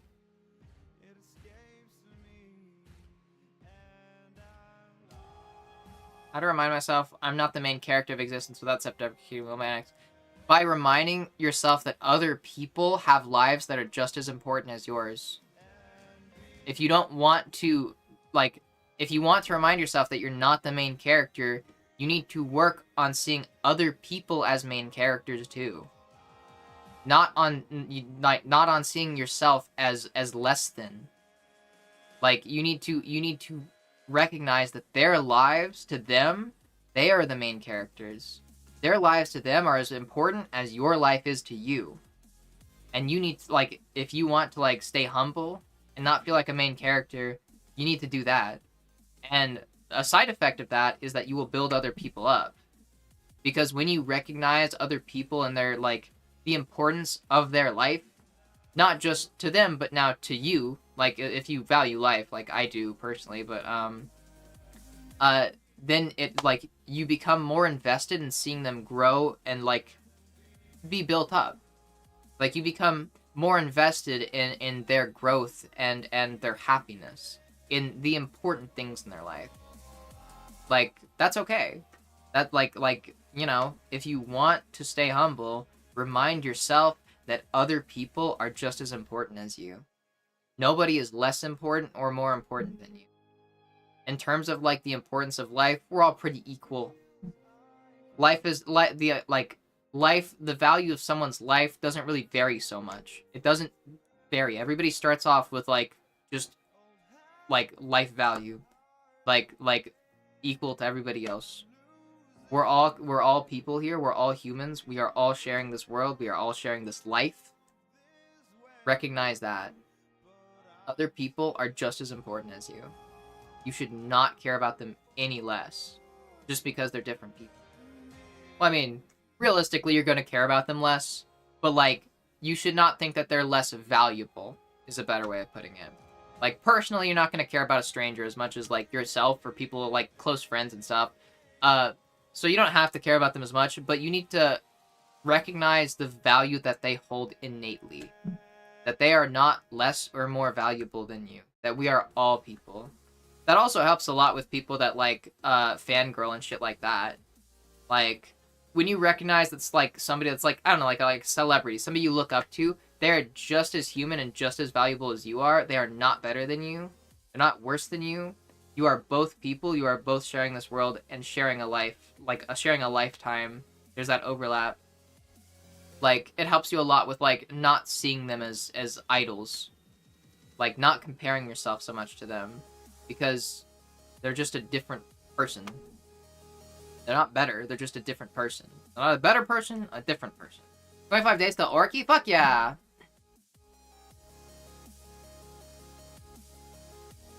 My tits hurt, now they leak, so there's that. Heck yeah. I have a similar problem to Fran.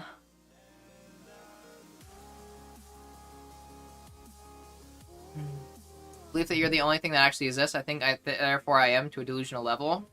Convincing yourself that you're not important is not going to be as helpful as convincing yourself that other people are important. I'm gonna hold to that. There are small situations in where someone will be opening up, talking about the difficult things, and saying something self-deprecating in the middle of it. You, during that, go very hard on don't do that, and kind of end the conversation with that. It might have taken away a chance for them to open up into a space they felt was safe. Again, this isn't how I've ever seen you handle it, but that is one situation I can personally think of. Yeah. I mean, yeah. It's like everything I say here, okay? There is, like I said it during that, this is the rule. There are exceptions. There are times where there's nuance to it. As a general rule, like, I don't let people self-deprecate. But if the value that I see in, like, just not calling it out, like, even if you don't call it out, you don't have to encourage it is the thing. Like, and this is also why I like to, like, help educate people on healthier ways to express those negative feelings. Like, instead of saying, oh my god, I'm so ugly, like, you could say, I feel so ugly. Because that's a way of expressing that feeling without validating it. Without expressing it as, like, an absolute statement. Like, and that, like, some people just are self-deprecating because they don't yet know how to do that. Or they haven't, like, practiced doing that. Haven't practiced expressing it in healthier ways. So the only ways they know how to express those negative feelings are through self-deprecation. There are plenty of those times like that. This is a rule. There are exceptions. Same thing, just don't be stupid about it. Don't be, like, dogmatic about it. there are times where, like, yeah, you want to approach it with more nuance and more tact. And I encourage that.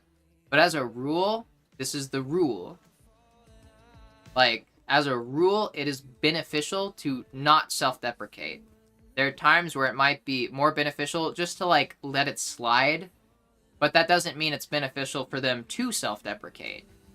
Like, there's a difference. Like, there's a difference between just letting it slide once in a while when there's bigger issues and, like, actively encouraging it. But yeah. I'll just add then that I admire everyone here in chat because their maturity and humor and kind-hearted nature. I'm glad. No. I think you're special too. And I'm always happy to make the night better. Huh? Yeah. That too. Thank you both, especially you, Ellie, for bringing people together. Always happy to. Always happy to. That's the, like, see, I was talking about how sad it is having those moments, but the good thing about having those moments is usually those moments lead to, like, kind of like a kind of bonding experience for, like, everyone in chat with each other and also with me and vice versa. Like, because it's like, damn, it's just, like, it got real there for a second. Like, no pretense, just fully opening up, full, like, just, like, heart in the sleeve moment, and that helps people feel connected. Helps people feel human, too. Like, I'm fine. I like wearing my heart in my sleeve during moments like that, like, because I want to express and show that, you know, I'm fucking human. I have emotions. Like, yeah, trolls can make me frustrated and mad, and it can be funny, like, it can be silly, but there are times where it's not that. Where it's just sad. Where it's just real. But yeah. I like being able to express that and, like, you know, be open about that side of myself. Fun topic, I got elected to an officer position in my local union and get to go to conferences and stuff now. Get to fight the good fight and get paid. Fuck yeah, I'm so proud of you. That's awesome. Aww. Always 0 or 100%. Yeah, my brother's like that. My brother sees things very black and white, and I don't like that about him. I like to see things in shades of gray. I don't like people that see things in black and white so much because they're very hard to reason with. Fu actually, I guess, kind of seems like that. It's very hard to reason with them. Like, it's either... Same with that person earlier that was like, yeah, we should totally go to war with Iran, and just, you know, fucking be okay with genocide and all this stuff, because what about nukes? And it's like, you can dislike nukes, and also dislike those things. We don't have to focus on one thing at a time. Like, we can focus on multiple things at once. We are human beings. We are incredibly flexible and adaptable. Like, we are not limited to one problem at once. Yeah. Good night, Webby. Sleep well. Oh.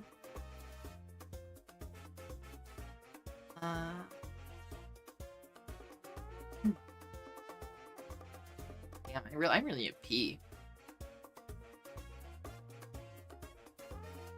Pretty much how I thought you'd react to that. I agree. Just want to call that out situation. Yeah. Like I said, I can also, like, there's also, I do think that there are times where, as a very short-term thing, it can be a good coping mechanism. It's almost kind of like a transitory coping mechanism, where it's like, that can help you cope with something until you find a better coping mechanism, if that makes sense. But the problem there is, like, if you commit to that as the coping mechanism, it can only work beneficially in that short-term period if you're using that as a temporary coping mechanism until you find a better one. Like, then I think it can be beneficial. I actually think that it can help people work through emotions, or, like, at least process them, and, like, protect themselves from those emotions until they feel safer, like, or until they have a better way of tackling them. I think that that's a beneficial thing that can come from it. Like there is nuance. I think that there is, like, there's situations where it can work out. Like I said, I think there's exceptions. I don't think that you should dogmatically just, like, always call it out on people. There's times that I don't. Because there's times where it just doesn't add to the conversation, or it doesn't create any meaningful change. Like, but generally, do try to, like, help other people, like, you know, just shake them out of it and remind them, like, hey, I care about you, and, like, I don't want to hear you talking bad about yourself. Like, that's not something you should do. Like, I worry about you and, like, the effects that can have on you if you keep doing it. Because it comes from a place of concern. It comes from a place of care.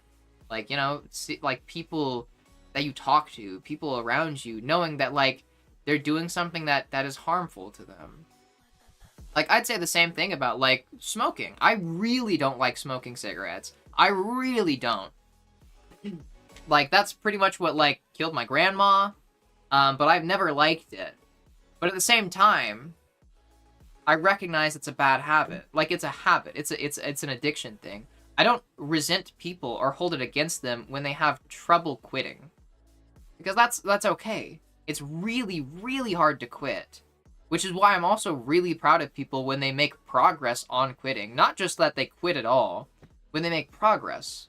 That's why I'm so proud of, like, you know, Val all the time. Like, Jinx. Like, I'm so proud of her because she has been doing so much and working so hard.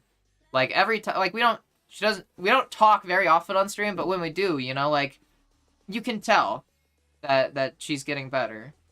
And that she, like, I think that she's feeling better a bit too. Just bit by bit. And I'm really proud of that. It's not about quitting cold turkey. Like, and self-deprecating is the same thing. It's about just meaningful progress. Like, and meaningful progress can be slow progress, too. It doesn't have to be fast progress. I'm proud of people regardless. Like, Fran, like, I'm proud of you. Like, you said that, like, you know, you went for a bit and it only went for, like, one cigarette. Like, you went the past hour with only one cigarette. And that's progress. The fact that you didn't even have to, like, try means that the effort that you've been putting into going, like, cutting back on it in the past is working. It's impacting you. You're feeling it less. Like, you can get distracted and not feel that urge, that, like, the need for it. And that's super cool. Like, that's a sign that you are making progress and that you are doing good. A sign that your effort and the work that you're putting into it is paying off. And I'm really proud of you for that. Because that shit is hard.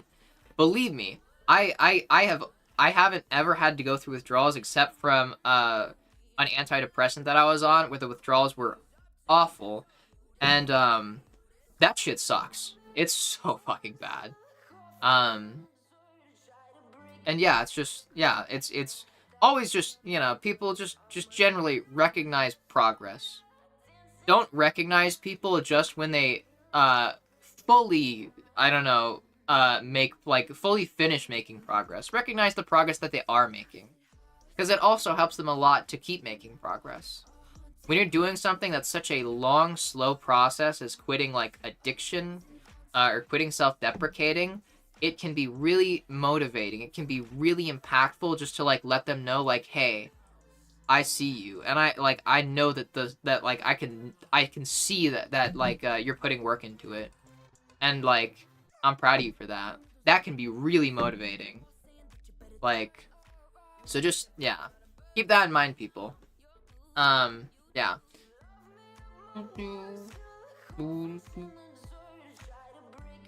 Ellie the Goth likes everything from black to white and all the grays in between. Who would have guessed? Yeah. I'm not flexible, not anymore. Aw, you're so cute, Vi.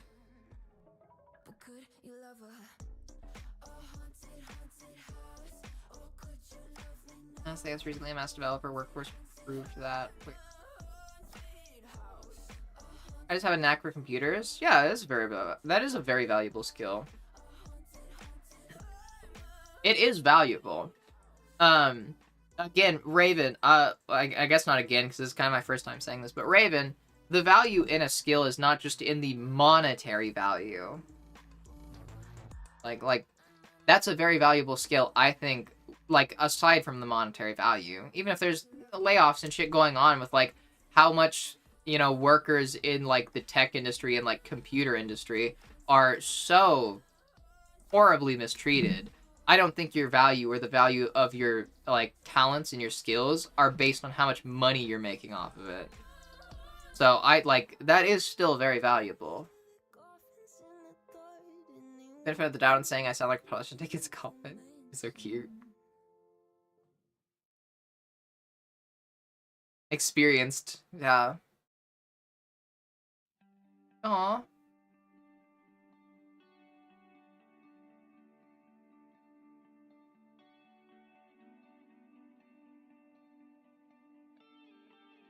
Yeah. Yeah, what Fran said. Job market and the aptitude of billionaires does not detract from the fact that you have a valuable skill.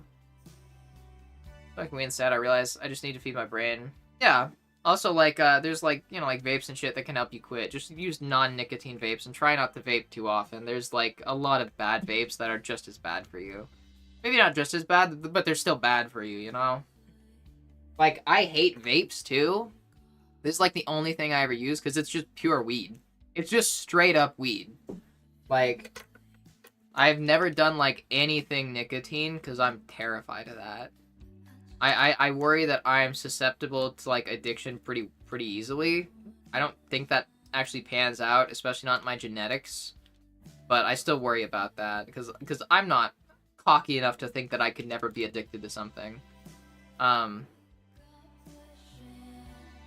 so sure it actually is valuable. Just because you're surrounded by people with similar skills doesn't mean it's less valuable. Because there's still plenty of people in the world that don't have those skills. I'm terrible with computers. I'm terrible with computers. Your skill is valuable to me. I think that that's valuable. Gotta give a follow to anyone who genuinely wants to support people. Thank you. I do. I'm glad that that's apparent. Yeah. Mr. Writer, I'm a dime a dozen. Writing is also a good skill. Like, I think any skill can be valuable. It really depends on, like, how much value you put into it. I think a very valuable skill I have is storytelling. Mainly when it comes to TTRPGs, like Dungeons and Dragons and shit like that.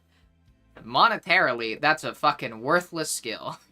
Like, there's, like, no money to be made there. But I think it's a valuable skill because it's something that I like about myself.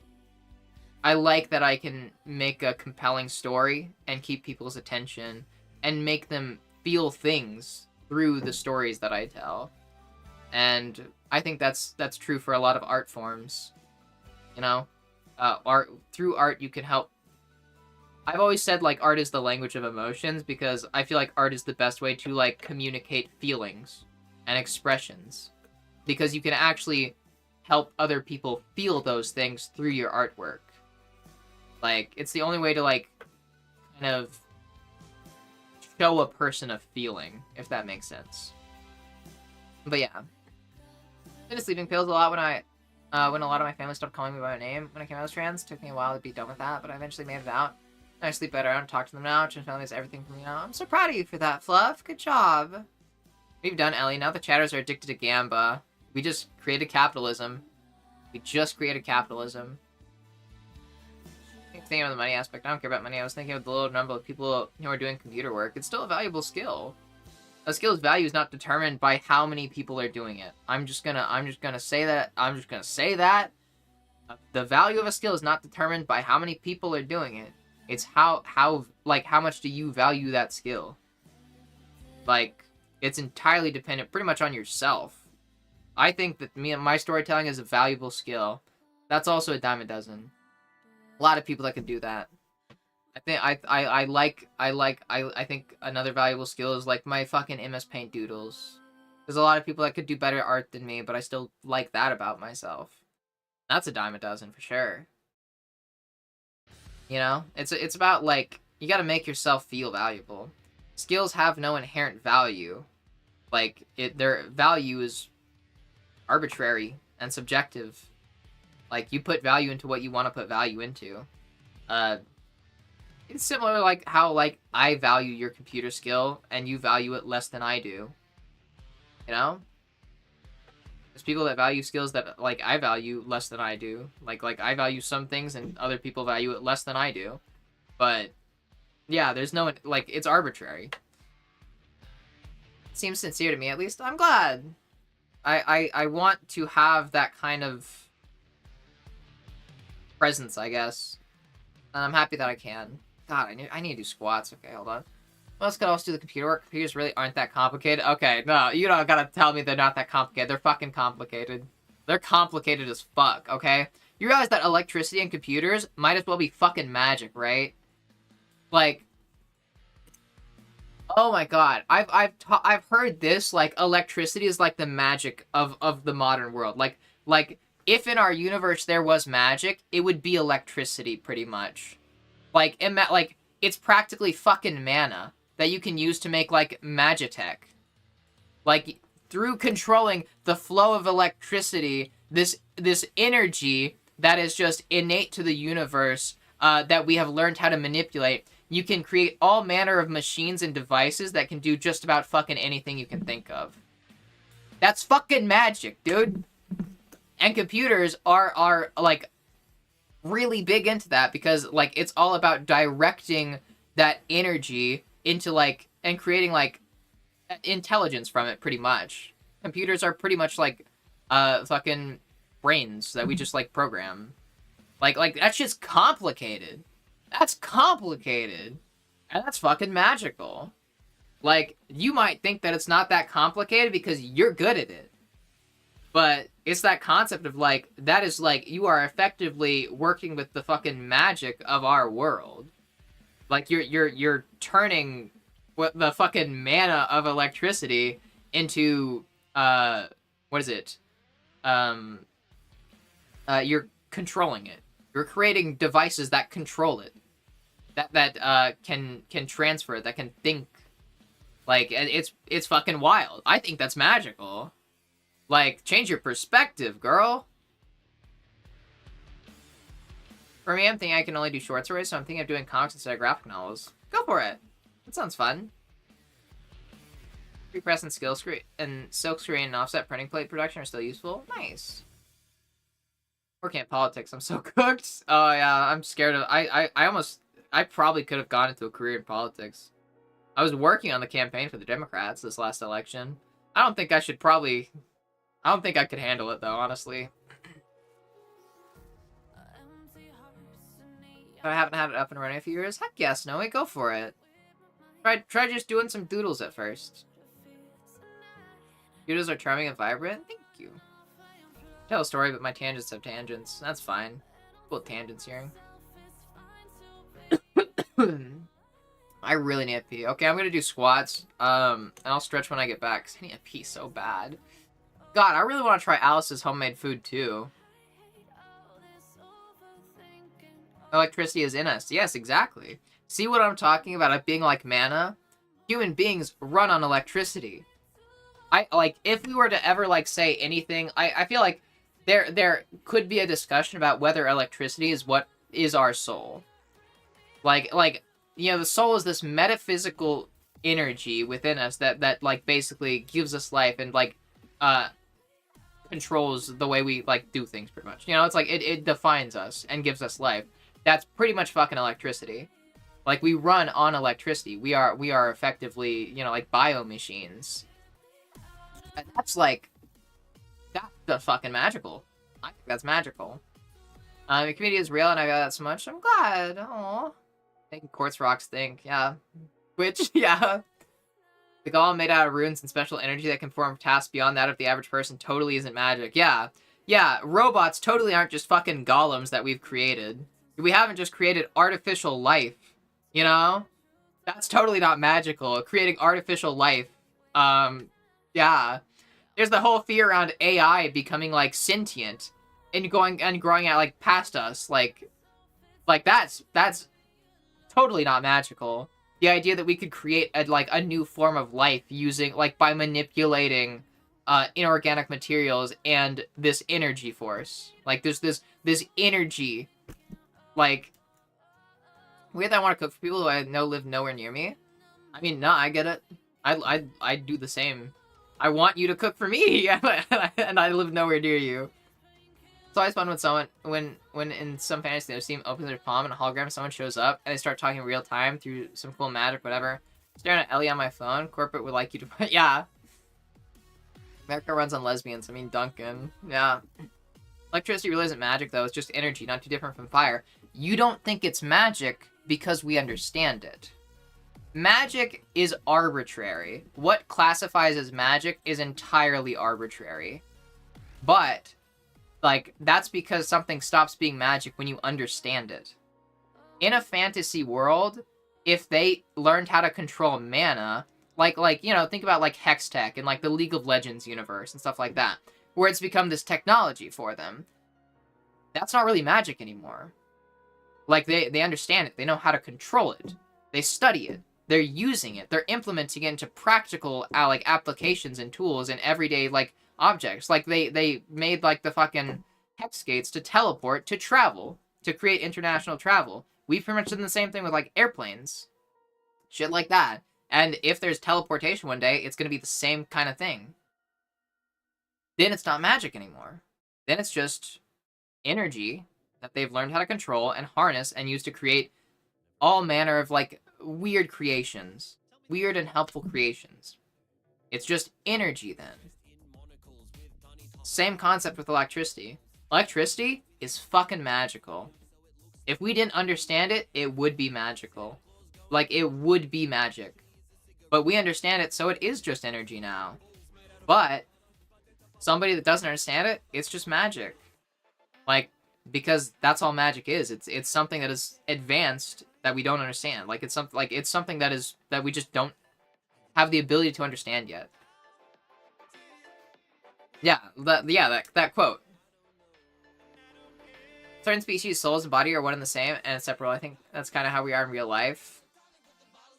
Yeah, I mean, I think it varies person to person. For me, I kind of feel like I'm separate from my body.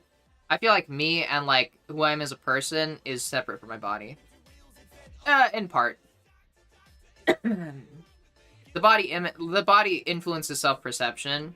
Like, if I were to have, like, a soul form, I'm sure that I'd look similar to how I do now. Like, I'd create some kind of manifestation of a body, but the body would be kind of separate. You know, like, because I think of the body as, like, just, you know, the flesh suit that we pilot. That's kind of how I see it. I think that my personhood, it rests solely in my brain, so to speak. But that's connected. That's very interconnected with the body to such an insane degree that you can't really distinguish between the two outside of conceptually. So I get it, but yeah. We emit ultraviolet light while living, and it goes away the instant we die. Interesting.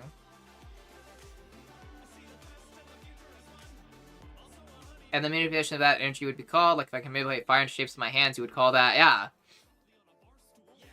Any sufficiently advanced technology is indistinguishable from magic. Yes. Any sufficiently studied magic is undistinguishable from science. Yes. Something that makes it feel mundane to me, but it's still awesome. Yeah, that's one of the rules of making magic. That's one of the bigger, like, more important rules when doing world building and trying to make magic. You can't explain all of it. You shouldn't. Like, sure you can, but if you want to feel magical, you just need to leave some stuff unexplained. Because otherwise it's just going to start to feel like science. Like, if you want it to feel like magic, then there needs to be things that people don't understand about it. Like you need to, like in reference to TTRPGs, if you want your magic system in your game to feel like magic, you shouldn't explain it all. You should leave a lot of gaps in it, just that people, like, don't understand it all. You know, you don't have to explain all the complexities of it. You shouldn't if you want it to feel like magic. Otherwise, you're just creating, like, kind of like a more whimsical technology. Like, what is a staff, like, in fucking D&D? Like, if not just, like, kind of sufficiently advanced technology if you explain it enough. Oh yeah, the staff it's a rod that channels this energy, and you can use it to create a variety of effects, and it's like, and it just becomes, like, kind of scientific. You know? I should perceive myself as less masculine, more femme, as I've noticed changes from my HT. Yeah.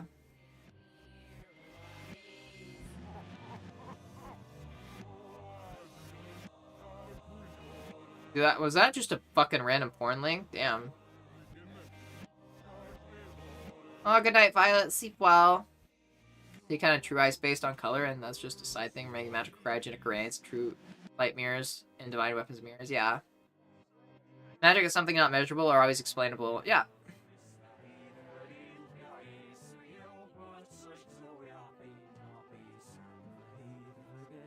Real quick, I'm gonna go pee. I really need to pee. Violet, would you be okay, sticking around for 5 minutes while I go pee? Would that be okay?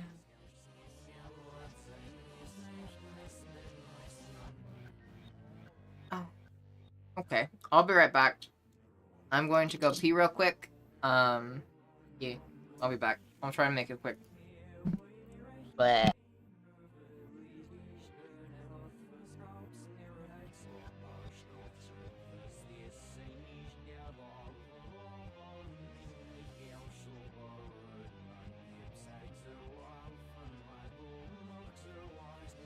also, Vi, you do have max points, but I also have max points. So it just says that I'm first.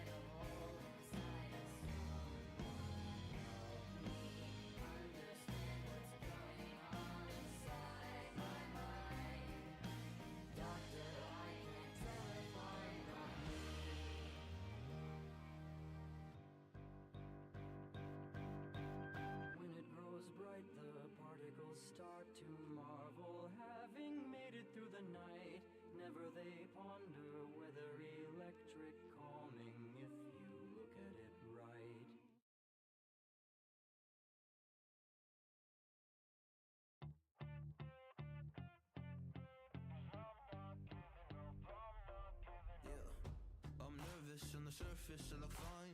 My brain feels heavy, my traumatized mind. And I'm so tired, I can't feel my eyes. Whoa, whoa. I'm petty, but I know how to lie. I feel feelings that I can't describe.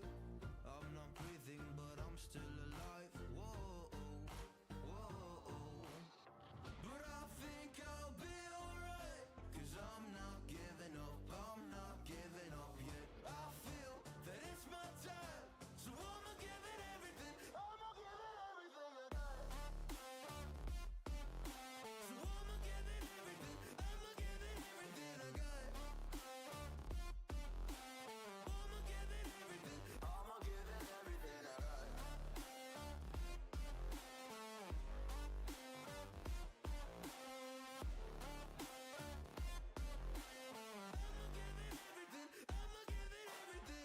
Why do I still have hope?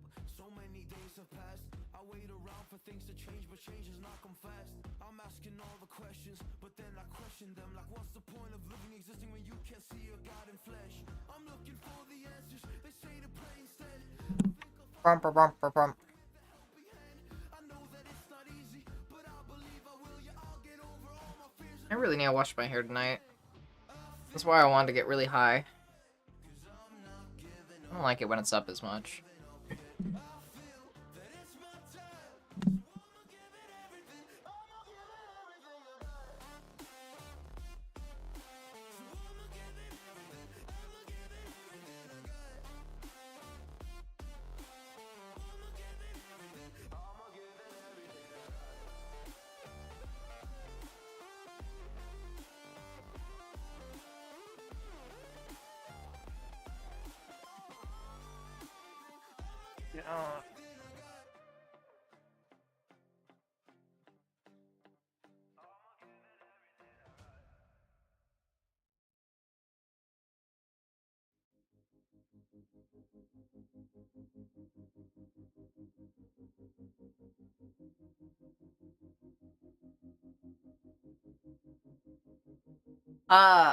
I think your problem, Raven, is that you're trying to convince us to not think that your skill is valuable, and just people here are going to think that it's valuable, regardless of whether you agree or not.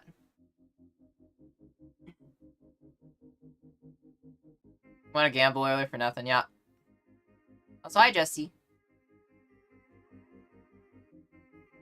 Bone mechanism, meat armor. Absolutely a delight. Aw. Go now on some shifts and pass out. Have fun. Thank you for hanging out.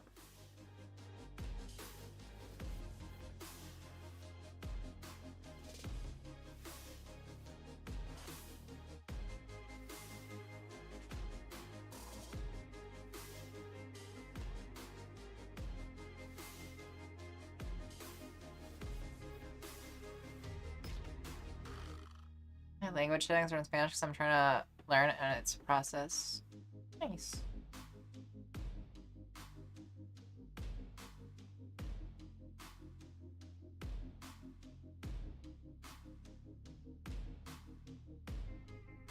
Hi. Add points, all of them. Yeah. Gamble all. Heck yeah. I'm glad that you won.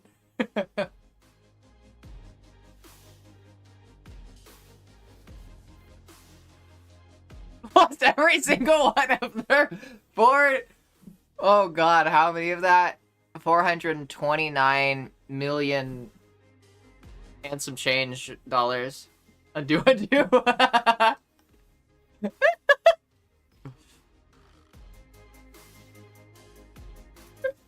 Here, hold on. Here, hold on. I got you. I got a crazy undo button.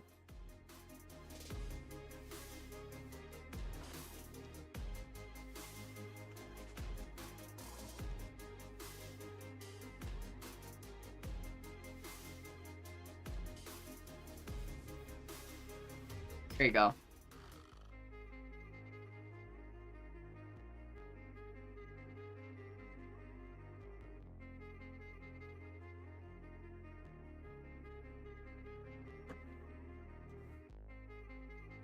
Nothing in that actually logged.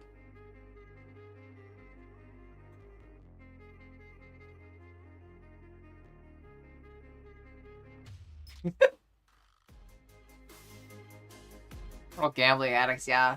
Yeah, well, all you immediately did it again. Hold on, here, I got you. Government bailout.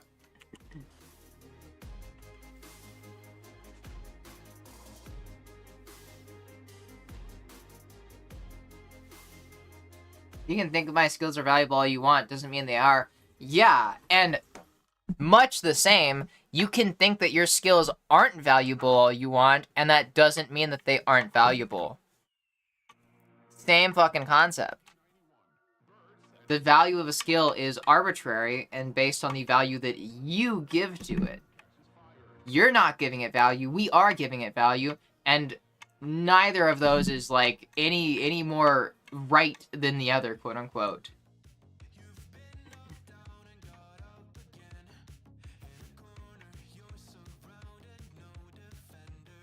Wish Ellie would ask me for $1 billion in real life dollars. Can I have $1 billion in real life dollars, Dakota? Hi, Dimmies. Fave Mosher. I'm Ellie. I'm she, her. Y'all, everyone can give her pronouns here if they want. You want to give me $1 billion, Dakota? I'll take $1 billion. Heck yeah, I'll take $1 billion.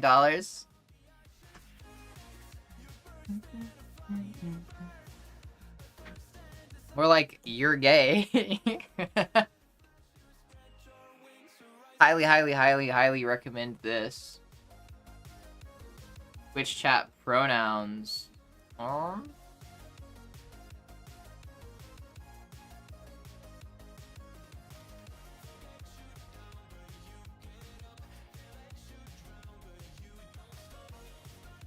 Alright, my pronouns have been updated apparently.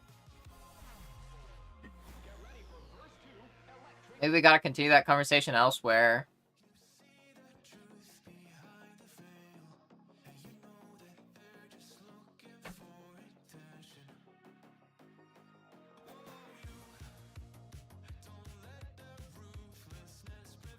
Wait, hold on, wait. Are you? Okay, I'm gonna, yeah, okay, yeah, okay, yeah, alright. I understand, okay. I understand.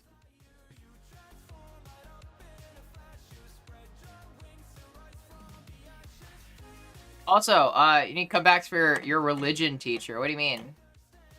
Oh, you type accept? Okay. Alright. You won. You won. You won.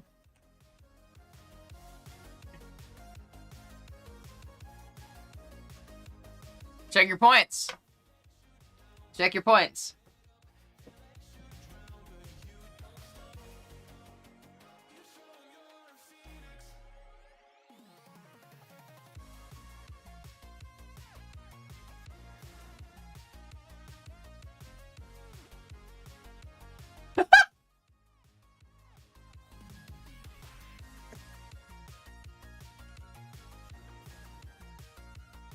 All right.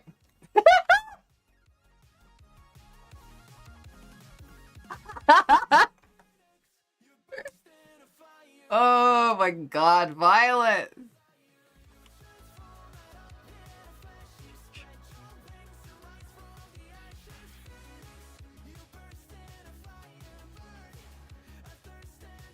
Here you go.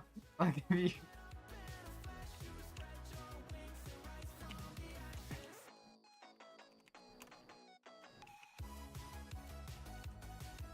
There you go. Tonight's the night I quit tobacco. Congratulations. I believe in you. Keep in mind, even if there are relapses or anything, that's okay. It's a natural part of the process if there are. Quitting any kind of addiction, relapses are just a part of the process. It's not a failure. It's not a failing of any kind. It just happens. All that's important is that you try to have those as little as possible is the big thing. Then a place, but I recommend a favorite Disney principal. Oh, yeah. Hold on, sorry. I got you. Fuck. I can only fit 5 Disney princesses, though.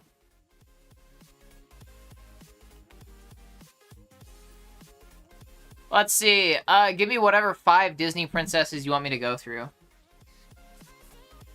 Always be ranting about the trans stuff in class. Maybe take my pride pins off my backpack or I would get suspended. Always calls me a sinner. Use my dead name. And calls me a girl constantly. But I use some good comebacks. I go to Catholic school. She called me a slur once. Oh. Oh, damn.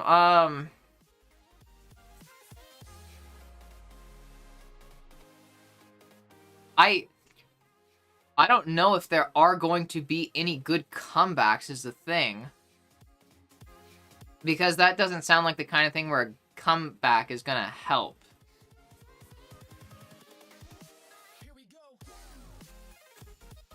Honestly, I feel like the only thing that I would really be able to recommend is just like...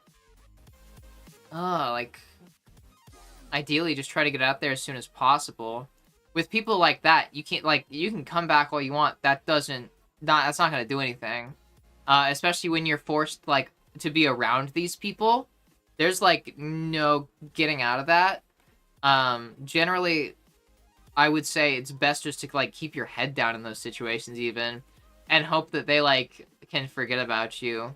Because provoking them isn't gonna help. And unless you have an escape strategy to get out of that school, it's likely going to make things worse for you. What I would say, though, aside from that, you could get more stealth pride things. Like, there's pride things that are generally more stealth. Stuff that's made to look like clouds and not explicitly flags and stuff like that. There's, like, ways that you can get around those, but... yeah, I'm sorry. There's not much that you can really do in that because you're at just such a disadvantage due to the circumstances.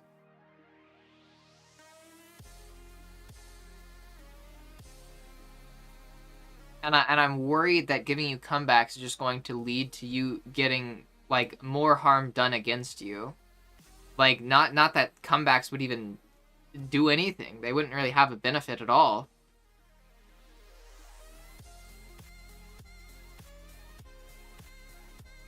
Don't say FML, Alexis. Bella, Rapunzel, Tiana, Anna. Hold on. Hold on, I gotta, like...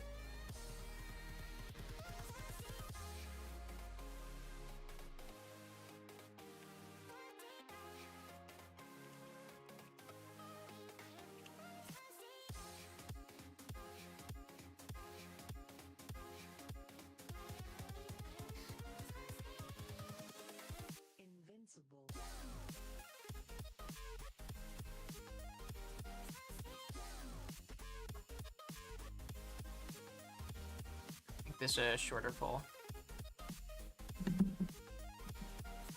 I'll throw mine in too.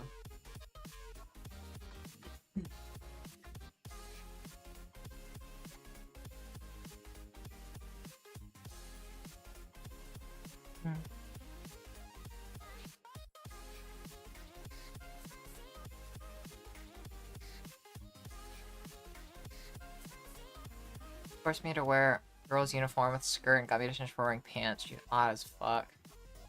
Yeah. I wish that there was more that I could give you, but any comebacks that you make, like anything that you do that draws more attention to you is going to make things worse, most likely. It might lead to more harm. In situations where you're at such a... like, you're so deep into, like, enemy territory, to put it one way. Like, really, the best thing you can do is just, like, survive. And try to find ways of coping with, like, what you have to go through. That's all assuming that you can't get out. If you can get out of there and go to a different school, I would highly recommend that. But the environment is so hostile that there's really no way to, like, that a comeback would change anything. Make you feel better. Or what is it? Prevent further harm. Like, it's more so, putting you at danger than anything else.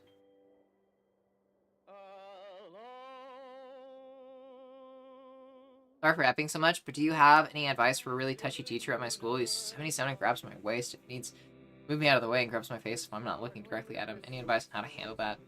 It's okay. I can try. I mean, is there any way to avoid him? I would say take it up with the school.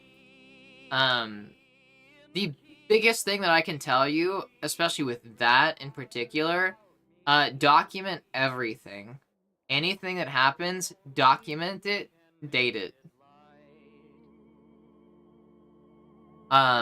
Document it and date it, and take it up with the school if you can, but since it's a Catholic school, I'm feeling less than hopeful about them actually handling the situation properly.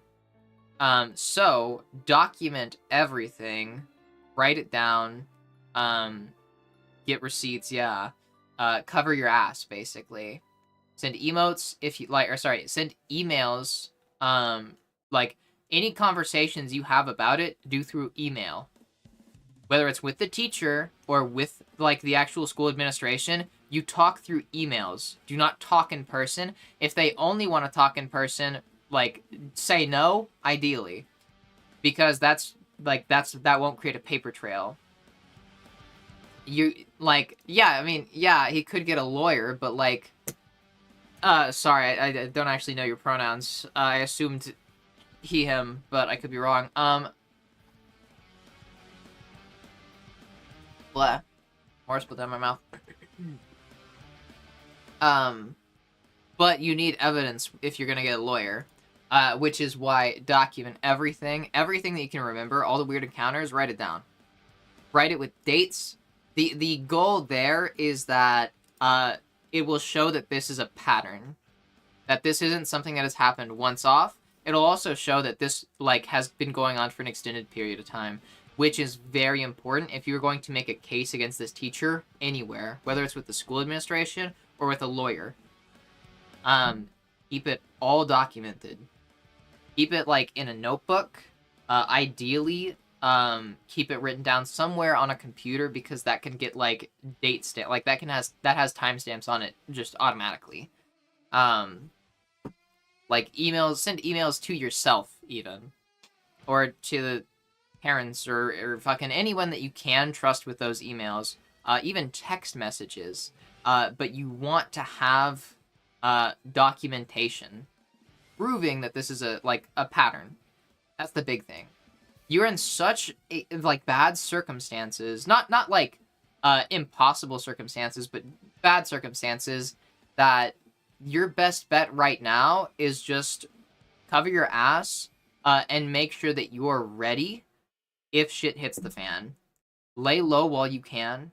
Like, try not to draw too much attention to yourself, unless necessary, that is. Just main objective, survive, honestly. But keep things documented, keep a paper trail. Make it so that if shit hits the fan, you will have a solid case. Because what they're probably going to do if you go to them without any documentation of anything, just with your claims, is they're probably just going to say, okay, well, you know, you might be overreacting. Or making it up. You know, like, we'll maybe talk to him. Get out of the office. Go back to class. It's like, they're not going to take you seriously. You need to show that you are a threat. Like his wife when she was young and hot. Thanks for the advice. Write that down. Anything that you can remember right now that he's already done, write that shit down. You like I was saying, you want to make it so that you are threatening, but not threatening physically, not threatening like in like a conversational sense or anything. You need to demonstrate to the school that you can be a legal threat. Because they're not going to take you seriously unless they have something to lose. And if you have all this shit documented, you have this stuff timestamped, if you have pictures, recordings, anything, if he ever leaves marks on you, like, take pictures of it. You keep everything documented. And then if you ever need to go to the school because shit's about to get a lot worse, God forbid, you have something there. You have, like, a fucking, it's practically a loaded gun, like, where it's like, hey, you're going to do something about this, or I'm going to go public with this. And then they'll start listening. Then they'll take you seriously. But if you don't have that shit backing you up, they're not going to take you seriously. Getting fucking fired, gets us sent to prison, I agree, but that would take a lot. That would take a lot of evidence. You need to have very solid evidence. Yeah. He's been several times trying to talk about quantum physics with them, and then I was a Muslim by a cop. That's why I was a terrorist. Now I see saying someone blasphemous in Islam, and then left. Oh my fucking god. Jesus. At the school, they said they can't trust it because of my autism. This is why you document it.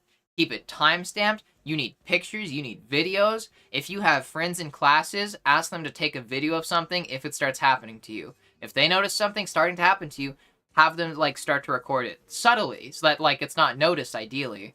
But, like, you need to have this stuff.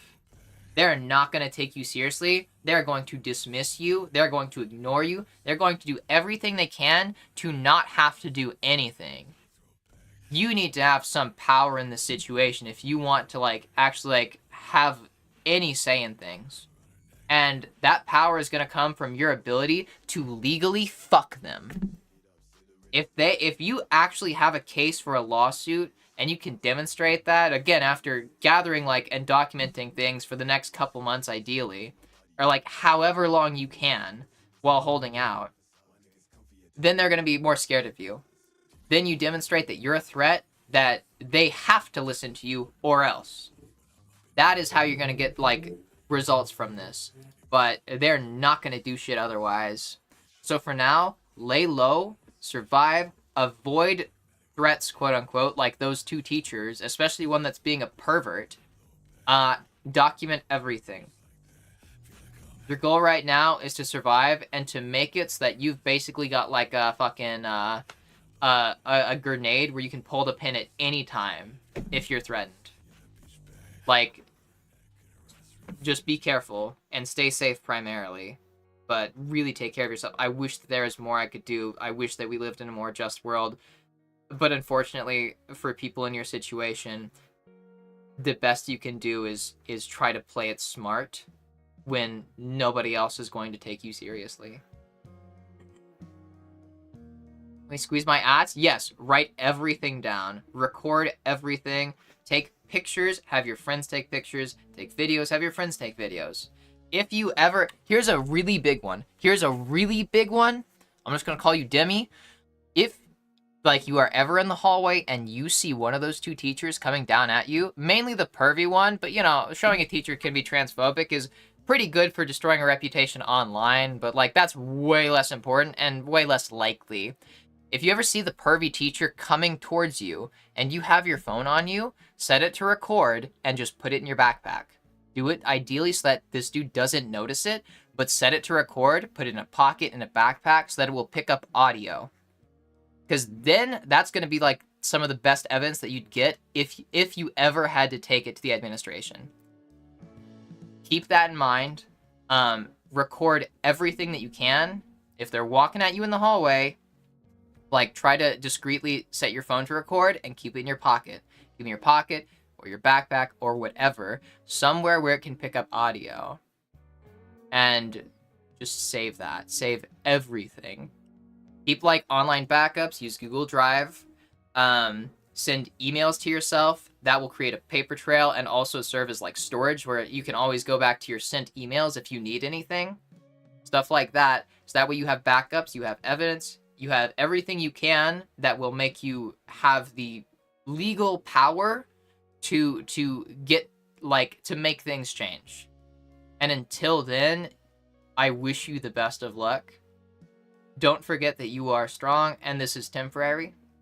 It might be hard, and it probably will be, but you are strong and you are capable, and you will get through this.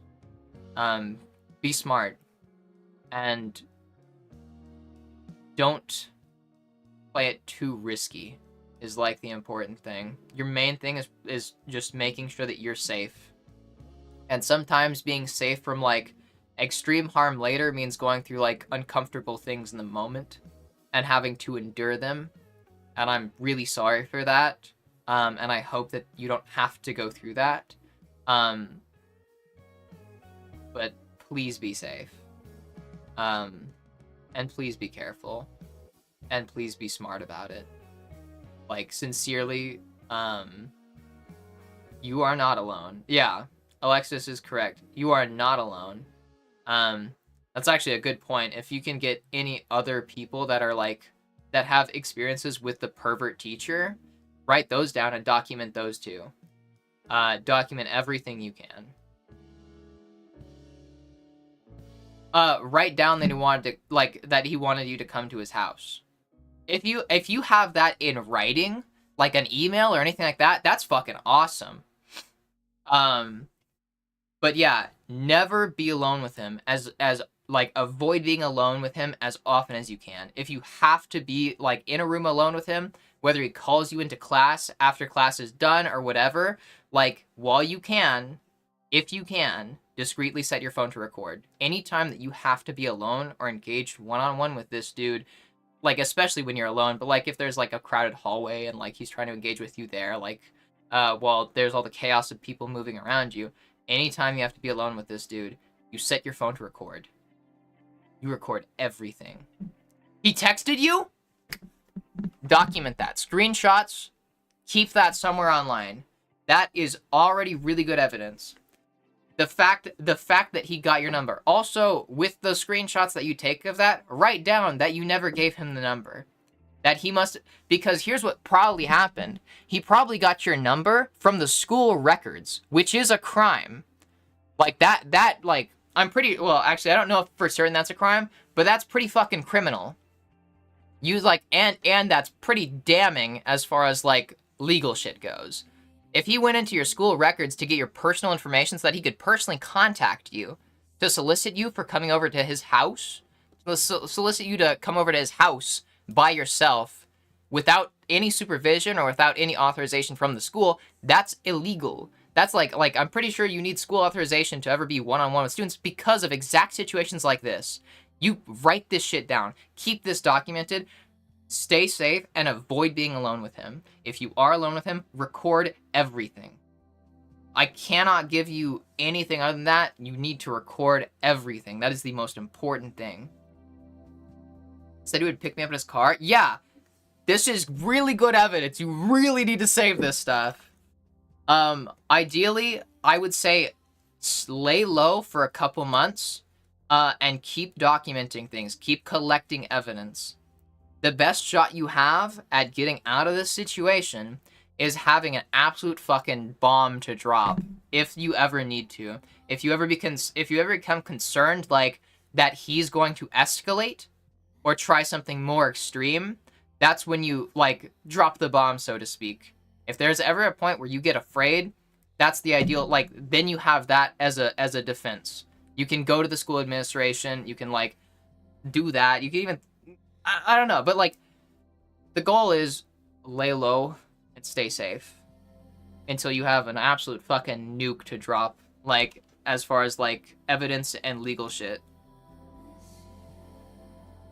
Find my way out of it? Good. Continue to do so and stay safe. Avoid him as much as possible. Tell people around you if he is doing this shit, like, if you have friends and, like, they're around, like, and he's trying to, like, talk to you alone, like, you could ask them to come with you. You could tell them, hey, he's been doing this. Like, the big thing is just, you need evidence. You need to make it so that your word is not the only thing to go off of. Because people are going to not take you seriously at all. That's the unfortunate reality when it comes to, like, sexual harassment, and assault even, like, in some ways, because of the unwanted touching.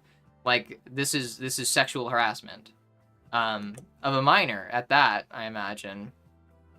Keep everything documented, because that's not something that a lot of people care about, especially not people at Catholic schools, from what I know, and I'm really sorry about that. Keep everything documented. And make sure you talk about this with people in your life that you can trust with this. Friends, family, anyone. Don't keep this to yourself. Only talk to people that you can trust with the information, obviously. Like, if your parents are super fucking toxic, like, you don't have to tell them. But like, if there's any family members or friends, like close friends that you have, share this stuff with them. Share the evidence with them. Like, maybe they can be a backup for you too, like storing this stuff. But you know, we're meant to work together. We're a social species. We're a cooperative species. You don't have to go through this alone. Don't go through it alone, please, if you don't have to. Thank you for asking. Yeah, record all of this every single time. Date it. Date the day and the time, mind you. I'm guessing that your school probably has security cameras somewhere. If you can mark down the date and the time, they can always like go to pull security footage, like as evidence. Like if they need further evidence, you'll have even further evidence then. Keep all this shit written down. Please, please do. Like for your safety. And always like, yeah, just try to not be alone with him ever. Yeah. Oof. Jeez. Please stay safe. I believe in you. I believe in you, little Mosher. You got this. Also, don't apologize for coming to ask for advice. Like I was saying, you know, we're social creatures. We're meant to work together. Send me a selfie of him shirtless on a beach last month. Document it. Write that shit down. Document it. You could even take a screen recording and just scroll through your messages. Like, keep all this shit down. Screen recording actually would be good. Do a screen recording while scrolling through your messages, and also open up his contact to show his phone number while doing that. Like, you know, like if you like start a screen recording, scroll through your text, and also show that it's his number explicitly. Open up the contact, because then you can at least dismiss allegations of it being photoshopped. Because they're not just images, it's a video. It's a screen recording. Yeah. Mosher, little Mosher, do you want? Sorry, I don't have to call you little Mosher. I don't know. Mosher, do you want a good boy or a good NB? We do that here, and Alexis has bought one for you.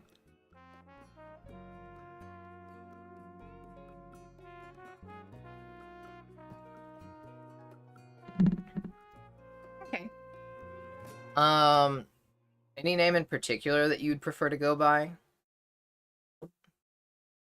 It's literally just me, like, calling you a good boy. That's pretty much it.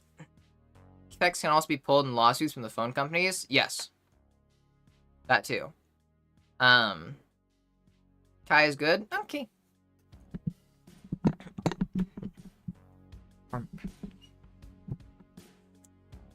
Kai? God, my voice is fucked.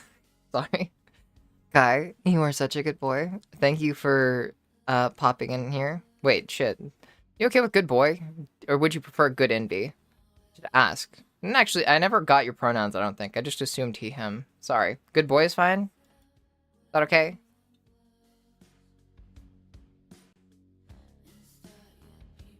Okay, cool. I'm assuming you're trans mask. Forgive me if that assumption is incorrect, but hi. Heck yeah, we love our trans mask rep here. That's George back there. George is our trans mask rep. Anyways, sorry. Kai, you are such a good boy. Thank you for coming in here. Thank you for asking for advice. I know that it's really hard to ask for help in any sense of the word, really. So I'm proud of you for doing so and opening up about all this stuff. And being open to talk about this. I know how difficult it is. But this is just evidence that you're smart and you're capable. And you'll get through this okay. Whether there might be bumps along the way, but you'll be okay by the end of this is the important thing. Because you're not trying to do it alone. But yeah. We'll be here to support you. If you ever need anything or have any more questions, feel free to pop by. You can get my Discord. You can get into my Discord server with, like, there's a link somewhere on Twitch. You can DM me directly if you ever need anything. Yeah, there's also support channels in Discord and vent channels. There's a lot of people in the Discord. They'd be really helpful, probably. So I'd say, yeah, go there if you need anything. Just, yeah, take advantage of the resources that you have available to you. You don't have to go through this alone, and it doesn't seem like you want to or plan to, and for that I'm thankful. You're strong, okay? Don't forget that regardless of how these shitty fucking teachers might treat you or see you, you are strong and you are capable. And even if they don't take you seriously, that doesn't mean that you have to lie down and take it. You'll fight back, but fight back in a cunning way, in a way that deals damage. Comebacks and stuff like that, that's not going to do much. But threatening, like having enough evidence to bury that teacher or potentially throw the school into a scandal, that's power. And that's one way to deal, like, one hell of a fucking blow to them. And they should be afraid and feel stupid for thinking that that's something that you wouldn't do. But yeah, you got this. You're strong and you're smart. I know you're smart because, like I said, you came here to talk about this. I hope that the advice that I've given you has helped. I wish that I could do more for you. I really wish I could. But unfortunately, I'm afraid this is a bit outside of my hand, like a bit out of my hands outside of what I had said. We'll be here to support you, me and the community, if you need it. But I wish I could get more directly involved. But I trust you that you know what you're doing. And I trust that you'll be okay, even without me or others in the community being able to get directly involved. We'll help in what ways we can. And I'm sure you'll do great in the areas that we can't help with. I believe in you. And for what it's worth, I'm proud of you already. But yeah. So, good boy, Kai, and good job. Hang in there. I believe in you.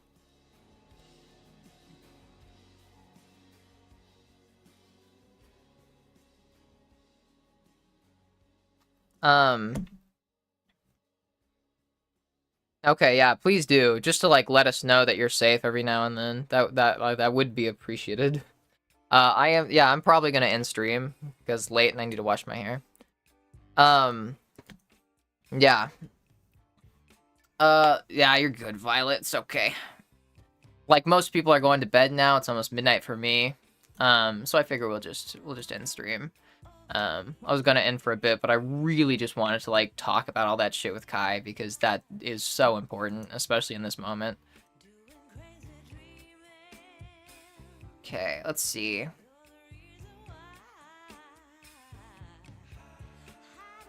Who should we raid? I think that's the next question. Yeah, sorry I didn't end up actually playing any games tonight. But yeah. We had lots of good discussions. I'm glad that, I think this was a good stream. Regardless of all the bullshit. I like it when things get real. Thank you, Dakota. Anytime, Kai. Like, for real, anytime. Not just to, like, dismiss, like, the importance of the conversation we just had, but just because I know some people feel selfish, it is also not, like, it's not just you that gets the same courtesy of getting to come here for support and, like, discussion about these things. I extend to everybody, so don't feel selfish in any way for, like, coming, like, here. That is what I offer to people explicitly on my stream. You are never going to be at fault for, like, taking me up on that offer and actually talking and asking about stuff. Please do. I really want to emphasize that because I really want you to know that, like, this is not something that you have to, like, just keep all bottled up in your head. Feel free to come back and talk about it if you ever need to just work some stuff out or vent or whatever. There's also a vent channel in the Discord that even I use, like, to then. I made all the channels because I like to use them, but as I'll just say, yeah. Use the resources that are provided to you, both here and elsewhere. Yeah. I don't mean to pressure you into anything, though. But yeah. Okay. I also love the good discussions. Joan is still on. I haven't rated Joan in a while.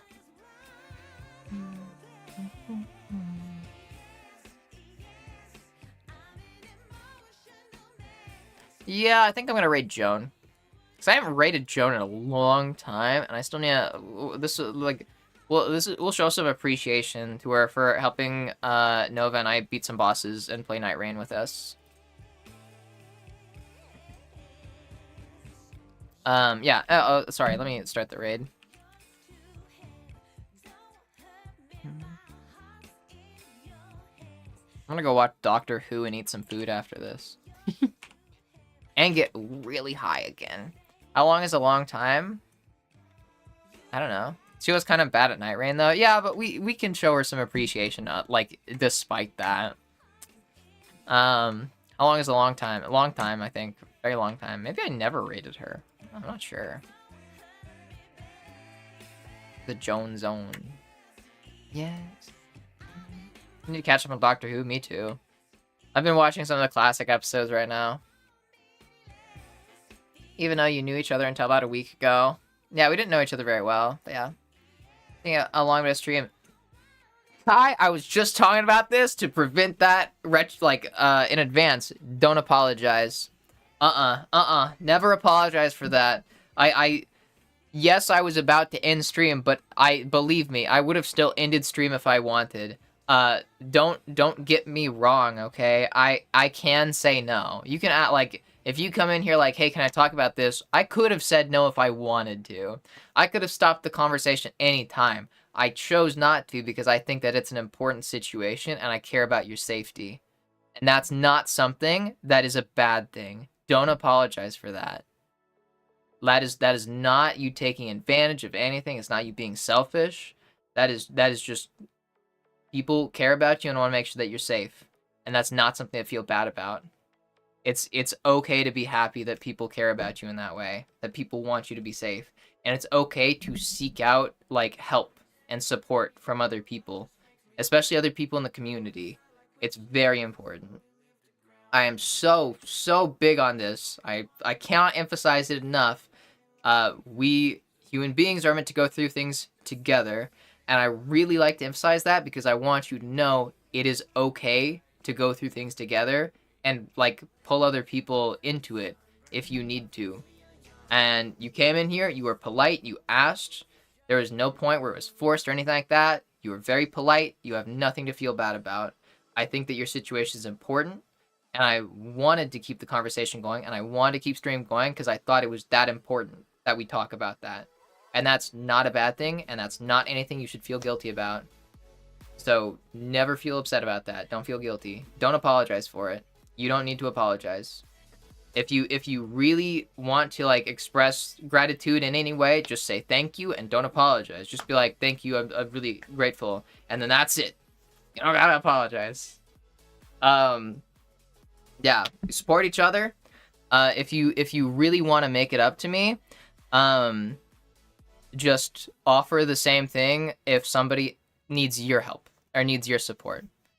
If you really want to make it up to me, that's how you will make it up to me and make me feel proud and happy that we had this discussion, is knowing that you can help be a source of support for other people going through this. And now you can spread the knowledge, like you can share the knowledge that I just shared with you, and then even more people are safe. Helping you has no downsides. Stream went a little bit longer, but it because of that, now I know that you're probably going to be a lot safer in the future, and other people around you that might be going through something similar are also going to be a lot safer in the future, and then people around them that are going through something similar are also going to be safer in the future, and it creates a big old butterfly effect, big old ripple effect. I am happy that I have done my duty as just an ethical human being right now, and that I think hopefully this is just going to like be a pay it forward kind of thing, but like that it just makes the world a tiny bit of a better place. Because knowing you're safe and like that you're gonna be okay, that you know what you're doing, and that like knowing all that stuff, that makes the world a better place for me.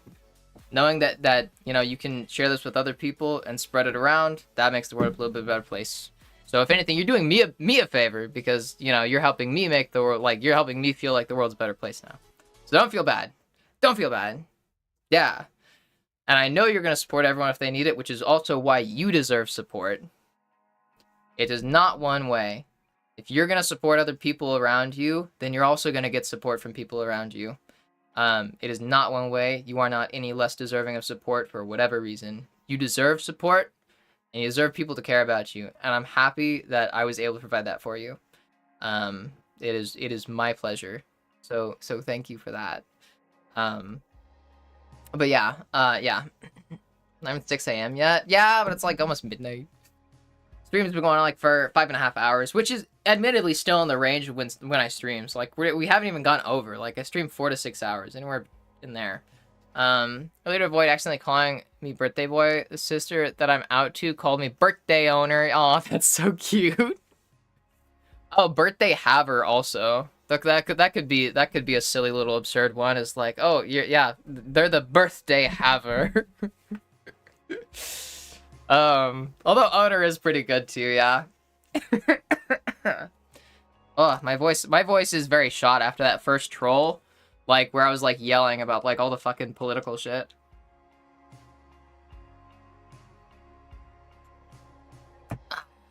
Okay, all right, serious ass stream for real.